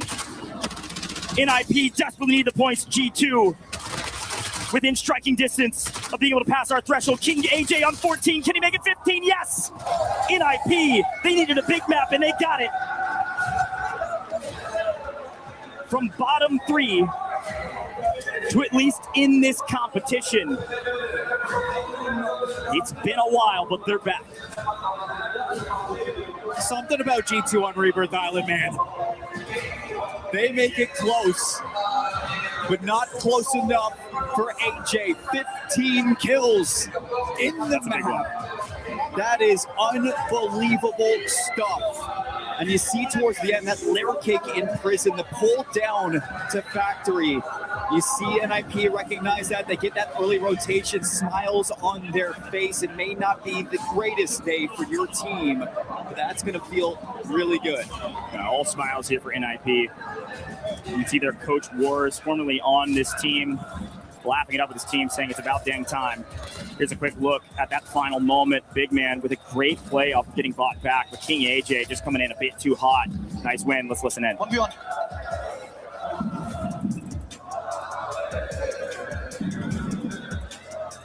What player you are, bro? You're the best, bro. What player you are? You're the best fucking player, bro. Oh my god. You're the best. I love the celebration. A lot of excitement because they know that they're still playing for a ton of cash. And who knows how long we'll play. It's match point at the end. I mean, we could go as long as all night. Here's the thing. Looking at the map, Twisted Minds made it to a top 5 position. There is no question in my mind, 100% certainty, that Twisted Minds have reached that 150-point Warzone match point threshold. What that means is that Twisted Minds are now on match point. Twisted Minds could ace right here. They could win this next map and win it all. There it is, ladies and gentlemen, official confirmation. Gentlemate's almost enough to do it as well. But Twisted Minds in a position to win the Warzone Resurgence Series Championship here at EWC 2026. The points don't matter for Twisted Minds now. All that matters is the win. The second page, you can see NIP have jumped all the way up to 10th. Important for prize pool, but they still need to double up on their points almost to get to that 150-point threshold. Taking a look back on this map, things changed. Drop spots changed. The Falcons go down to Stronghold, trying to mix things up, and it's chaos down there. But NIP battled their way through HQ to end up winning out in the Central Zone. We can see Gentlemates, I mean, they had a great game. Falcons dropped a little bit earlier. A couple of teams in prison towards the end that we were talking about were the Gentlemates. JDG as well, Team 1, a lot of teams that were looking for the win. G2, one of them. If they walked away with the win, then maybe they would have been joining Twisted Minds in this match point final with a chance to ace going into the next game. 15 kills for King AJ. I still can't believe it. The 1v1 at the end, a feel-good moment for NIP. But to close that one out, not enough to put yourself on the same level as 3 right here. And that puts us forward into Fortune's Keep now. And for Twisted Minds, It wasn't the best Fortune's Keep when they went here earlier. It was 14th on the first drop, 4th on the second drop. So gonna have to turn things up if they want to close it out here. Twisted Minds go back where they usually do, on that Keep Terraces area on the north side of this map. Everybody knows they're going to be there. I wonder, we see the Falcons land square on their forehead. Ladies and gentlemen, this could be the last map, or it could be the first of many. You're not going to want to miss it. We'll be right back.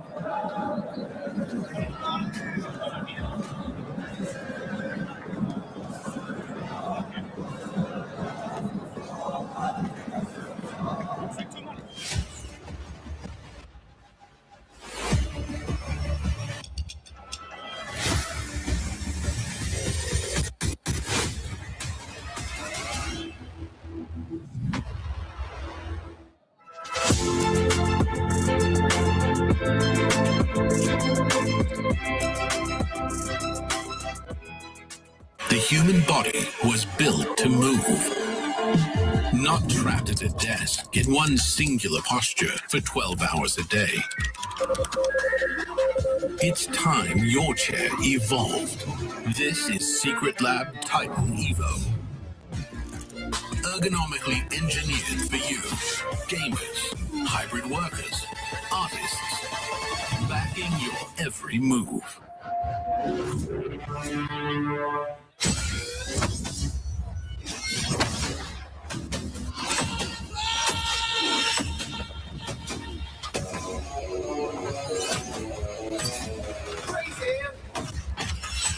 But that's how it goes.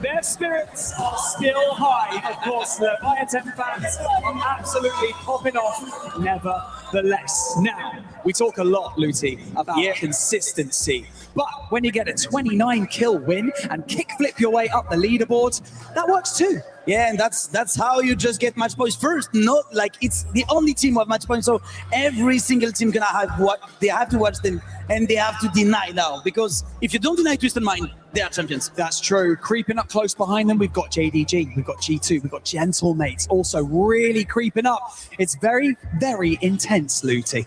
Mesdames et messieurs, je vais vous demander aussi de dire ils viennent de l'autre bout du monde. There is one team who needs some cheers, and this team is Leviathan!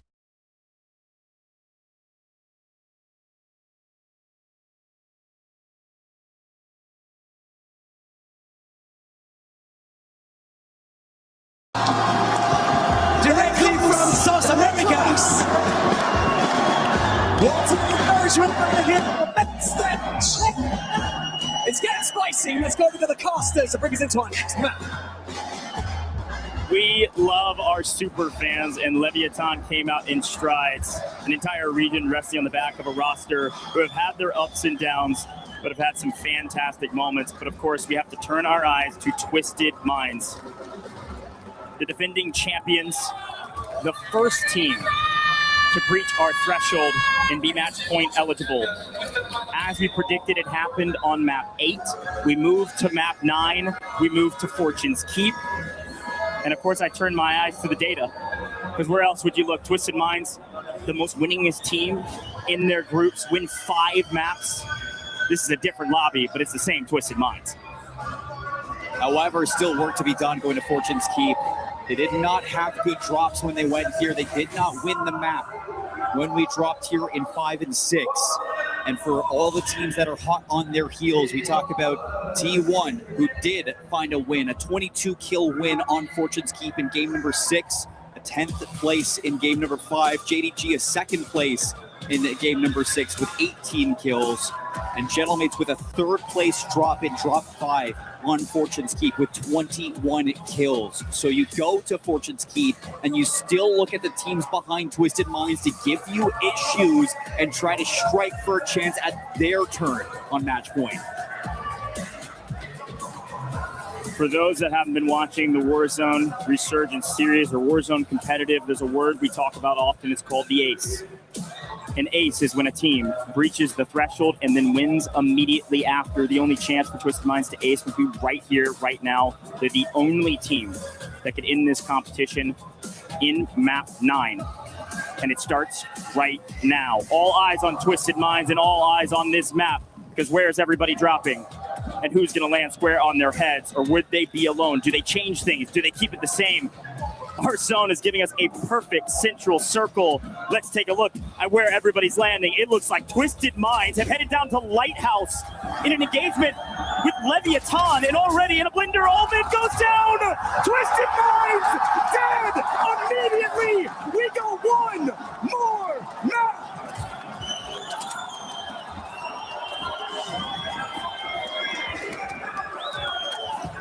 No doubt in my mind that was painful for Twisted Minds, but we get to see more Warzone today, and today is a good day. G2 on Eclectic, you got Leviathan still at Lighthouse, they got AG Global, NIP alongside them, and because Twisted Minds went all the way down to Lighthouse, that means VP is going to be alone in the town. You get Ravens in Keep uncontested. And now we start talking about the teams ready to take control of this opportunity that are right behind Twisted Minds and need a map here to put them over the threshold. T1 picking up some well-needed kills. They're only 13 points away. Going to get a couple more here as well. Aiden can't get his gun up over the banister, so Disrupt going to shove his right in his back. Dip, dive, duck, dodge. Aiden able to skirt away. One of the most winningest players in Warzone history, unfortunately. A former EWC champion himself. In a blender today. The teams that are close, the teams that can easily do it. Gentlemates, 9 points away. JDG, 11 points away. G2, 12 points away. T1, 13 points away. Ladies and gentlemen, we got a game on our hands. And it looks like G2 wanted to tangle a little bit with JDG. They're going to be forced away from Smuggler's Cove on the regain at Bay, as well as middle of Grotto. Take a look at the scores that I was just talking through on the right-hand side. You can see T1 slowly shifting up as well. Those are live. Even Eclectic potentially could put up a 30 bomb and jump it, but on your screen, PBJ catching at least one member of the Gentlemates out. A lot of teams have been able to turn up to Fortune's Keep this weekend. It's been a great map to watch. First time that we've seen it in an official LAN setting. And it has not disappointed, and it's not going to disappoint in this one. Vitality are out. And that is going to, again, put them in a pretty tough situation. Raven's going to start sending things onto Gen G. Nice, and cleans up Gabe Kun. Ravens in a position where they desperately need to just full send every fight. Had a brutal day today. The opposite side of that, of course, the Gentlemates. All three back up. They're playing through town. They're on the south side of town, but their anchor is way back. All the way bottom left. All the way to the southwestern side of the map. So these two gentlemen on your screen, Gramalok and Ankyo, are going to go hunting. They know they need the kills, but they also need to stay safe. Quick look at JDG. A lot of the same. Two a bit split. Actually, all three together as they push up and look for Leviathan right around the corner at Lighthouse.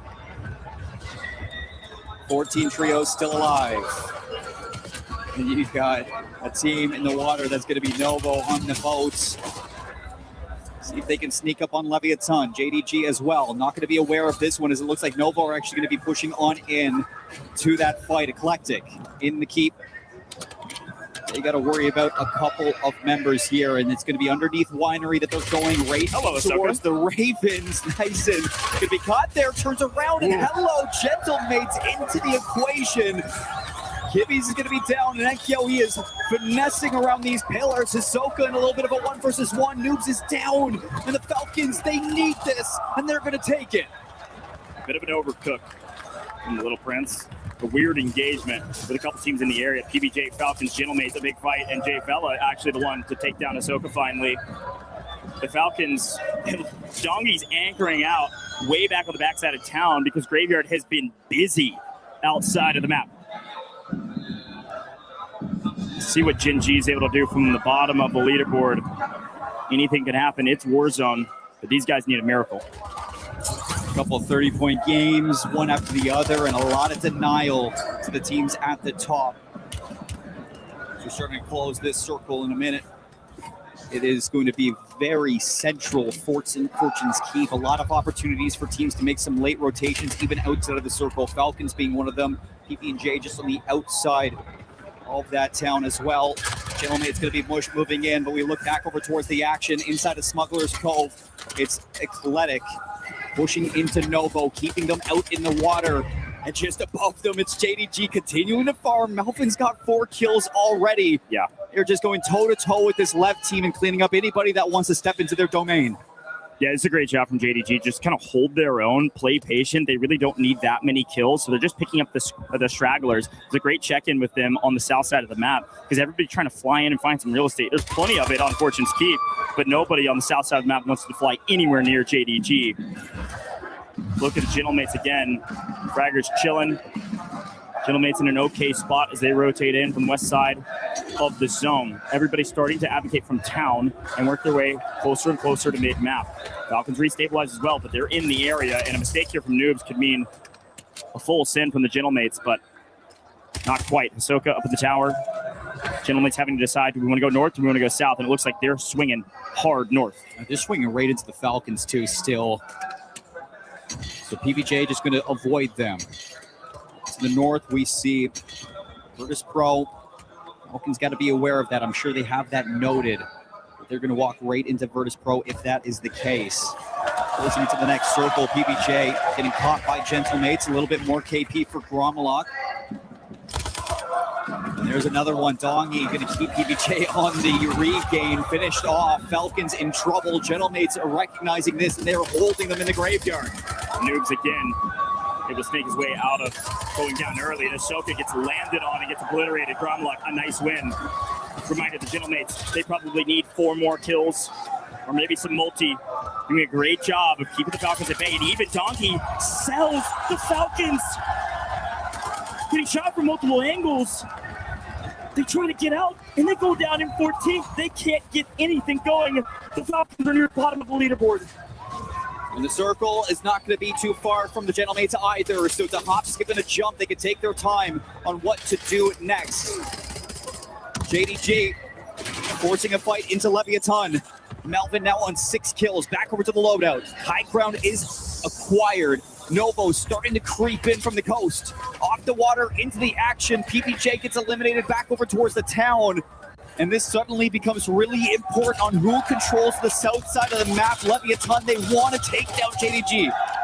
A big fight on the south. A bunch of regainers in the water as well, including the entire team of Novo. But for now, JDG, they're doing what they need to do. 7 kills shown between 2. And Leviathan are battling their way up this leaderboard. And I think, unfortunately for Leviathan, they need to wipe JDG. They cannot allow another team to get past our threshold, and JDG is close.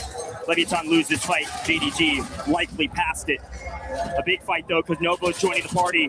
Could be bad news for JDG. Smartly playing on the outside. Dark's just going to barrel stuff 1. Looking for the second. Gets traded out. And they're gone!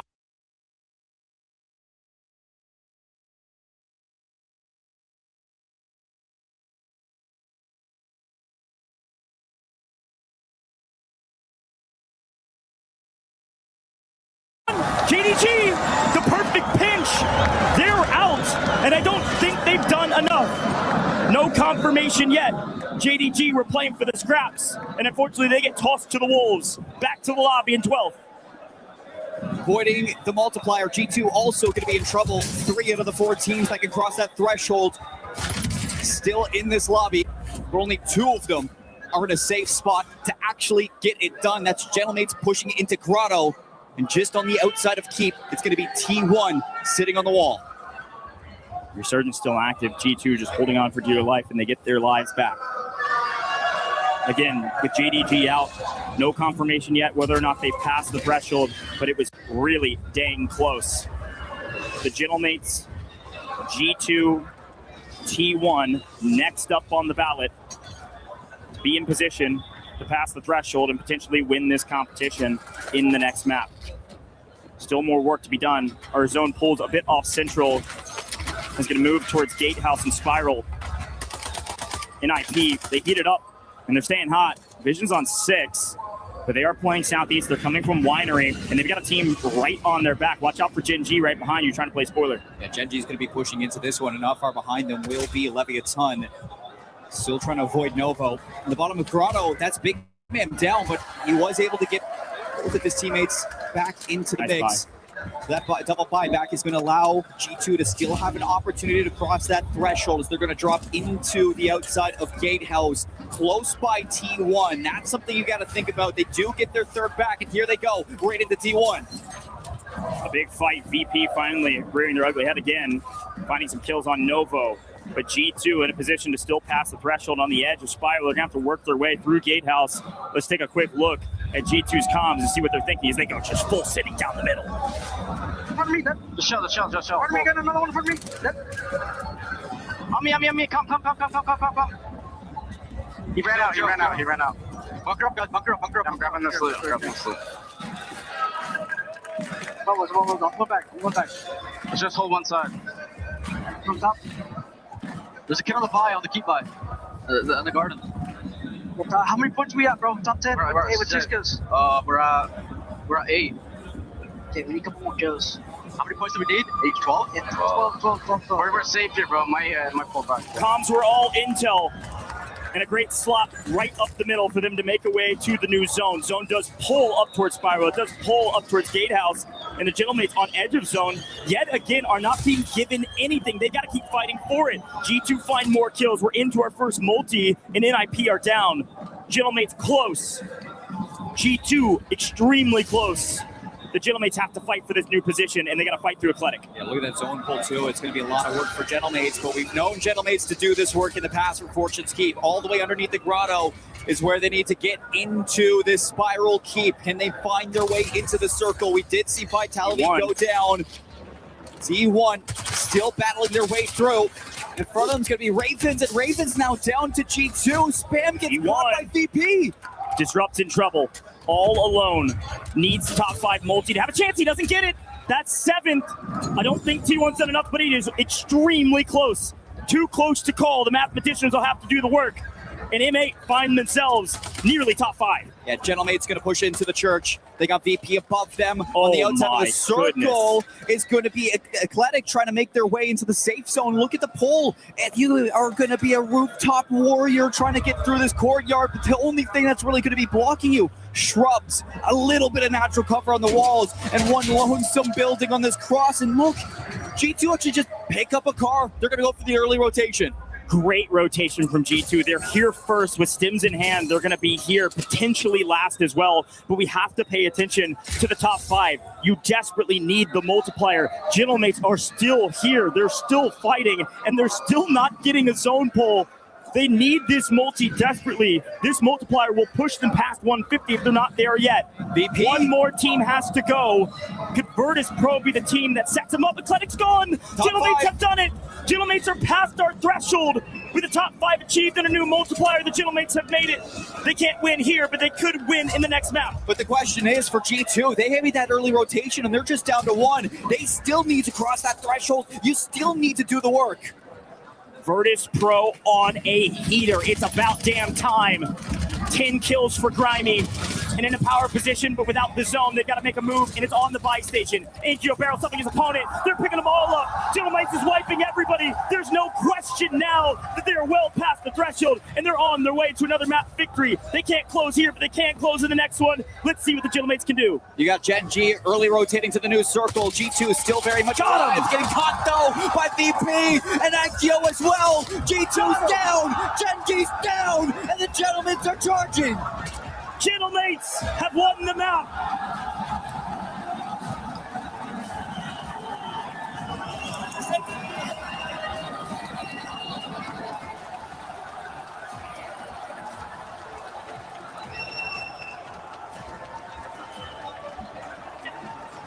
Gentlemates on Warzone match point. I know you can hear the crowd, people at home, and I know you wish you were here. Paris is turning up for one of the greatest Warzone competitions we've seen yet. At least 2 teams on Warzone match point, and I have a stinking suspicion there might be a couple more.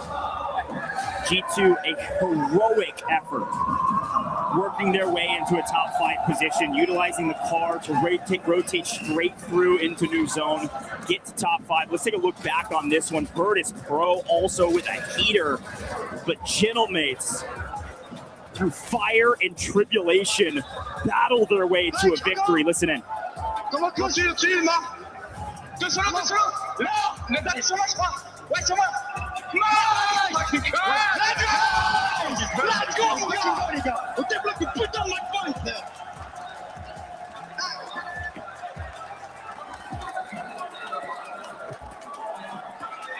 It is so close at the top. And the Gentlemates just put the fear of God in Twisted Minds. Could be one more map, could be many more maps. But all I know is it's going to be a dang good.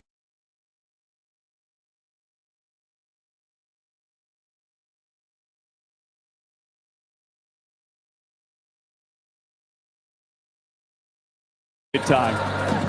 This is one for Gentlemates that they have been waiting for a very, very long time. I mean, we just talk about the year that this team has kind of gone through, and that LAN, that official LAN, has been eluding this crowd for so long. You go to Paris, you get to watch your team. And this is one you'll remember. The time to celebrate is now, but you never know what could happen, folks. Could be one more, could be many. We'll see you in just a moment.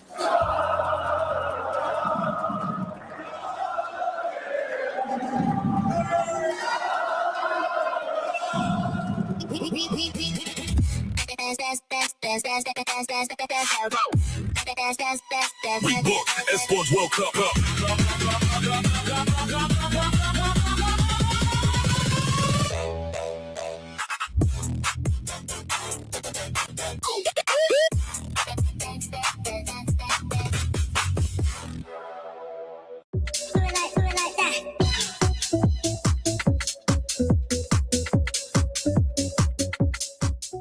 He thinks he can come in here and play my game.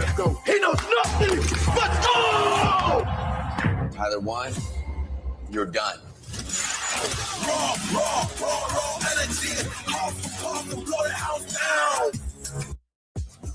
I'm side stage here while the games are taking place, and I thought I would catch up with my friends, the Ghosts. They've had a lovely time so far, and I thought I'd just... Oh, you've changed it. What's with the hair? Who's that? What's with the hair? I've grown it. Who's this? It's Sophie Snaz. Sophie, come here. What are you doing? Who let you in here? Sorry, I snuck in through the back. I'm sorry, guys. I had to get in here and see the amazing atmosphere here today at the EWC. It is amazing so far. We're having a really, really good time. Mate, look, what a tournament. What an experience. You've been in tournaments before. You've had a stressful time. What's it like? It's stressful, and I can't think when I'm stressed. I can't deal with it under pressure. So I can't imagine the pressure that these guys are playing at. They're playing so well, calm, collected. It's incredible. True professionals, if ever we've seen them. Well, you've already snuck your way into this tournament. Have you managed to sneak your way around the venue and catch any of the cool sights and sounds? I have. The stage where they're giving away the trophies is insane. Pristine. I'm looking forward to seeing the trophy centered later. Have you caught any of the games? I mean, obviously, you can hear the Gentlemates. They're having a good time so far. Great time. The Gentlemates is amazing. Like the atmosphere from the Gentlemates that they're bringing. The drums, insane. They're bringing a lot of fun, a lot of vibes. Great times. Still games to go here at EWC 26. Thank you, Sophie. Now, get back to work.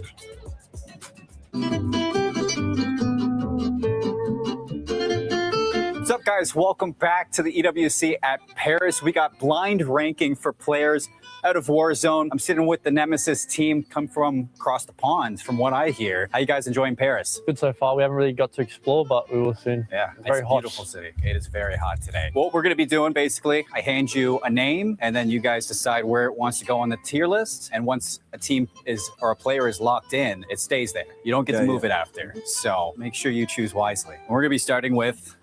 That's right pretty away. good. That's pretty good to start with. It's a pretty tough one to start with, I'll say. I think we have to leave S because there might be someone better.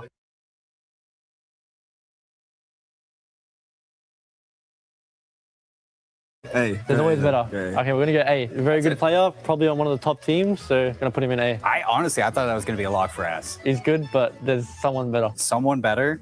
Is it this guy? That is not the guy. Criminal guy. But he's underrated. Criminal guy's good, bro. I'd say. My opinion, he is not the one. That's where I would put him. I think That's F for he could nearly go F. I'll be honest. I'll say C, but D. Meet in the middle. Go D or E. Nope. If you want to meet in the middle. 2 beats 1. We're gonna put him in F. Early F for the rookie. What about we got Nyson up next? B. I like this. I reckon I'll he go is. D. Because he's not better than Dongy, but he's probably like right below him. I agree. B. I think B. Yeah. B then. All right, shaping up the top. Lots of room for the bottom still. So keeping it open just in case. How about Gabe? I don't rate him personally. What do you reckon? Yes, C. What do you reckon? I'm tired of top 5. I reckon D. D or C. C. D? Okay, we go D. A bit inconsistent at times. How about Scumming? E. I wish we still had F. I'm 100% F. I do not like this guy, and I don't think he's good. No room at the bottom. No room at the bottom. Nope. Round it out. S and C left over. We got Shifty up next. You know what I'm saying? Like, I've just been doing this. It's S. Yeah. There's only one. Can't be below Nyson. There's only one person I can put above this guy, and he's not going to be on it. So we're going to put this guy S. Multiple world champion, won multiple lands. So I have to put some respect on his name. I think Dongy's teammate's going to have something to say about that one. I'll say they're about tied right now. I'll speak to him. How about the last one? We got another rookie for the year. That works. That works. That actually works out. Yeah, see. Yeah, he's that works out. Pretty good individual player. A bit inconsistent in the team recently, but I think that is actually a good order. I maybe switch these two around. That's about it. You guys feel the same way? Yeah. Everything Maybe looks good? switch those as well. But yeah, I think that works perfect. Yeah. I think we did pretty good. I think that's a good tier list. You wouldn't change anything? Me personally, I don't know about them, but I'd switch these two. And I'll be honest, I'll put Gabe over Stan. Yeah, I like Gabe. So I switch D and C and F and E. Yeah. All right. Well, there you have it. We got the tier list for players coming from Nemesis. I'd say a couple hot takes, in my opinion. I think I would switch these two around. That's in valid. my opinion. That's I would valid. switch them around. This guy's EWC champ. Other than that, it's looking good so far. Chat, let us know. What do you think about the tier list? If you would change anything, make sure you tell these guys. Shifty is an EWC champion. He's looking to do it once again because Twisted Minds right now, they are performing here and they're also performing on a different stage. Yeah, it's time for a quick CC update because there's a lot of chaos going on here today. Specifically, if we're talking about Overwatch, Twisted Minds versus Zeta Division. Now, this is a big one because they're actually 2-2 right now in their best of 7. It is back and forth. This is a day where if things go their way, potentially Twisted Minds could be taking home 2 wins, and that would be insane when it comes to CC standings. It would be. Thank you, Glitter. We appreciate your time with that CC update. Now, for some of the other squads, we just saw Gentlemates being able to get that win here, and we now have 4 squads in match point, baby. Dude, Gentlemates look unbelievable. The only slight you could knock them for right now is the fact that they dropped a couple of 1v1s that they really should have been able to win, but that's all in the past. Now it's about what happens from here on forward. You know you've got teammates that are looking like they're absolute demons in the lobby right now. You know that you shouldn't be afraid of the other names on the other side once you start squaring up. They got to close it out, and I think they have a chance to do it right here. Yeah, I mean, I was a little bit worried because, like, watching in their previous matches, they were making, like, slight mistakes that could have got them the win earlier. This is not to take away from their dominant performance in getting those kills, but the fact that they could then close out that has given me a lot more faith. That's definitely right. Yeah, you can see Gentlemates right now in first place with those 164. Twisted Minds, keep in mind, Twisted Minds could have won it in this match, but they ended up getting eliminated by none other than Leviathan because they ended up switching their spot. Yeah, that's just one of those things that, again, we talked about this in the pre-show. We talked about it early on.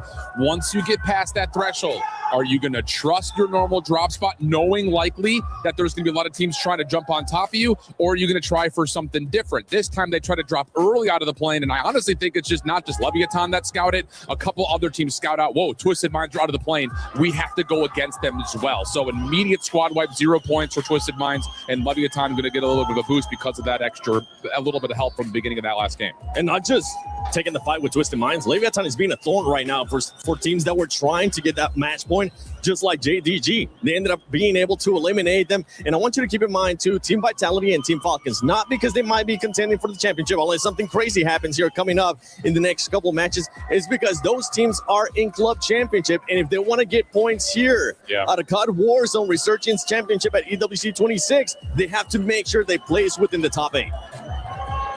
I mean, for Falcons, what the heck? Like, you just start to think that they're starting to build a little momentum after yesterday, and then today they've gotten 2 wins, but it's been like under double-digit kills for those wins, and neither time have you been able to really see any of the pop-offs come through that we're used to, because I think they understand that they're just not keeping the same pace that we were used to seeing in Birmingham and Atlanta. And so far throughout the weekend, they really haven't shown us much except for the survival stage, which, kind of is what it is. Yeah, and I'm just feeling like the vibes aren't there. They're a little bit down, and they're holding on to that too much.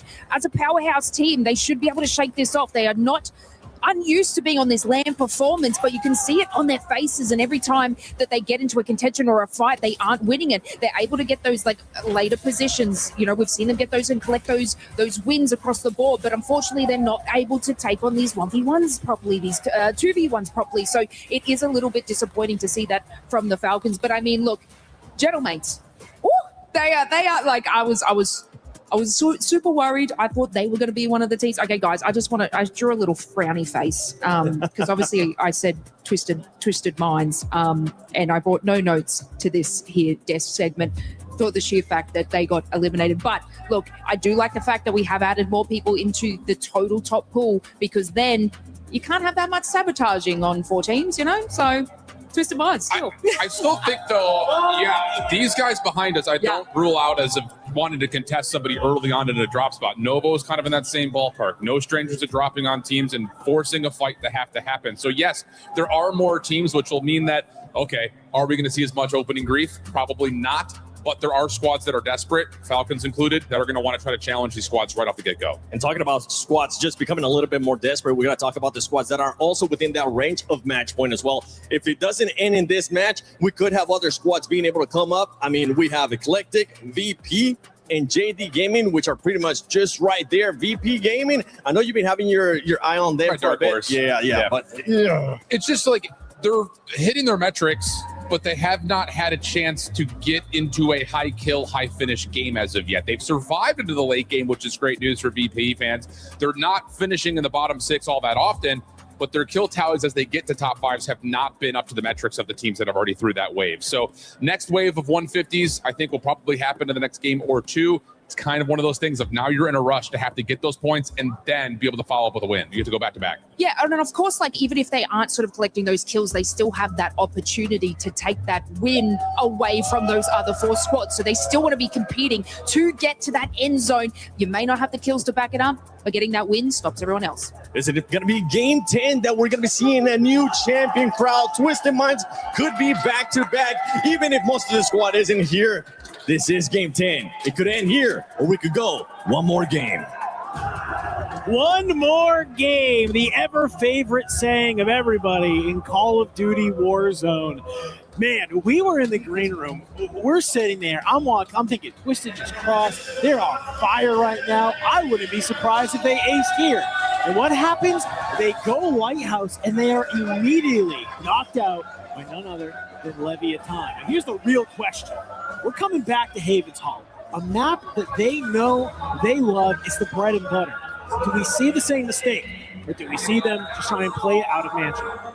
Honestly, I think I could go back to the map we just saw in order to kind of give us the gleanings of what we want for the future.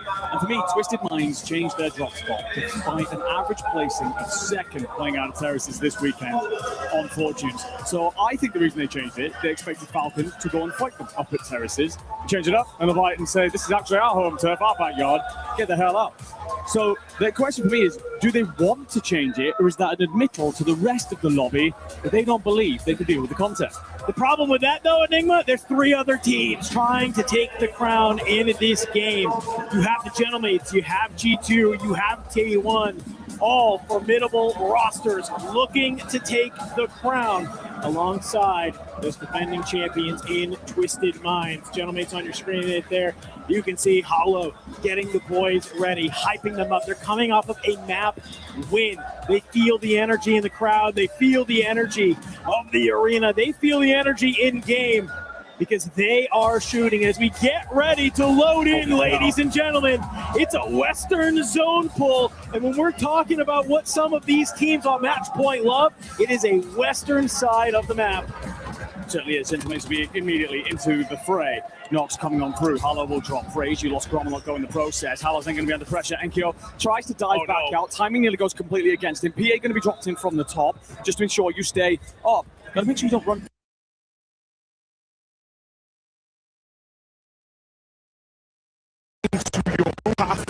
There, and well, thankfully the new update, you know where they're coming from, so at least he's able to guide his way to safety. But scary for a moment for the Gentlemate onto T1 under pressure at Church. And they don't actually even land directly at train station for them. It's about let's just land a little bit away from us.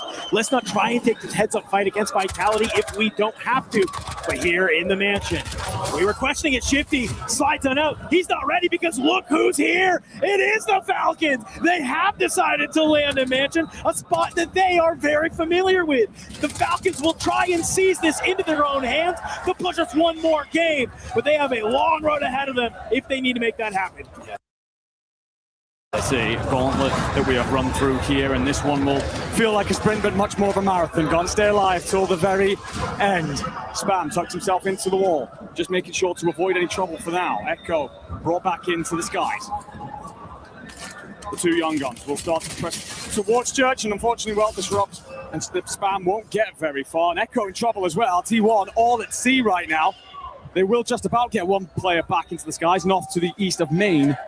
Either way, another match point team hanging on by a thread. Twisted have picked up a pocket of space on the north side of Mansion. G2, they're doing the typical. They're out at lumber. They will have a fountain of contracts. They will have amount of opportunities here to stack cash, get themselves all bought in and ready to go for the long rotation. I think if you're any of these match point teams, you're probably happiest if you are G2. It's pretty no man's land on your side of the map. It's a pretty wide rotation in. You can just try and do your best to avoid everybody and just maybe make your way into a power position for that end game side. Because what we've seen from the other three teams so far, it's hectic battles already. Continuing to rage on here at the mansion. In shock. Trying to take it against Shifty. He realizes I don't have to take this fight. Let me go ahead. Let me back on up. We try and gain some space. But you know, it's not only just the Ravens here, it's the Falcons as well. A lot of brains and birds here at the mansion. Well, you've got Nova rotating very early out of research, avoiding the issue that they so often have in these zones where they get held early, so they might meet everybody and turn this whole mansion kerfuffle into a much more of a deeper scuffle. Shifty just going to tuck himself away, take his time, let the fighting go on around you. You could end this map with 15 kills, you could end it with no kills. All you got to do is stand on top come the very end. Gentlemates have set themselves up around the gazebo side. Some of you may know this as Nate Dogg, not in the lobby, so I don't mind calling it that for once. But either way, the French side with the home fans beckoning, begging them to get over the line. Holding your breath for now as everything kicks off elsewhere. Oh, Disrupt, he's found himself in a good position here. Spam a little bit away at that fire station. And I think if you are Disrupt, it's just about maybe hoping that you get a little bit of a scam moment. What are you waiting for? Pops on out. Shots are there. You get the knock. You don't actually get the full. Gun swap will maybe finish the job for you, but the trades are enabled. T1, a little bit too aggro on that fight. You might be thinking to yourself, they don't need the points. Why are they taking it? It's because you need the space. No, certainly do. Confirmation, by the way, that JD Gaming will cross threshold. So should we see them in the next map, they have an opportunity to close as well. Because I've been in driving six so much of this afternoon, unfortunately stumbled in the last few. And now hoping that all these other teams don't close this. T1 will get themselves pushed up towards Train. G2 moving through East Main. It's going to be Gentlemen, of course, playing in from the south. G2 have a lot of space, actually. The entire eastern side of the circle cleared out, all the way pushed up to Bar, and they basically own 50% of the landmass that's available. You lose Enkyo, a little bit of a push in. Resurgence still up, still healthy. Timer's still low. Don't have to worry too much about it. But you do just have one member of the Gentlemates alive. It is going to be Gromelot. Will just lay in wait. Hang on. Spam back over here at the train station. Takes a fight against Z-Smith. Wrong person you want to do that to, buddy. Spam dropped. You can see you have Echo here. Disrupt flying in from the sky. Yet again, still a blender for this team. And it looks like two of our teams, it's not a great map for the other two. They've at least put their feet on the ground, and they're making their way into the best possible position. Virtus Pro go out as our first team here in map 10. 23 points from threshold. They'll have to go again. But all they can do now is sit and wait in the spectator camps. Tune in with the sides that have already made it over the line and hope to watch them be cut down. Blast is just going to hold his angle here on ducks. The doorways that so often lead to players flanking on this mansion rooftop. Again, they don't need to push anything out necessarily at this stage, but you are aware that at one point you're going to have to make a rotation over, so you want to clear out the lower levels to make that cleaner. Do something Falcons here as well. Big man. Good job holding these top white roofs. Disrupt though. Here it's a nice double chow. Unfortunately for you, both members of T1 are ready and waiting for that one. Praise Jay Bella. Put into the dirt. You got Believe still alive, but he's over at fire. No opportunity to help out the boys. And for T1, they'll continue to stay alive. Back on over towards the mansion we go. Novo, Twisted Minds, continuing to battle it out here. And you do have a member of the Ravens still alive here. That could cause some chaos. Shifty gets dropped by Novo, but the trade is instant from Almond. Just continuing to hold this rooftop, glass side. Not let anyone up. You're going to see actually Almond play around the backside here, and while his two teammates look to control the front, maybe a bit of a pinch play coming through. Not sure if they need to be aggressive on the back of it, but for now they can just lay in wait. Try and cut down anyone that's rotating out. Play exit. Shifty will actually get the inkling that Nearson's going to be at the doorway. Stays up for now. All three players survive. T1 off the back of that incredible play from Spam and Disrupt. That dynamic duo coming alive, slaughtering PBJ. Will set themselves up at the chapel, hoping it will be the safe haven and answer their prayers for the later stages. G2 have had the easiest rotation in ever. They've just walked their way all the way from Lumbermill here to Bard. They've taken out a couple players along the way. You saw Scythe getting into kill feed there with some kills on the Ravens, but it hasn't really been any opposition. The problem is where they are, you have T1 right in front of us, so maybe they finally will meet some opposition there. JDG on that southern side. While meanwhile, here at the top, the battle continues to rage on. King Chalk dropped alongside Soka. And you're just holding the glass side if you are Twisted Minds. Fully aware that the Falcons will continue to fight this. And it goes absolutely bonkers in the kill feed, but Spam and Co are going to tuck themselves in. The G2 roll up. Two teams on max point, squaring over center circle. Scythe does a great job to try and order the fight with a nade. You get Spam in the room there. Inside, he's going to use that as an opportunity to push on forward. Spam gets dropped. You're going to replay. Hop on up. You go for the full teammate surge on forward. Can you find the trade? It fires in, but you run out of bullets. Thankfully, you do get the knock inevitably. Disrupt, drop. It's Echo. He is sprinting away, trying to stay alive, but look at these blue arrows from G2. They are on the hunt. They are trying to bring him down. Guns up. G2 take out T1. Taking destiny into their own damn hands. They deny their greatest rivals in the moment and will claim all that center match. And there they go. Twisted Minds. The Falcons hung around, stuck around, and continue to slaughter them in their own damn backyard. The Falcons will push this yet further, as we're down to now just two more teams on max point. If there's anybody who's going to take this map into their hands, it's Hisoka. It's been a torrid day for them, but they will do what they can to make sure that they will have a shot at glory. The problem is you still have two teams in this lobby that are looking to end it here. One of them being G2, and they look pretty damn good. They're not looking bad at all. Got all this bond space and can roll as far forward as Chapel, relatively uncontested if they wish. The Falcons, you might have dealt with Twisted Minds, but how long are you left for this world? Soka and Dongi are going to make a stim play here. Again, not going to keep you in the fight for very long. Got to move at some point. For Athletic, it's all about tucking yourself in at Brick here. Right next door, the Gentle Maze. Our other team on match point. Still playing on the sim side though, down below. It's a couple of different players. It's going to be Athletic here. Dramalog, Hollow, they're doing a great job. Athletic trying to move into their house and take it, but the Gentlemans, they're going to say, no, no, no. This is our house. The only problem is in all of that, you lose Enku. It takes you an extra half a second to get that kill through. So for now, you're going to be outnumbered by several teams rotating over. JD Gaming going to be one of them that's stuck in getting to the nearest buy. So you're hoping and praying to find a timing and move on up to be involved in the later stage of this fight. G2 starting to move forward, sending some shots over to AG Global, but you have Leviathan stopping you in the way. You have to be perfect about how you want to play this rotation. And I like the positioning where you just have one player just kind of looking at that mansion cross. Gentlemates will manage to get in zone. You cross here into fire. The problem is Slappy from above. He pops up at the right time alongside Milvin. You drop Hollow. Gentlemates, it's now just down to Gromuluk. He has $6,900. If he can finesse his way to a buy station, you get the boys back on in. But that is a huge ask, and they must win now. Yeah, he's praying that someone's going to shoot at JD Gaming. If he tries to rotate train station side, he'll be met with company. Can't really get out north. It's all banking on the one play where JD Gaming face pressure from elsewhere. For now, taking his time, holding his nerve, the best play. And as the zone starts to creep inland, as train station is mostly dissected, as G2 squeeze up towards Chapel, they'll have two other sides nearby. Yet more checkboxes. The edge them ever closer to closing this tournament out. Another team drops in the back. That will be Ninjas in Pajamas. And if you are G2, you're taking a look at that team's remaining number. And you're starting to feel the pressure as it continues to tick down. You can see on the top left side of your screen there, Zone will pull heavy left. So what stands between G2 and Destiny is going to be a number of teams, potentially one member of the Falcons, Leviathan, and also PBJ. Well, just hoping that the JD players vacate the area. For G2, it's about trying not to attract too much attention, but as Zion keeps his head out for far too long, Soka cuts him, ensures that G2 bleed going into the later stages, so now none of our match point teams are at full strength. Soka will get found out. G2, they're starting to push forward. Let's go ahead. Let's see how they're feeling. The far right strangled up, bro. He can't even go right. He's holding. You have Sims or no?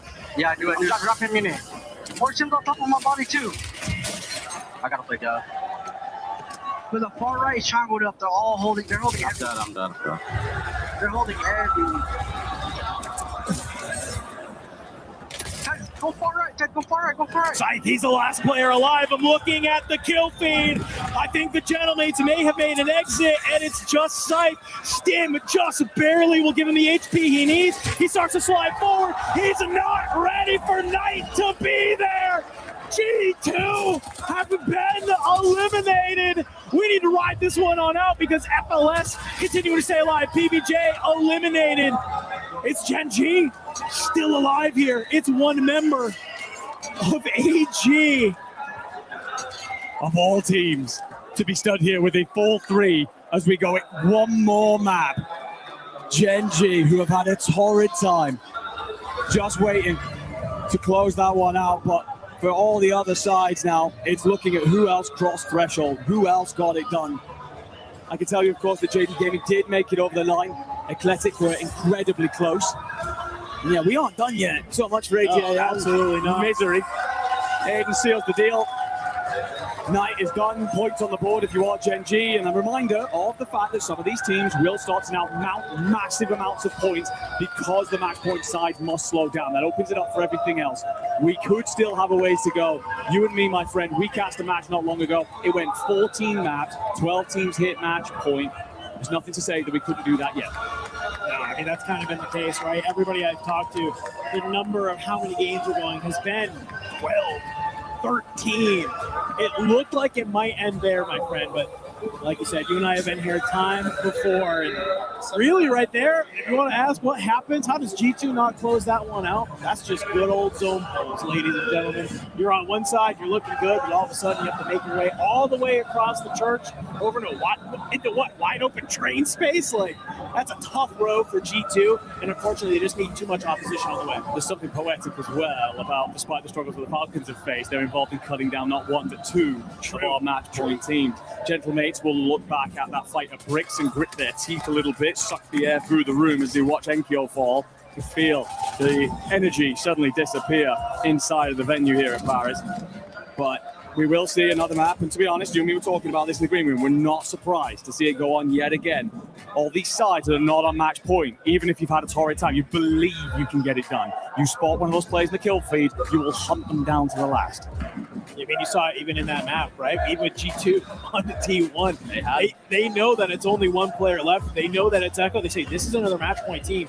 We have a chance to make this a lot easier for ourselves.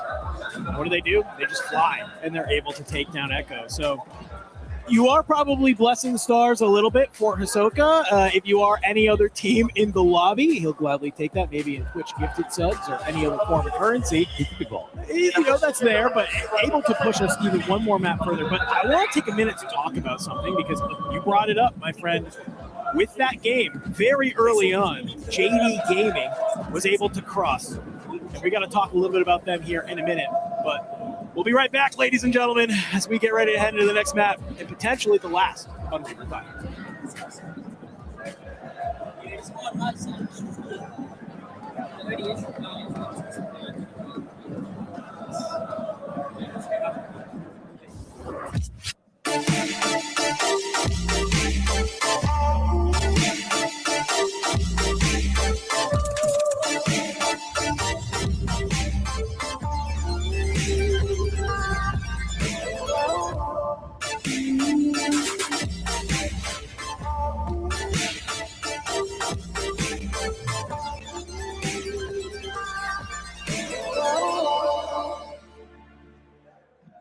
Everyone is playing, you're not yet.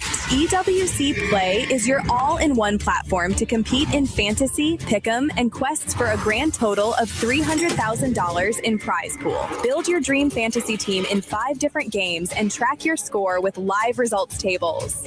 Predict the winner of every game, every group stage, and every tournament. Complete daily and weekly challenges to earn boosters that help you climb the global leaderboard. Got what it takes? Join EWC Play now.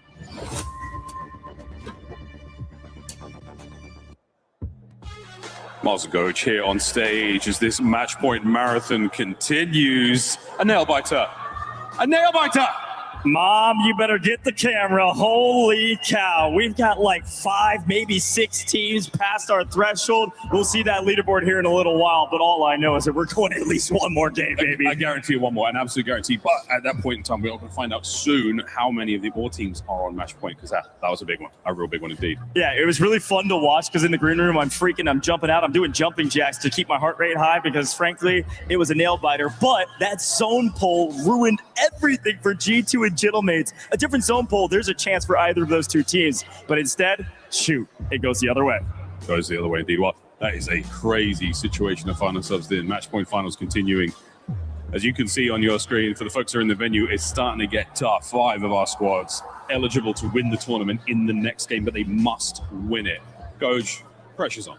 And big shout out to JDG. We saw the leaderboard right before we got into that last match, and the big story where the team's already on the match point threshold, but JDG was only a point away, like 1.2. So they did well more than enough than they needed to be there as well. We now have 5 teams that can close it out right here, right now. I'm so pumped. Coach, in your experience, is there much a team changes now about how they play? It's not about kills, it's just about the win. Is that going to shift the tides in terms, if in favor for anyone?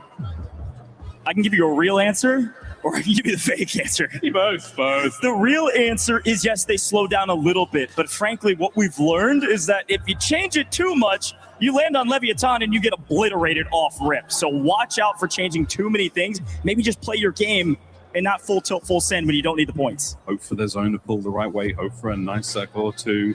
Hope only gets you so far here. And as you know, hope that's the thing that kills you the most.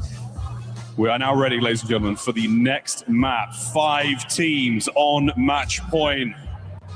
Enigma, Dandro, get us through it. Whew. Get us through it. Brother, we're loving this right now. We're living the dream.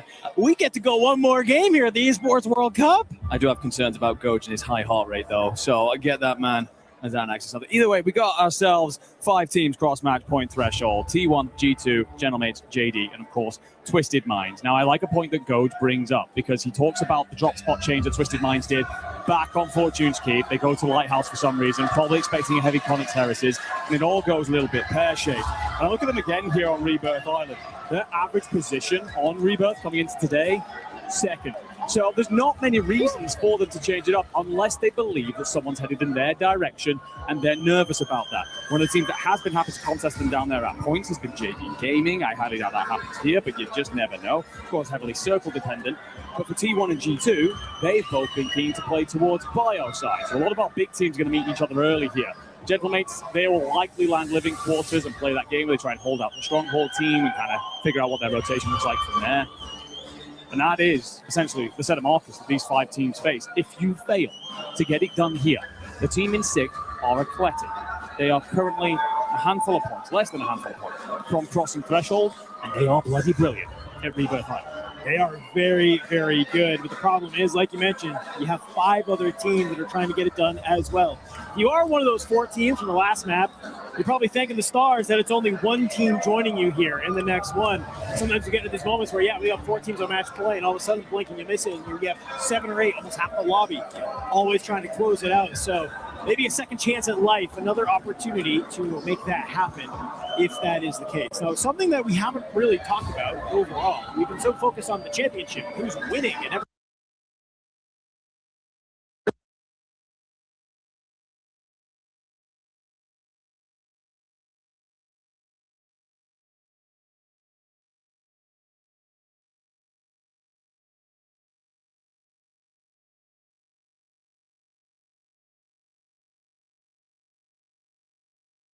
Like that. Reminder, folks, once somebody, any of these teams on match point win, the rest of the leaderboard freezes. Yes. Okay, so it's also kind of about points. Reminder, folks, there's a little team that we all know and love called the Gentlemates that just last year crossed threshold and just fried out in their last game to jump from basically 6th all the way to 2nd. And next thing you know, they're able to take home the 2nd at the Esports World Cup, which is a lot better than the prize pool they had before. It certainly is, and it's important because Eclectic, who will do sit in 6th, they need just the 4 points. So as soon as they've got those, they can just fly at the rest of this lobby and try and scoop as many points as possible, aiming to stand as tall as possible, so then when they slow it down later, they don't have to worry about dropping down the leaderboard. So there is a lot of different storylines at play here. And of course, all the other teams that are involved in this, they don't want it to end yet. They will still believe that they can win this. Just back from them, Virtus Pro. They would need 22 points to get over the threshold. They're more than capable of that playing out of the control center side. Team Novo, they're a bit further back than that, but that is a side that has dropped 30, 40 point bangers very recently on this map. So they will think we can close that threshold, and it goes on and on. The Gentlemates fans banging the drums, sending the energy to their team to try and close it out here in map number 11. I didn't want to say this. We closed Birmingham in map 11. We closed Atlanta in map 11. Do we close the Esports World Cup in Paris on map 11? Of so many of those players, 15 of them in fact on the stage, they will be hoping so, and in their favor. The remainder will do everything they can to push it on yet. The island is unforgiving, unrelenting. It will demand high pace and everything that you can really muster. But for the sides that are looking to just slow things down and close it out, it's about choosing your fights. When to pump the gas, when to hit the brakes. You have to really hold on, especially in a map like Rebirth Island, right? You have to make sure that you understand, when do we surge forward? We need to take this fight. Is this the best position for us to try and play out the rest of this game?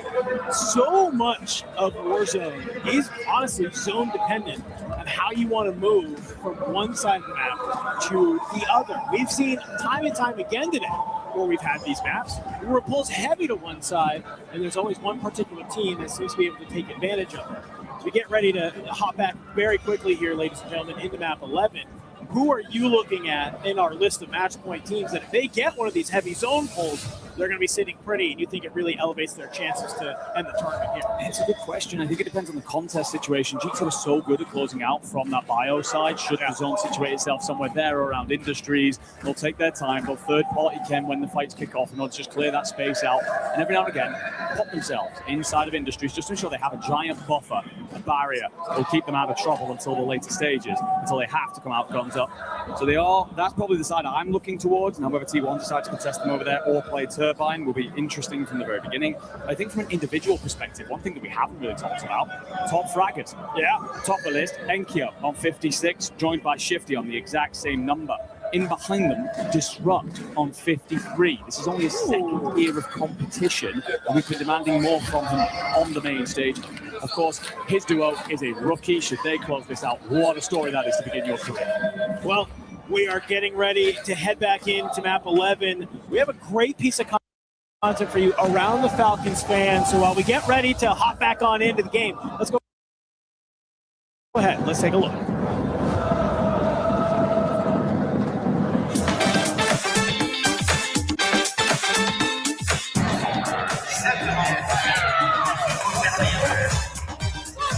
EWC is in Paris is different of whatever I've seen. I've always been around football, basketball, baseball crowds. This EWC experience is crazy.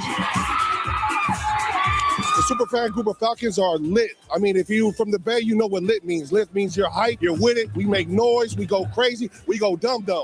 That's what we do. He's insane. His whole family, Sokka's family, is great. I have met his brothers also. Hisoka and his dad, and then 2 small Hisokas. That vibe, they are all great.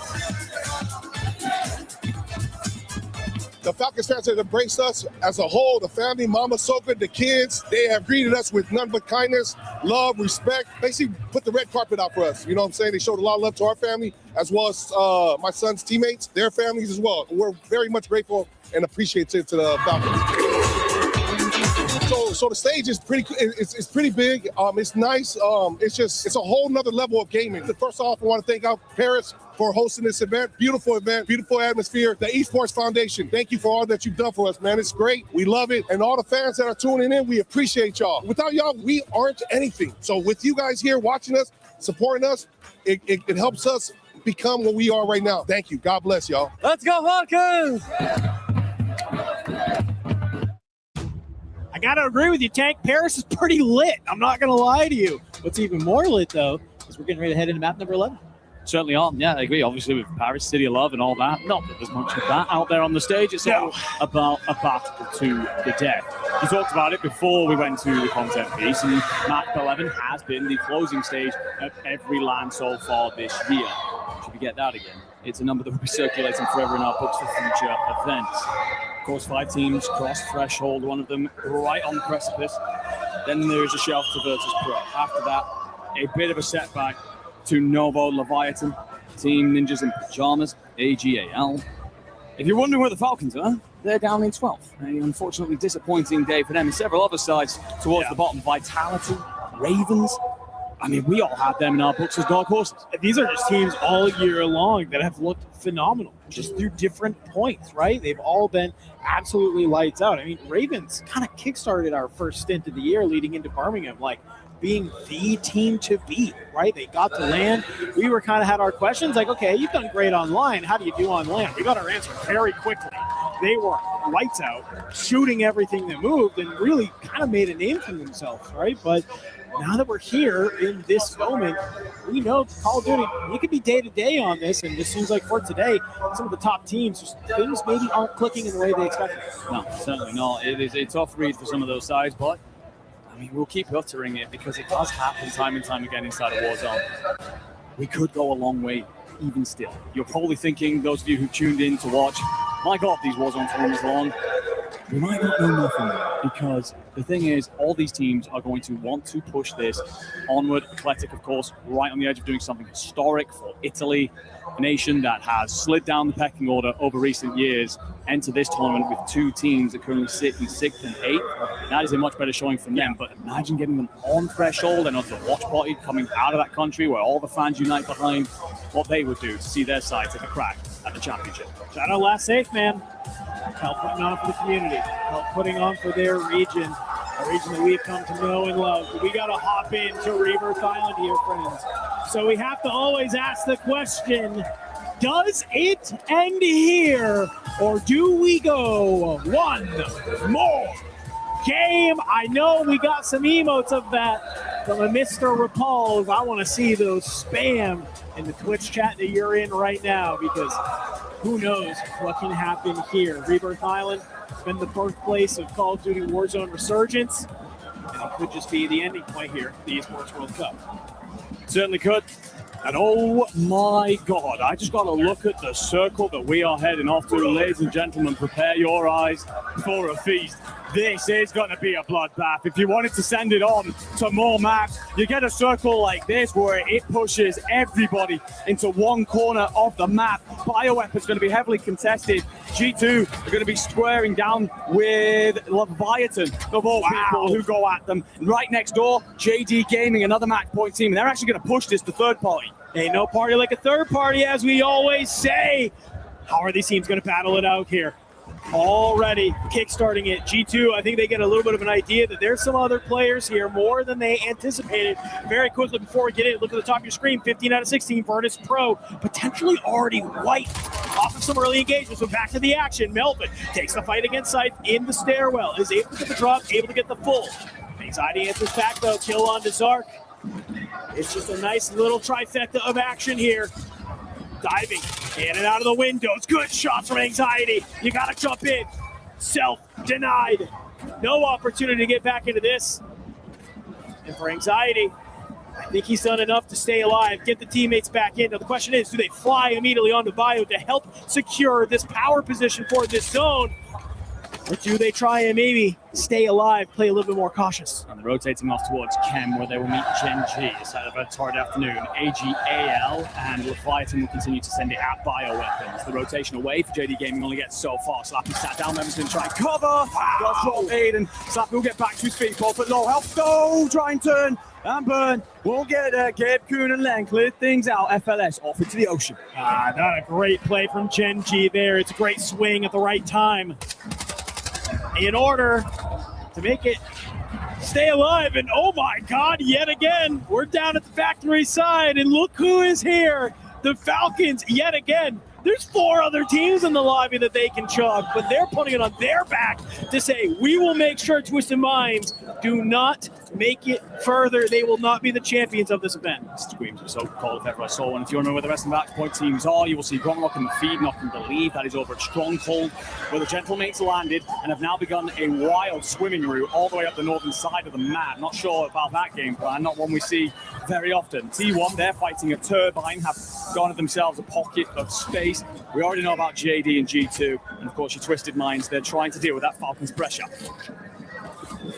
So much action happening elsewhere around our map, but down at Bio, JDG taking a fight against G2. Scythe, he's still here, play it clean up. Slappy, Melvin dropped yet again into the blender. Does JDG continue to go? Nevertheless, taking absolutely zero risks. The deepest breath of your life into the floor of the seas we go. Gentlemates on this swimming route that I was talking about. To be fair, if you don't run into trouble, it will literally lead you all the way to Bioweapons. It just depends on where they want to get off, where they do want to head back to shore. Twisted Minds move through factory, breaching, clearing, looking for threats. Speaking of which, G2 have dealt with all of theirs so far, and as JD come back yet again, Big Man, Anxiety, and Scythe are locking this down.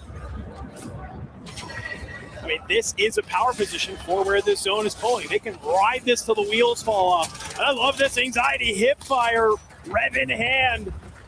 Take down Slappy. You're just not giving JDG an opportunity to even try and stay into this tournament. A little bit of a do-si-do around the shack here as you were trying to bring one of these members of Gen G down into the line of sight of your teammates. It's going to be Gabe inside. Good armor crack from Anxiety, but you've already done what you need to do. That's back Gen G down. Get over to Bio with your teammates. I love his positioning in that fight. Very disciplined from the young man. Decides to back off, put himself where the windows of Bioweapons are exposed, and it allows Scythe and Big Man to cover his retreat. We'll get back together as a 3. Try and, again, lock down that northeastern corner. They've done so well through this year. Swatting away all comers. T1 will dodge a precision airstrike. Great shots out of Spam in the end to cut key bays. Twisted Mind trying to move through Harbor here. Looks like they have dealt with Falcons on a day where they can seemingly do no right. G2 continue to just mop points out of JD Gaming. Again, it doesn't matter how many points you put on the board. If you close out, you win. So for JD Gaming, this isn't a bad thing necessarily, but you can't build your way into the map. You can't get advanced UAVs, intel, etc. You are fighting from behind. G2 currently have 13 kills. JD have 5. Give you any sort of an idea of how that contest is going back and forth between those two teams. I don't even know if I can call it a contest. It feels like a feeding frenzy for G2 at that point. But already, some great defense coming out of G2 here. Like we said, it's going to force so many of these teams to have to get pushed to this side of the map. Look at the Gentlemates out into the water, and I'm seeing shots coming out of Z-Dark down into them. If I'm the Gentlemates here, this is not the position I want to try and be in. Honestly, I just don't understand this rotation. Maybe they pulled it off and call them geniuses, but felt risky to me. And Gromalok now, he'll be sat down next. Harlow's under pressure out in the waters. Can you stay up? Just about dodges a bullet or two. The new velocity mechanics in the water probably cutting him clean, but we will just about burn through the Resurgence timer. Should get Enkyo back up momentarily. Gromalok a couple of seconds after that. Yet again, you do not want to be just trying to rely on water physics for your tournament dream to stay alive. And the problem is when you're out here, you have about 6 different teams looking out into the water, looking to cut you down. Next circle pull absolutely massive, by the way, not only because we soon approach fire sale and the advance and everything that goes on with all these sites being forced into a small area due to the way the circle works, but it will tell people whether we are heading more towards bio, industries, chemical, etc., and they'll all have to get on their bikes, put themselves in win condition. Shifty tries to lurk his way up the stairs. However, for you, the Ravens controlling top prison. They get a little bit of a peek, and they will bring you down. Last is the last player alive from Twisted Minds for the moment, playing top red. You do have a couple members of Gen G in front of you. At Harbor, at Chemical. Oh my God. Good shots from Big Man onto FLS. This could actually be huge because the other 2 members of JDG, they're still not even on the floor yet. Well, the reason why JDG have... Oh my God, he gets the self off. What? I think Big Man expects him to just bleed out, so doesn't bother taking the remainder of the shots, hits the reload, and FLS just about gets himself back alive and swimming yet again. But this is the reason why JDG can continue to suffer, why you're seeing Sakugai in the feed and such, because FLS is out there, so it's safety for now. Gromalok into the water. Twisted Minds under pressure, and it will be JD Gaming wiped. They're done here. Over. One of our match point teams finished. We'll press on with the rest. G2 have complete control over bio. The circle pool's relatively central, so that's looking more like an Industries or Shack kind of circle. The Gentlemates have all turned tail and headed towards that center, but it's held by Leviathan. Almond just playing his life, staying alive. The problem is he's caught on the outside of Chemical down below. Lennon will find another. Still, just no opportunity to stay alive. And the shots are going in too much on the fly-in. Shifty. He's lost all of his plates as he hits the deck. Blast has been dropped. Shifty, he's got to stay alive here. Is he going to be able to? No, he cannot. He's taken out. And in the process, who else leaves the lobby? The Falcons. G2 truly in the driving seat right now. And the Gentlemates are out. That swimming rotation does not pay out in the end. T1 trying to set up a turbine. Suffering right now. Spam stripped of plates. Echo's trying to drill some efforts in the return. Oh Smith. my God. How do you get one from there? Skullface on the coverage over the back of the board. And you get yourselves in and will retrieve Echo from the buy station that is just on top of turbine. So yes, you lose your leader in the moment, but you have time to reestablish yourselves. These teams are just dropping so quickly from the top squads who we expected to be here are just gone. They're eliminated. Out into the buy station, Fede goes to try and get Novo. Maybe another chance here, but Knight in the kill feed. Wiped, Believe, wiped. That's AGAL. That's PBJ gone. One more team needs to drop to put us into the top 5. Down to our top 16, of which match point we have T1 under pressure right now from the Ravens. Nielsen sends it and loses the fight. Disrupt to Spam going to work here. They'll hit the buy station, pick up whatever they require. UAVs in hand, looking to set themselves up with the information for the rotation. G2, they will deal with Novo again and again, and actually Gen G have a body in this direction. Could let them be a thorn in the side. Robbie will crawl to a patience because we're missing so many teams. You can see on the top left side of your screen here, nobody really has to be on top of each other. God. And the zone pulls one more time, and G2 still control bio. T1 do have enough in the sense for an advanced UAV. will give them everything they need to know. Could play in through Industries, but what they want to do is clear out that southern side or western side of the circle, of which there are 2 Ravens players and 1 from Gen G. You do that, you can almost set up a straight square off with G2 in that Industries building later. You're just trying to figure out when they get active, where to make the move. And between them, Leviathan still exists as a full 3 in the Shag. What role could they play in whether or not we see one more map? Everybody crawling down here. T1 have decided to clear out their backside over here at Prison. I don't mind it. You have a member of Ravens who will get found out in King Chalk. You have 1 member of Gen G. Will you see Gabe Kuhn here? Gabe has the opportunity to spoil this for T1. Unfortunately for him, the timing is just not there. Spam cuts him down.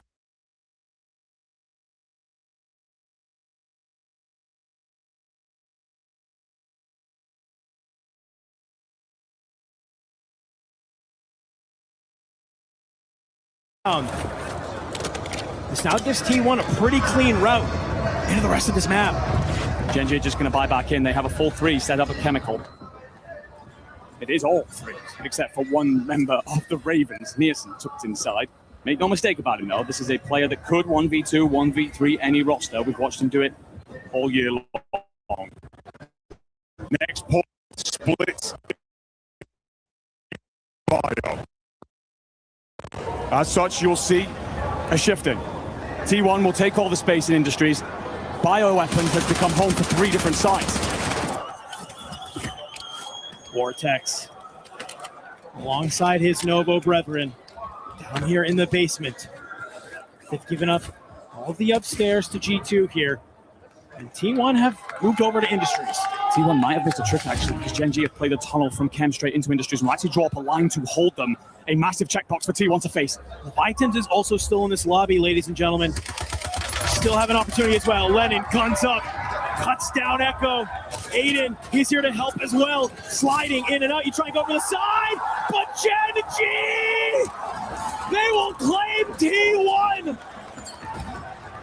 And here we go, ladies and gentlemen. 4 teams remain in map number 11. Gen G have gained all of Industries' control. The fights have forced pretty much everybody else over to bioweapons. That multi-layered building will become a kill box for everybody inside of it in a moment. G2 4-3, they'll be the highest team. In the basement exist the Italians of Novo. And then in the middle ground, it is, of course, your Latam north side. Leviathan, the Ogre, and the crew have rolled up to try and take control. But look at where the zone is pulled. Gen G, they're in such a good opportunity here. Gabe Kuhn's going to open up the fight onto Anxiety. Sight has to stay down below. Start calling in the streaks. You haven't got the full on Anxiety yet, and you're actually going to move over and get this tap. You're going to let Leviathan, you're going to let Novo go ahead, battle it out. Meanwhile, Sight, he's jumped up. He's been able to find Aiden. You have managed to get yourself pushed up into Chemical. You have the numbers advantage, but you're getting banged away at by Leviathan on the backside. One of you gets dropped. I don't think there's anyone to trade that, though, so you should be able to get into his feet if you're Anxiety and Big Man. You need field medic here, though, if you are Anxiety, and you will get the tap. Zone will continue to move over, but Leviathan, you can see it on the top left side of your screen. They're starting this rotation. They've got to find a way through, though, cleanly, and there will be a fight, and Gabe Kuhn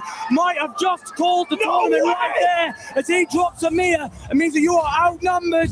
Everybody else, G2 in the driving seat. It's all 3 members of G2. They find Gabe Kuhn. It's just 1 player of Leviathan. Enigma, G2, they just need this 1 last kill in order to become the Esports World Cup champions, and you can tell the hesitation is there.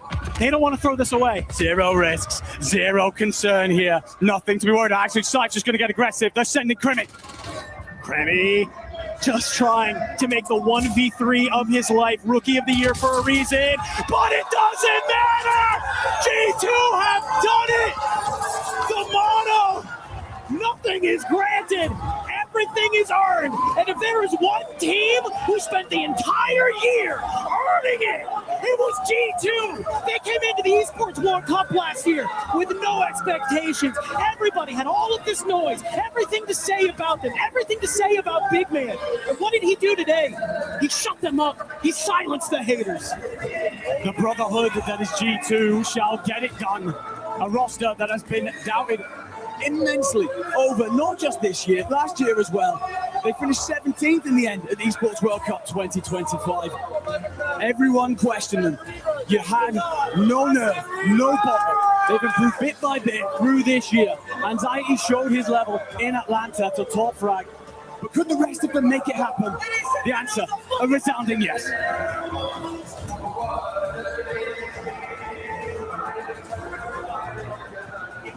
Before the group stages,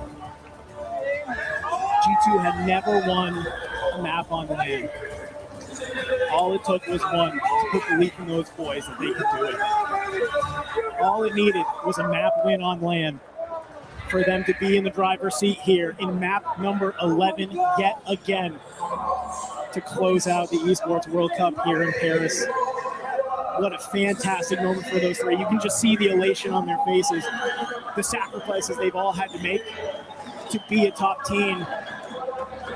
And already you can see the chatter has started across the aisle.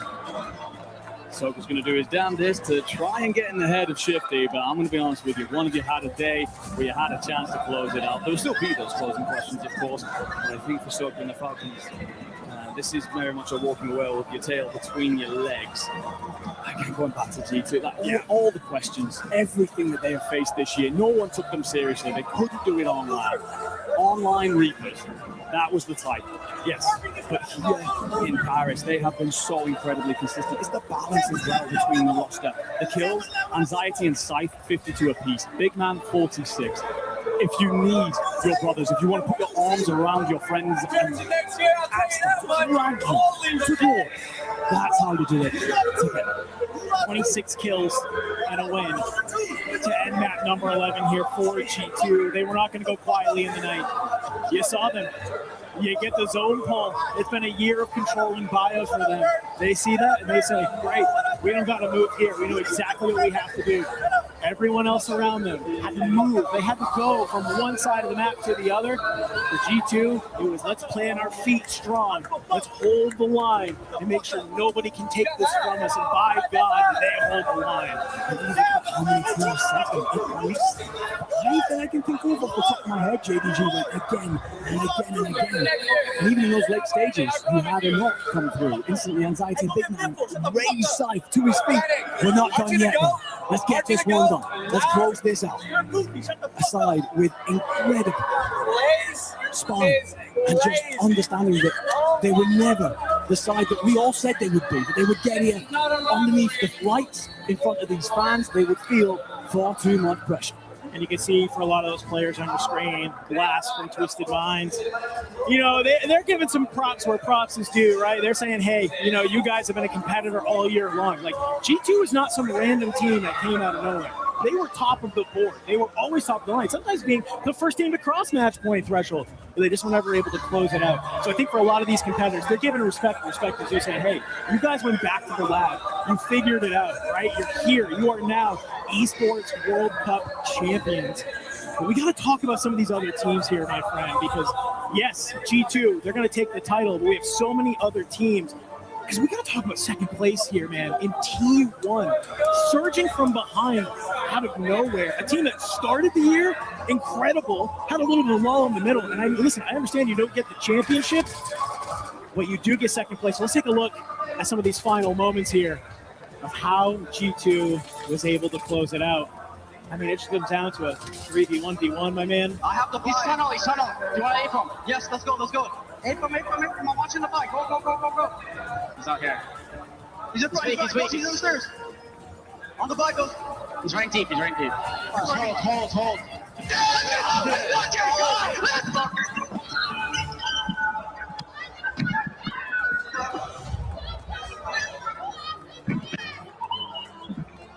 Celebrations echoing out.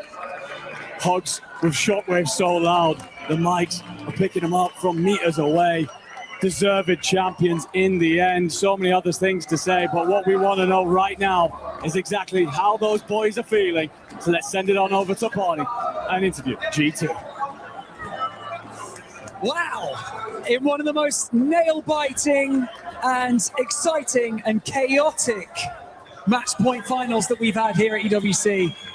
G2 Esports, you've managed to do it. Anxiety, try to put into words how you're feeling right now, bud. I got no words right now. None. I'm just shocked that we won that game. There's just no words. There's no words, there's no words. There's always words. Come on, Anxiety, let's do this. Scythe, my man. To be able to do this, to be able to accomplish this at the Esports World Cup 2026 alongside these boys, I mean, give some props to your teammates. What an incredible show out they've had. I mean, bro, I've been playing with them for the past 4 years. Last year at EWC, we almost got dead last. And for this year, just prove all the doubters wrong, especially this guy on my right, it doesn't feel real. Just to keep it honest, it's crazy. Big man, I'm coming over to you. To perform like this on the main stage when it matters the most, that's got to feel good, right? Yeah, it feels good, especially from last year. I was laying on rock bottom from fucking everyone calling me a cheater, all this shit. And now we won, so it was literally just the storyline meant to be. It hasn't hit me yet. It doesn't feel real, but it'll hit me later. But it just felt like a scrim to me. Felt like a scrim. It definitely is going to hit you later. Gentlemen, I'm going to need you to get on your feet because we've got some things to do, as you can imagine. Ladies and gentlemen, G2 Esports managing to secure that incredible win here at the Esports World Cup. And of course, as the winners, you've got some pretty cool things you get to do. And one of those things is over here. Our awesome Crusher. Now, this is your first time over here, isn't it? How does it look? What's the view like of all these keys? Beautiful. That looks beautiful. It does, doesn't it? Right, step up onto here. Let's go. Right. Keys to crush, trophies to lift, you know, all that jazz. It's just another day at the office, isn't it? So, before we crown you guys as champions, of course, we've got to do this bit. Now, all of these teams that you're about to eliminate from the competition, namely the best in the business, but right now you guys are the best in the business. Is there anything you'd like to say to the teams before you crush their keys? I mean, GG's, that's all I can say. It's been a crazy tournament. I appreciate all the support and good game to all the competitors. GG's, I guess, yeah. GG's. A somber feeling over here, but I'm sure it's about to feel better once we do this. Right, Scythe, I'm gonna get you to open up the iris, please. Just press that button. Here we go. 2 have already gone, but see you later. Okay, we have the remaining keys from this competition today. Match point finals is about to be over once you pull on that lever. So Anxiety, delicately pull on this lever in 3, 2, 1. Ooh. And with that, only one key is left intact, and that key belongs to G2 Esports. So if I can please ask our key master to come out here to present you with your key, because we've still got some more things to do, guys. You're champions, we've got things to do. Jacob, if you could hand over the key, who wants to take it? Go on, Scythe. Right. Now, that was pretty satisfying, wasn't it, to pull on that level? Yes, it was. It was pretty satisfying. Right, gentlemen, I'm going to get you to walk down the Gadia City grid. I'm going to get you guys to place that key in the center of your trophy and seal it as champions of the 2026 Esports World Cup. Once you've done that, I want you to lift the trophy for everyone to see and just bask in the moment, boys, okay? Ladies and gentlemen, make some noise. Your champions, G2 Esports.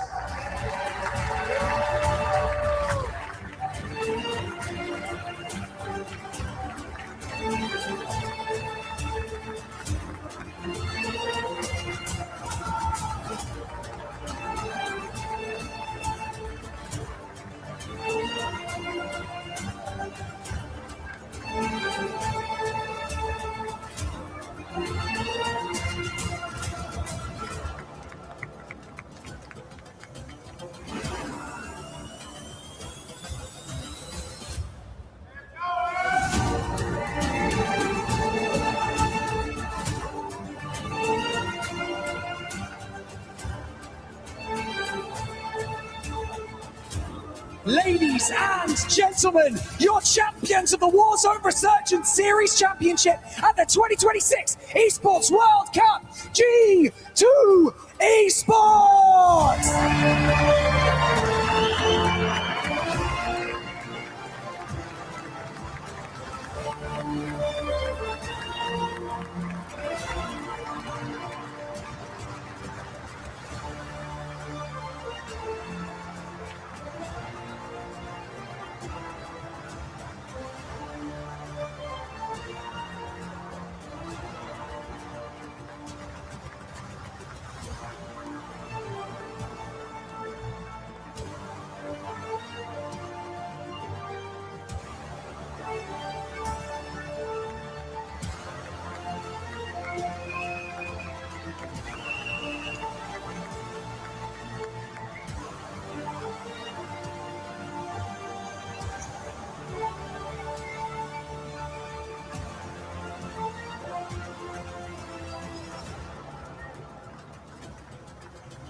Gentlemen, we're not done yet. We're not done yet. First and foremost, one thing that we have to acknowledge out here in the Esports World Cup is that none of us would be here without the fans. And so, Sai, is there anything you would like to say to the G2 Esports fans out there and the guys who've been supporting you throughout your whole journey to the Esports World Cup?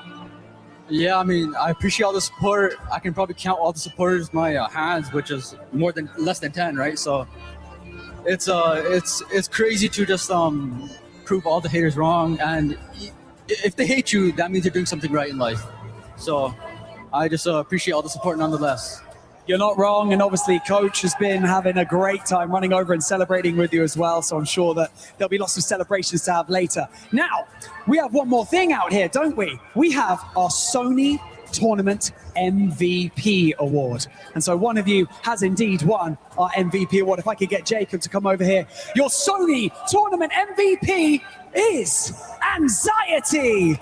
Congratulations. Make some noise for Anxiety, everyone.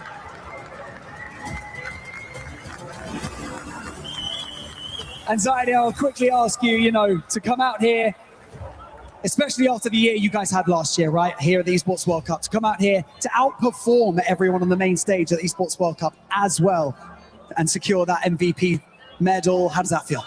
It was amazing. I mean, I had no words. I lost my voice screaming. This is amazing.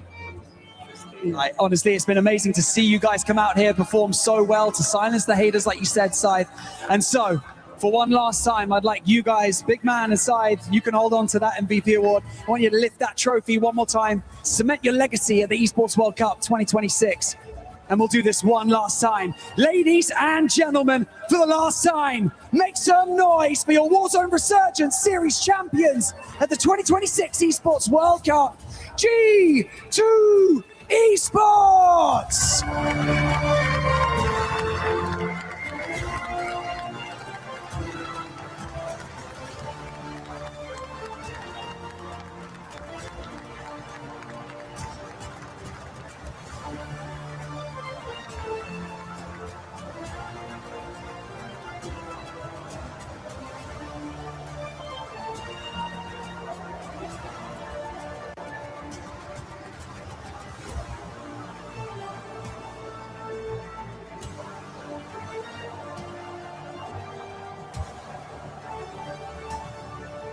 An amazing performance from G2 Esports, starting off hot at the beginning of the day, being super consistent. In the first 4 matches, this squad did not leave the top 3.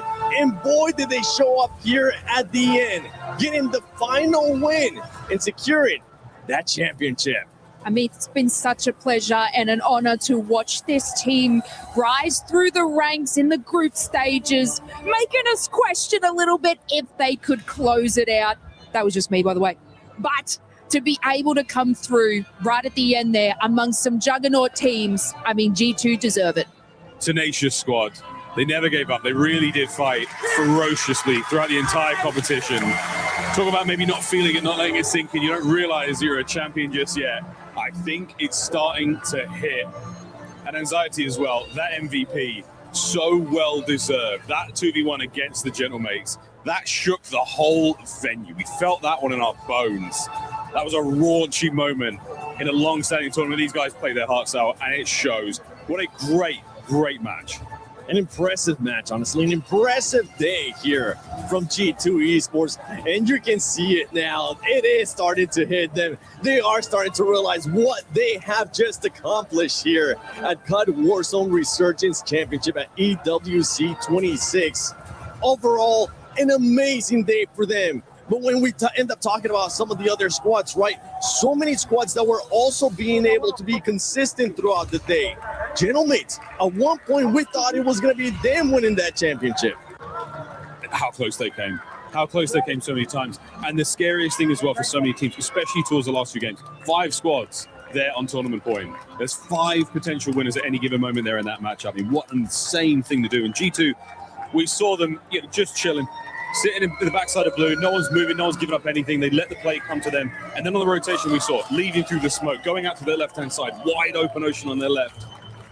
A single revive, 2 smokes made all the difference between them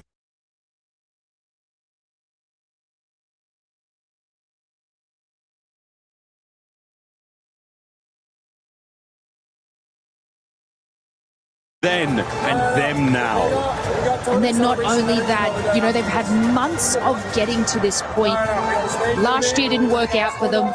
They took that back and they decided to be champions this year. And that's taking down the likes of Twisted Minds, Vitality, VP, the Falcons. This is an obviously beautiful moment for them.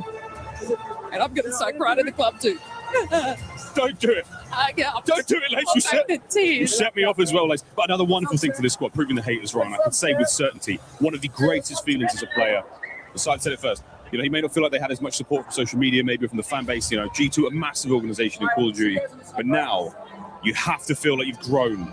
Anxiety's play, the excitement, their big man story, science gameplay, and just that moment. You've got the championship now. You've done it. You've won it. You've been there. You've done that. You come back next year from absolute rags the year before to champions. That is an unbelievable journey, and it is definitely starting to sink in now. They make their way to the totem.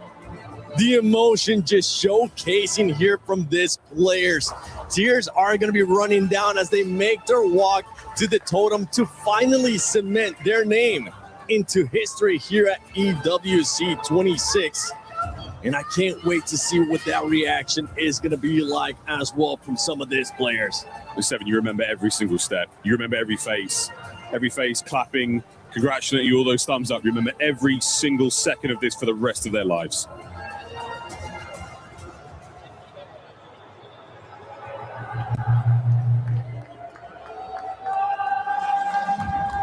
Please, once again, welcome to the totem, your Warzone Esports World Cup 2026 winners, G2!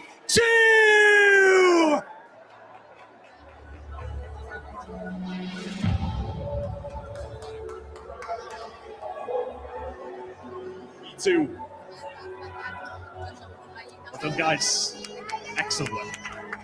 Please, take to the stage, grab your frame, and engrave your names in Esports World Cup history.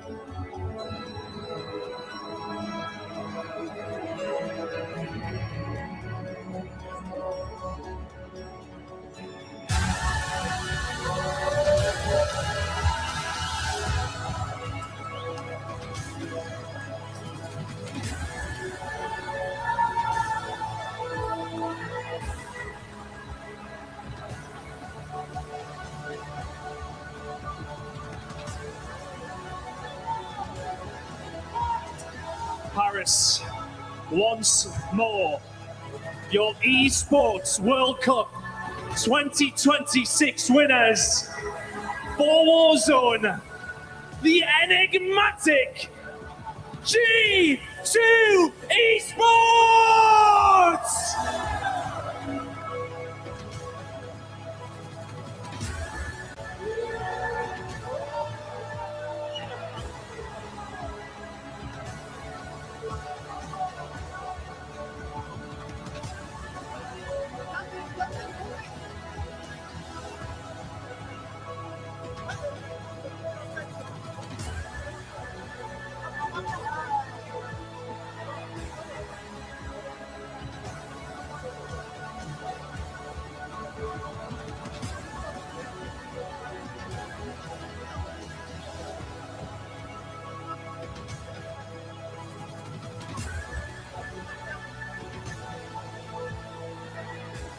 A heartbreak for 31 teams that were trying to be in that place right there, where G2 Esports is now. And that is none other than the COD Warzone Resurgence Championship at EWC 26 champions.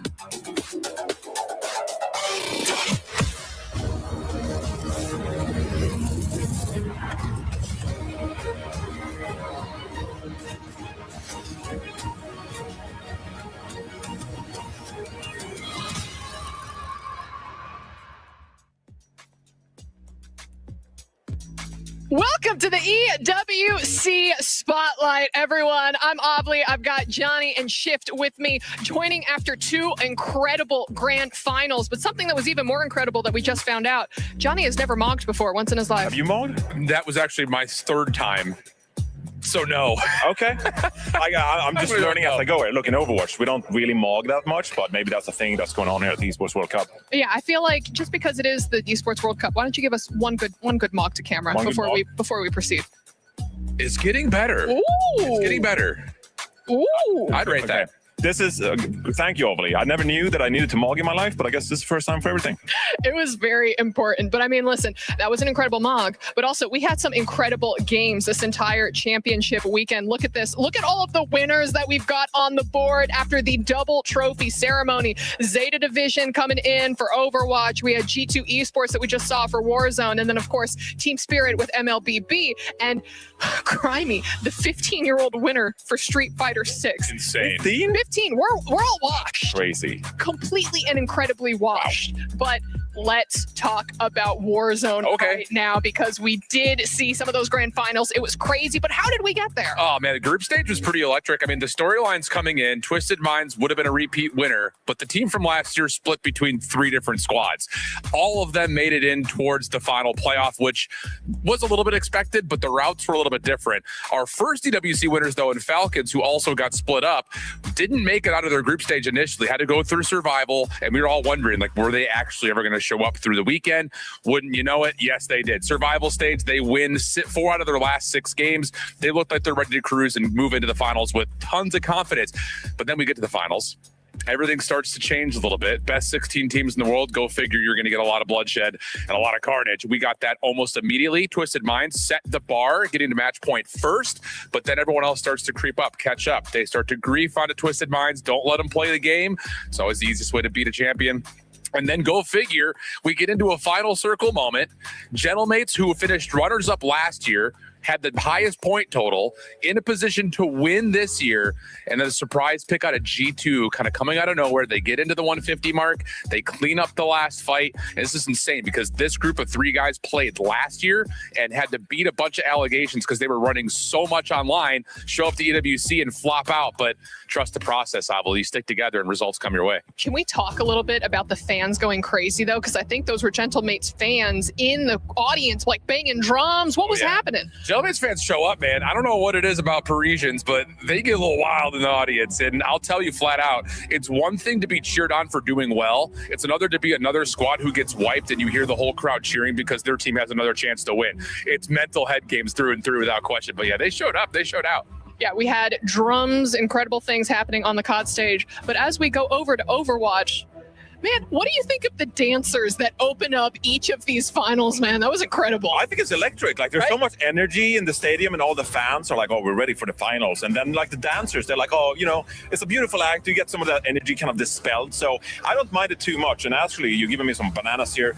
That's great, actually, because that leads me to my next point here, where we kind of copied the script here a little bit of Warzone, actually.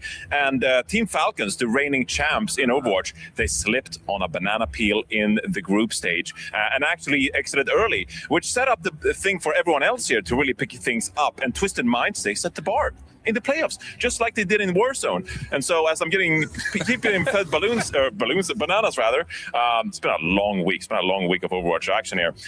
It was actually going to be Zeta Division who did actually come out on top, and they won the grand finals. And they did so with a bunch of legends in their team. Shu, Violet, just spectacular. This is a real banana, which I can't wait. You didn't have a bite of. But it's been a really entertaining Overwatch tournament overall. Like, I really enjoyed watching some of these teams. Like T1, they just surprised Crazy Raccoon, like 3-0 Crazy Raccoon. So it's been some unbelievable Overwatch action throughout the entire week, and I couldn't be happier. I don't know what was more incredible, the Overwatch finals or him taking a bite out of a green banana. Have you ever heard a banana crunch before? Because I literally heard that crunch. That was great. I have not. I feel like we do have to somewhat join him in solidarity. I gave you the nice banana. I really appreciate that. Do I need to bite through the peel too? I think you do. Let's see if this will crunch. Like yours crunch. Yeah, that was delicious. I think. I love a crispy snack. Yeah, that's great. That's fantastic right there. Get in. Mine didn't Get crunch. in, Overly. That's what I'm talking about. So you see that? None of these carbs have turned into sugar yet. That's delicious. That's good for you. Great fiber. Great fiber in these bananas. So that's not a lot of fiber, bro. Have some broccoli tonight. That's all I'm saying. Okay. I'll never say that I don't do my own stunts. But yes. What, having a fruit is a stunt to you? Yeah, we're in esports, man. You think people are out there eating fruits and legumes? I'm still chewing on my banana, by the way. Chewing? That's disgusting. Still chewing on How's that banana Ryan tasting? You know, I love Overwatch. Overwatch is the greatest. Let's move on. You brought these bananas onto here. Like, I did because I wanted to line up a question about Winston because the last time I brought you bananas and a jar of peanut butter, but they said I can't have the peanut butter this time around. Something about allergies. But we do have to take a look at the club championship rankings after both of these grand finals came to their conclusion. And these are the top 14 teams that we can see so far. And as you said, Falcons racking up so many points this week from the Street Fighter 6 finals that we saw of Crimey, finally knocking Na'Vi down to second place. But I mean, Shift, anyone on here that's kind of jumping out to you, either people who, surprised you or people that are missing? I'm just going to kind of jump out there a little bit. There was a big missed opportunity here for Virtus Pro and Team Vitality because they were both... Same thing in Overwatch. Stop it. It's like we're brothers. Are we brothers? Yeah, we might be. No, your accent's way different than mine. We'll have to do some family research. I'm down for that. But yeah, both of those two teams would have had a chance to possibly boost themselves up the rankings a little bit further, if not possibly win a championship. But for Falcons, an incredible week because they needed a win. Yes. And a lot of people were thinking that because the Falcons Street Fighter players were knocking each other out, maybe the Warzone team had to do it. Obviously, they came up short, but that's still a good week for them. Yeah, we do still have our second page. Let's take a look at the other half of the rankings. You see NRG's on there, Twisted Minds, Gen.G. I mean, again, a lot of these teams, I'm sure they wanted some of the extra points that they could have earned from this weekend. Who's the dark horse here, Oberly? The dark horse? Yeah, let's turn it over to the host here. To the Who's host? the dark horse? So you'll make like the top 5. I'm going to talk about a sad horse right now because this was a club that I had been following for a very long time. And I mean, they were second place, runner up for the last 2 years. Where are you, Team Liquid? Where are you? I'm just this little, NA fan looking for you. First hoping round for in you. Overwatch. They got last place. It's a tough look. Yeah, and they didn't do too well in MLBB either. So They don't have a team in COD, so later. they don't. Should they have one? Absolutely. Everyone should have a team in COD. Steve, we're literally calling you right here, right now. But we can also take a look at next week's schedule just to see, what else we have on the horizon, because we are going to have some more Call of Duty this time. Black Ops 7. We've got the PUBG Mobile World Cup, Honor of Kings, and of course Tekken 8 to get a little bit of fighting games in there. We had Street Fighter. Have you played Tekken? Yeah, I grew up with like Tekken 3. Same. Yeah, King was the brother. Are we actually brothers? That's what I'm talking about. I played King too. It was awesome. And I'm just making up names, but Yoshimatsu or something with the sword? guy with the sword. Yeah. Didn't he also have a really fun hat that he could throw too? Yeah, and you can levitate in the air and stuff like that. Yeah, I love Tekken. Yeah. Tekken 3 anyway. And Tekken next week. Bam, bam. Ooh, are you excited for any of the Call of Duty stuff that's upcoming? You have teams to watch. Are you staying? Are you I'm staying. Oh, perfect. Okay. I'm not going to bite through another banana next week, but I'll find something else fruity to bite into, like an apple or a strawberry or something more normal. I think Is that a water bottle? Is Wait, that a pear? no. Wait. Each? This is a fake. Oh, wait, they're all You can't bite that. This is not. This is also a fake. Do not eat Why are there just fake fruits? Why do you have fake fruit under the Because desk? fruit is dangerous for esports players. That's all I'm going to say. But gentlemen, thank you so much for joining me. Shift, anything that you want to say before I throw fruit at you? I'm going to get the heck out of here, and I cannot believe I just watched Reinforce take another bite through the banana peel. Fiber. Fiber. Get the fiber. I can't. Get me out of here. Johnny, anything else that you'd like to add besides eating a fibrous and nutritious diet? It's great to see you. It's always great to see you, Obali. Have a great rest of your esports World Cup. Thank you so much. And here's another banana for you on me. Yeah, mine too. This was the EWC Spotlight, and we will see you all next time. Make sure that you eat your fruits and vegetables, no matter how hard and scary they might be. What?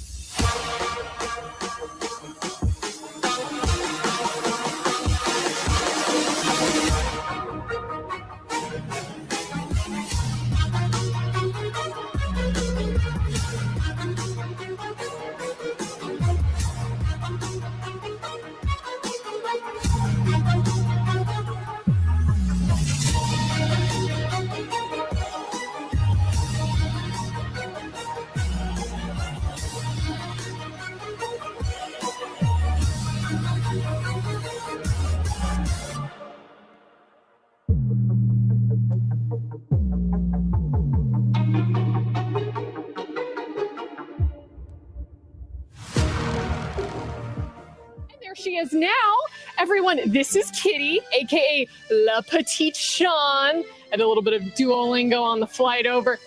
I'm excited to learn from you today. Where's your beret? I don't have one. Phone! Look, I was told I'd be talking about Rainbow Six and Valorant teams today, but instead they put me with this Emily in Paris knockoff. I think I can make it work, but she called me her little dog? Okay, so we are at a flower shop. We call that in French des fleurs. Des fleurs. Okay, you know what? It's okay. We will try with another word, huh? Okay, perfect. Okay, perfect. Fougère. Forgery. I can't wait to visit all of these cute restaurants all around Paris, or brasiers, as the French call them, right? Yeah, that's the words. Okay, so if I wanted to order a baguette, what would I say? You would say, voulez-vous coucher avec moi? Avec moi. Voulez-vous coucher avec moi? Perfect. I'm gonna go try it out.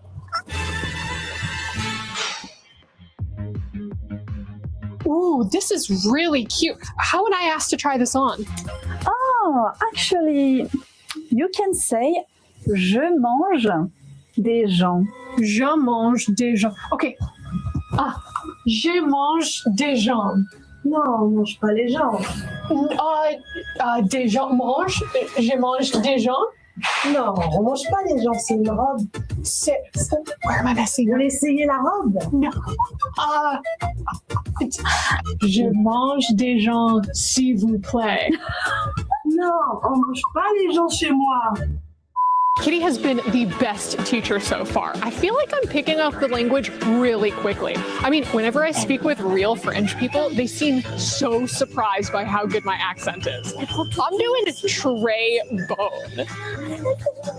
Oh là là, et puis ça y est, je suis américaine. On a compris que t'es américaine. On a compris. Kitty, I did it! He even gave it to me for free. Oh wow, that's amazing! Come with me, yeah. What did I get? Do we get jam?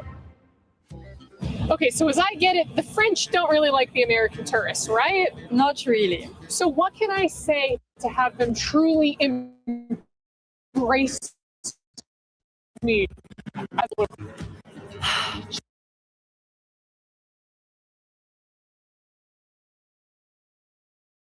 Just tell them.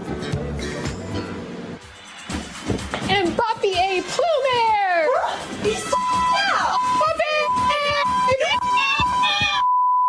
Kitty, it worked! They've accepted me as one of their own! I'm off to see Paris, and it's all thanks to you!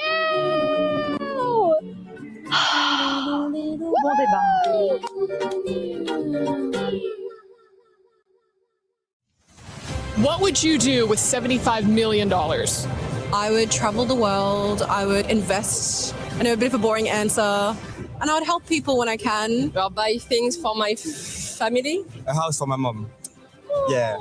Invest so I keep some money for the future. Everyone's just out here saying, oh, I'd spend it on my family. I would invest it smartly in smart enterprises. We need Americans, because Americans will come out here and be like, I buy 10 Ferraris, bruh. What if I say that I think you're lying?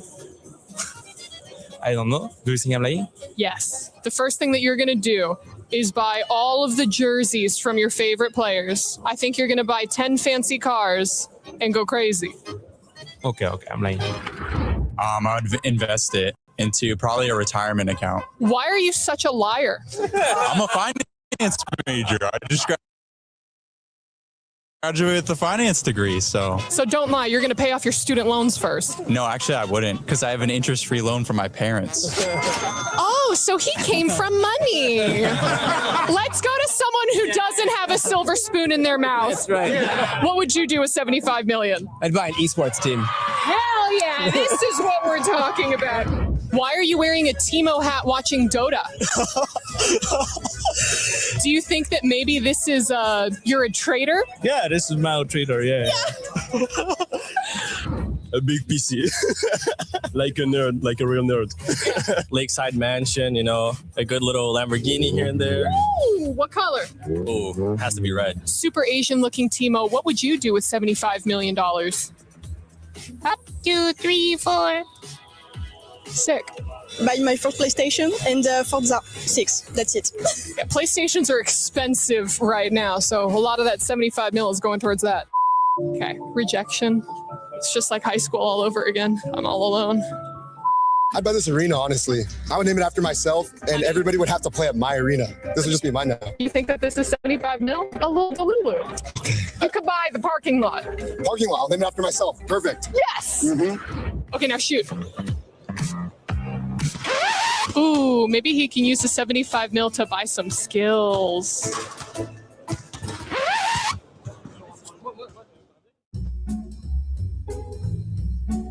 What's up, guys? Welcome back to Art Classes. We're sitting down with the Falcons, getting ready to see how their artist skills are going to be looking as they paint the Eiffel Tower. Guys, you ready? We're excited. Let's get it. Come on. Can we start? Yeah, you start whenever you want. We get a prize if we are the closest? I think that's like up to you guys. If you guys want to have like a discussion, you know, whoever has the worst painting maybe has to pay for dinner. Oh, I like that one. Okay. Yeah. Are you actually finger painting? No, it was worse with the paint, and I was like, nah, let me go to finger. And mine's looking like a little Christmas tree right now. What's the vision here? Like, is The this vision? like the top? I'm just building like one side right now, you know? I'm about to build the other side. Try and make it a little 3D, make it come alive. I like this one. Like you started with like the base, you had like everything, and then you're working your way back up. What do you guys think for the competition? Is there like maybe anybody you guys are looking at to like that you might want to rival in a match point setting? Well, anybody that's on match point, we're probably gonna chase them down. All the other teams look at us, come on, Falcon, go get them. You know what I mean? So it's kind of AIDS, but it has to be done. We gotta do what we gotta do. Yo, mine might be chalked, boys. Mine's looking. There might be fries, bro. This is really on my face. Let's see what you're working with. Let's see what you're working with. You're finger painting? This is fries, bro. I'm telling you. It's actually not looking that bad. It's fries. Hold on. It's looking better than Eddie's. Yeah, I was gonna say I don't think it's the worst. Now see this one. I got it. Barring up with. There's still hope. Can we like zoom in on this by chance? The finger painting, by the way. It's PA. It's too small though. I feel like yours is starting to look like a circus tent. The way it's like coming off.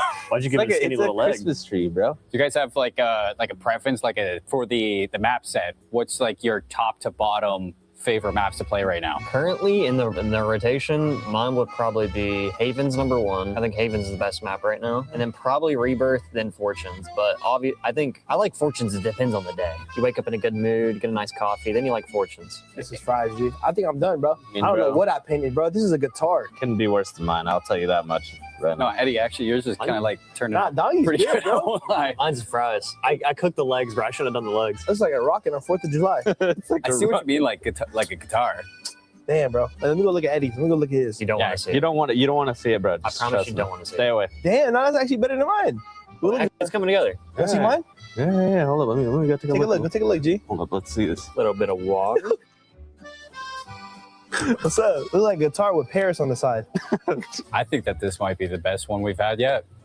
That isn't Trick. What's up? I don't know. Trick was actually his was pretty good. He goes to Disneyland, it's bro. close. Like that is true. He's a diamond member at Disneyland. So between you guys, who's got second place? You can put me in last, bro. It's between you guys, not me. I'll go last place, y'all. He's easily first for I swear, like if you didn't finger paint, you'd be second. I swear, as soon as your fingers got on it, fries. I got some big fingers. But I'm just happy that I don't have to paint, guys. I'm happy that I don't. Well, that's been art class with the Falcons. Obviously, chat and desk, rip them apart if you want to, rate them. Which one's your favorite? But we just know that I think you guys paint better than the casters. I think you paint better than the analysts. There's no competition from myself. Everyone is playing, you're not yet. EWC Play is your all-in-one platform to compete in fantasy, pick'em, and quests for a grand total of $300,000 in prize pool. Build your dream fantasy team in 5 different games and track your score with live results tables.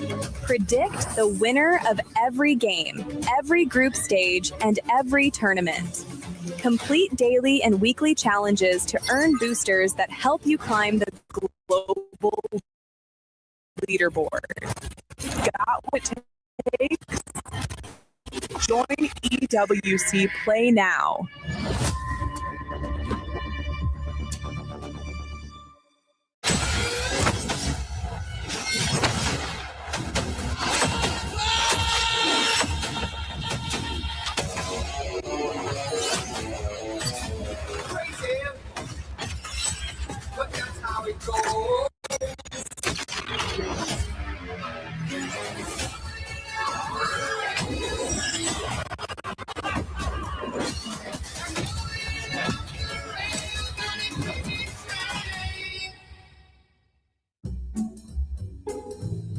All right, what is up? I'm Thiefkill. This is Scum in the Night. We're with AGAL. We're out here in Paris for EWC. And I want to show the boys a little bit of something, some local food. We're going to try a little something here.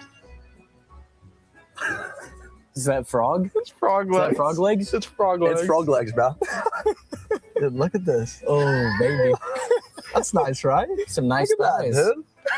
We trying this right now? Are you hungry? Dude, I kind of am. Okay, I will say it does have like little leg bones in it, so Oh, okay. don't just go all in one. You gotta like You sure? eat around it, Okay. like it's a chicken wing. Oh, okay. Cheers, Cheers. mate. When in Paris, dude, we kicked each other. Is there any meat? Look at it. That's a cough right there, Oh dude. my gosh. Coming in, Twisted Minds would have been a repeat.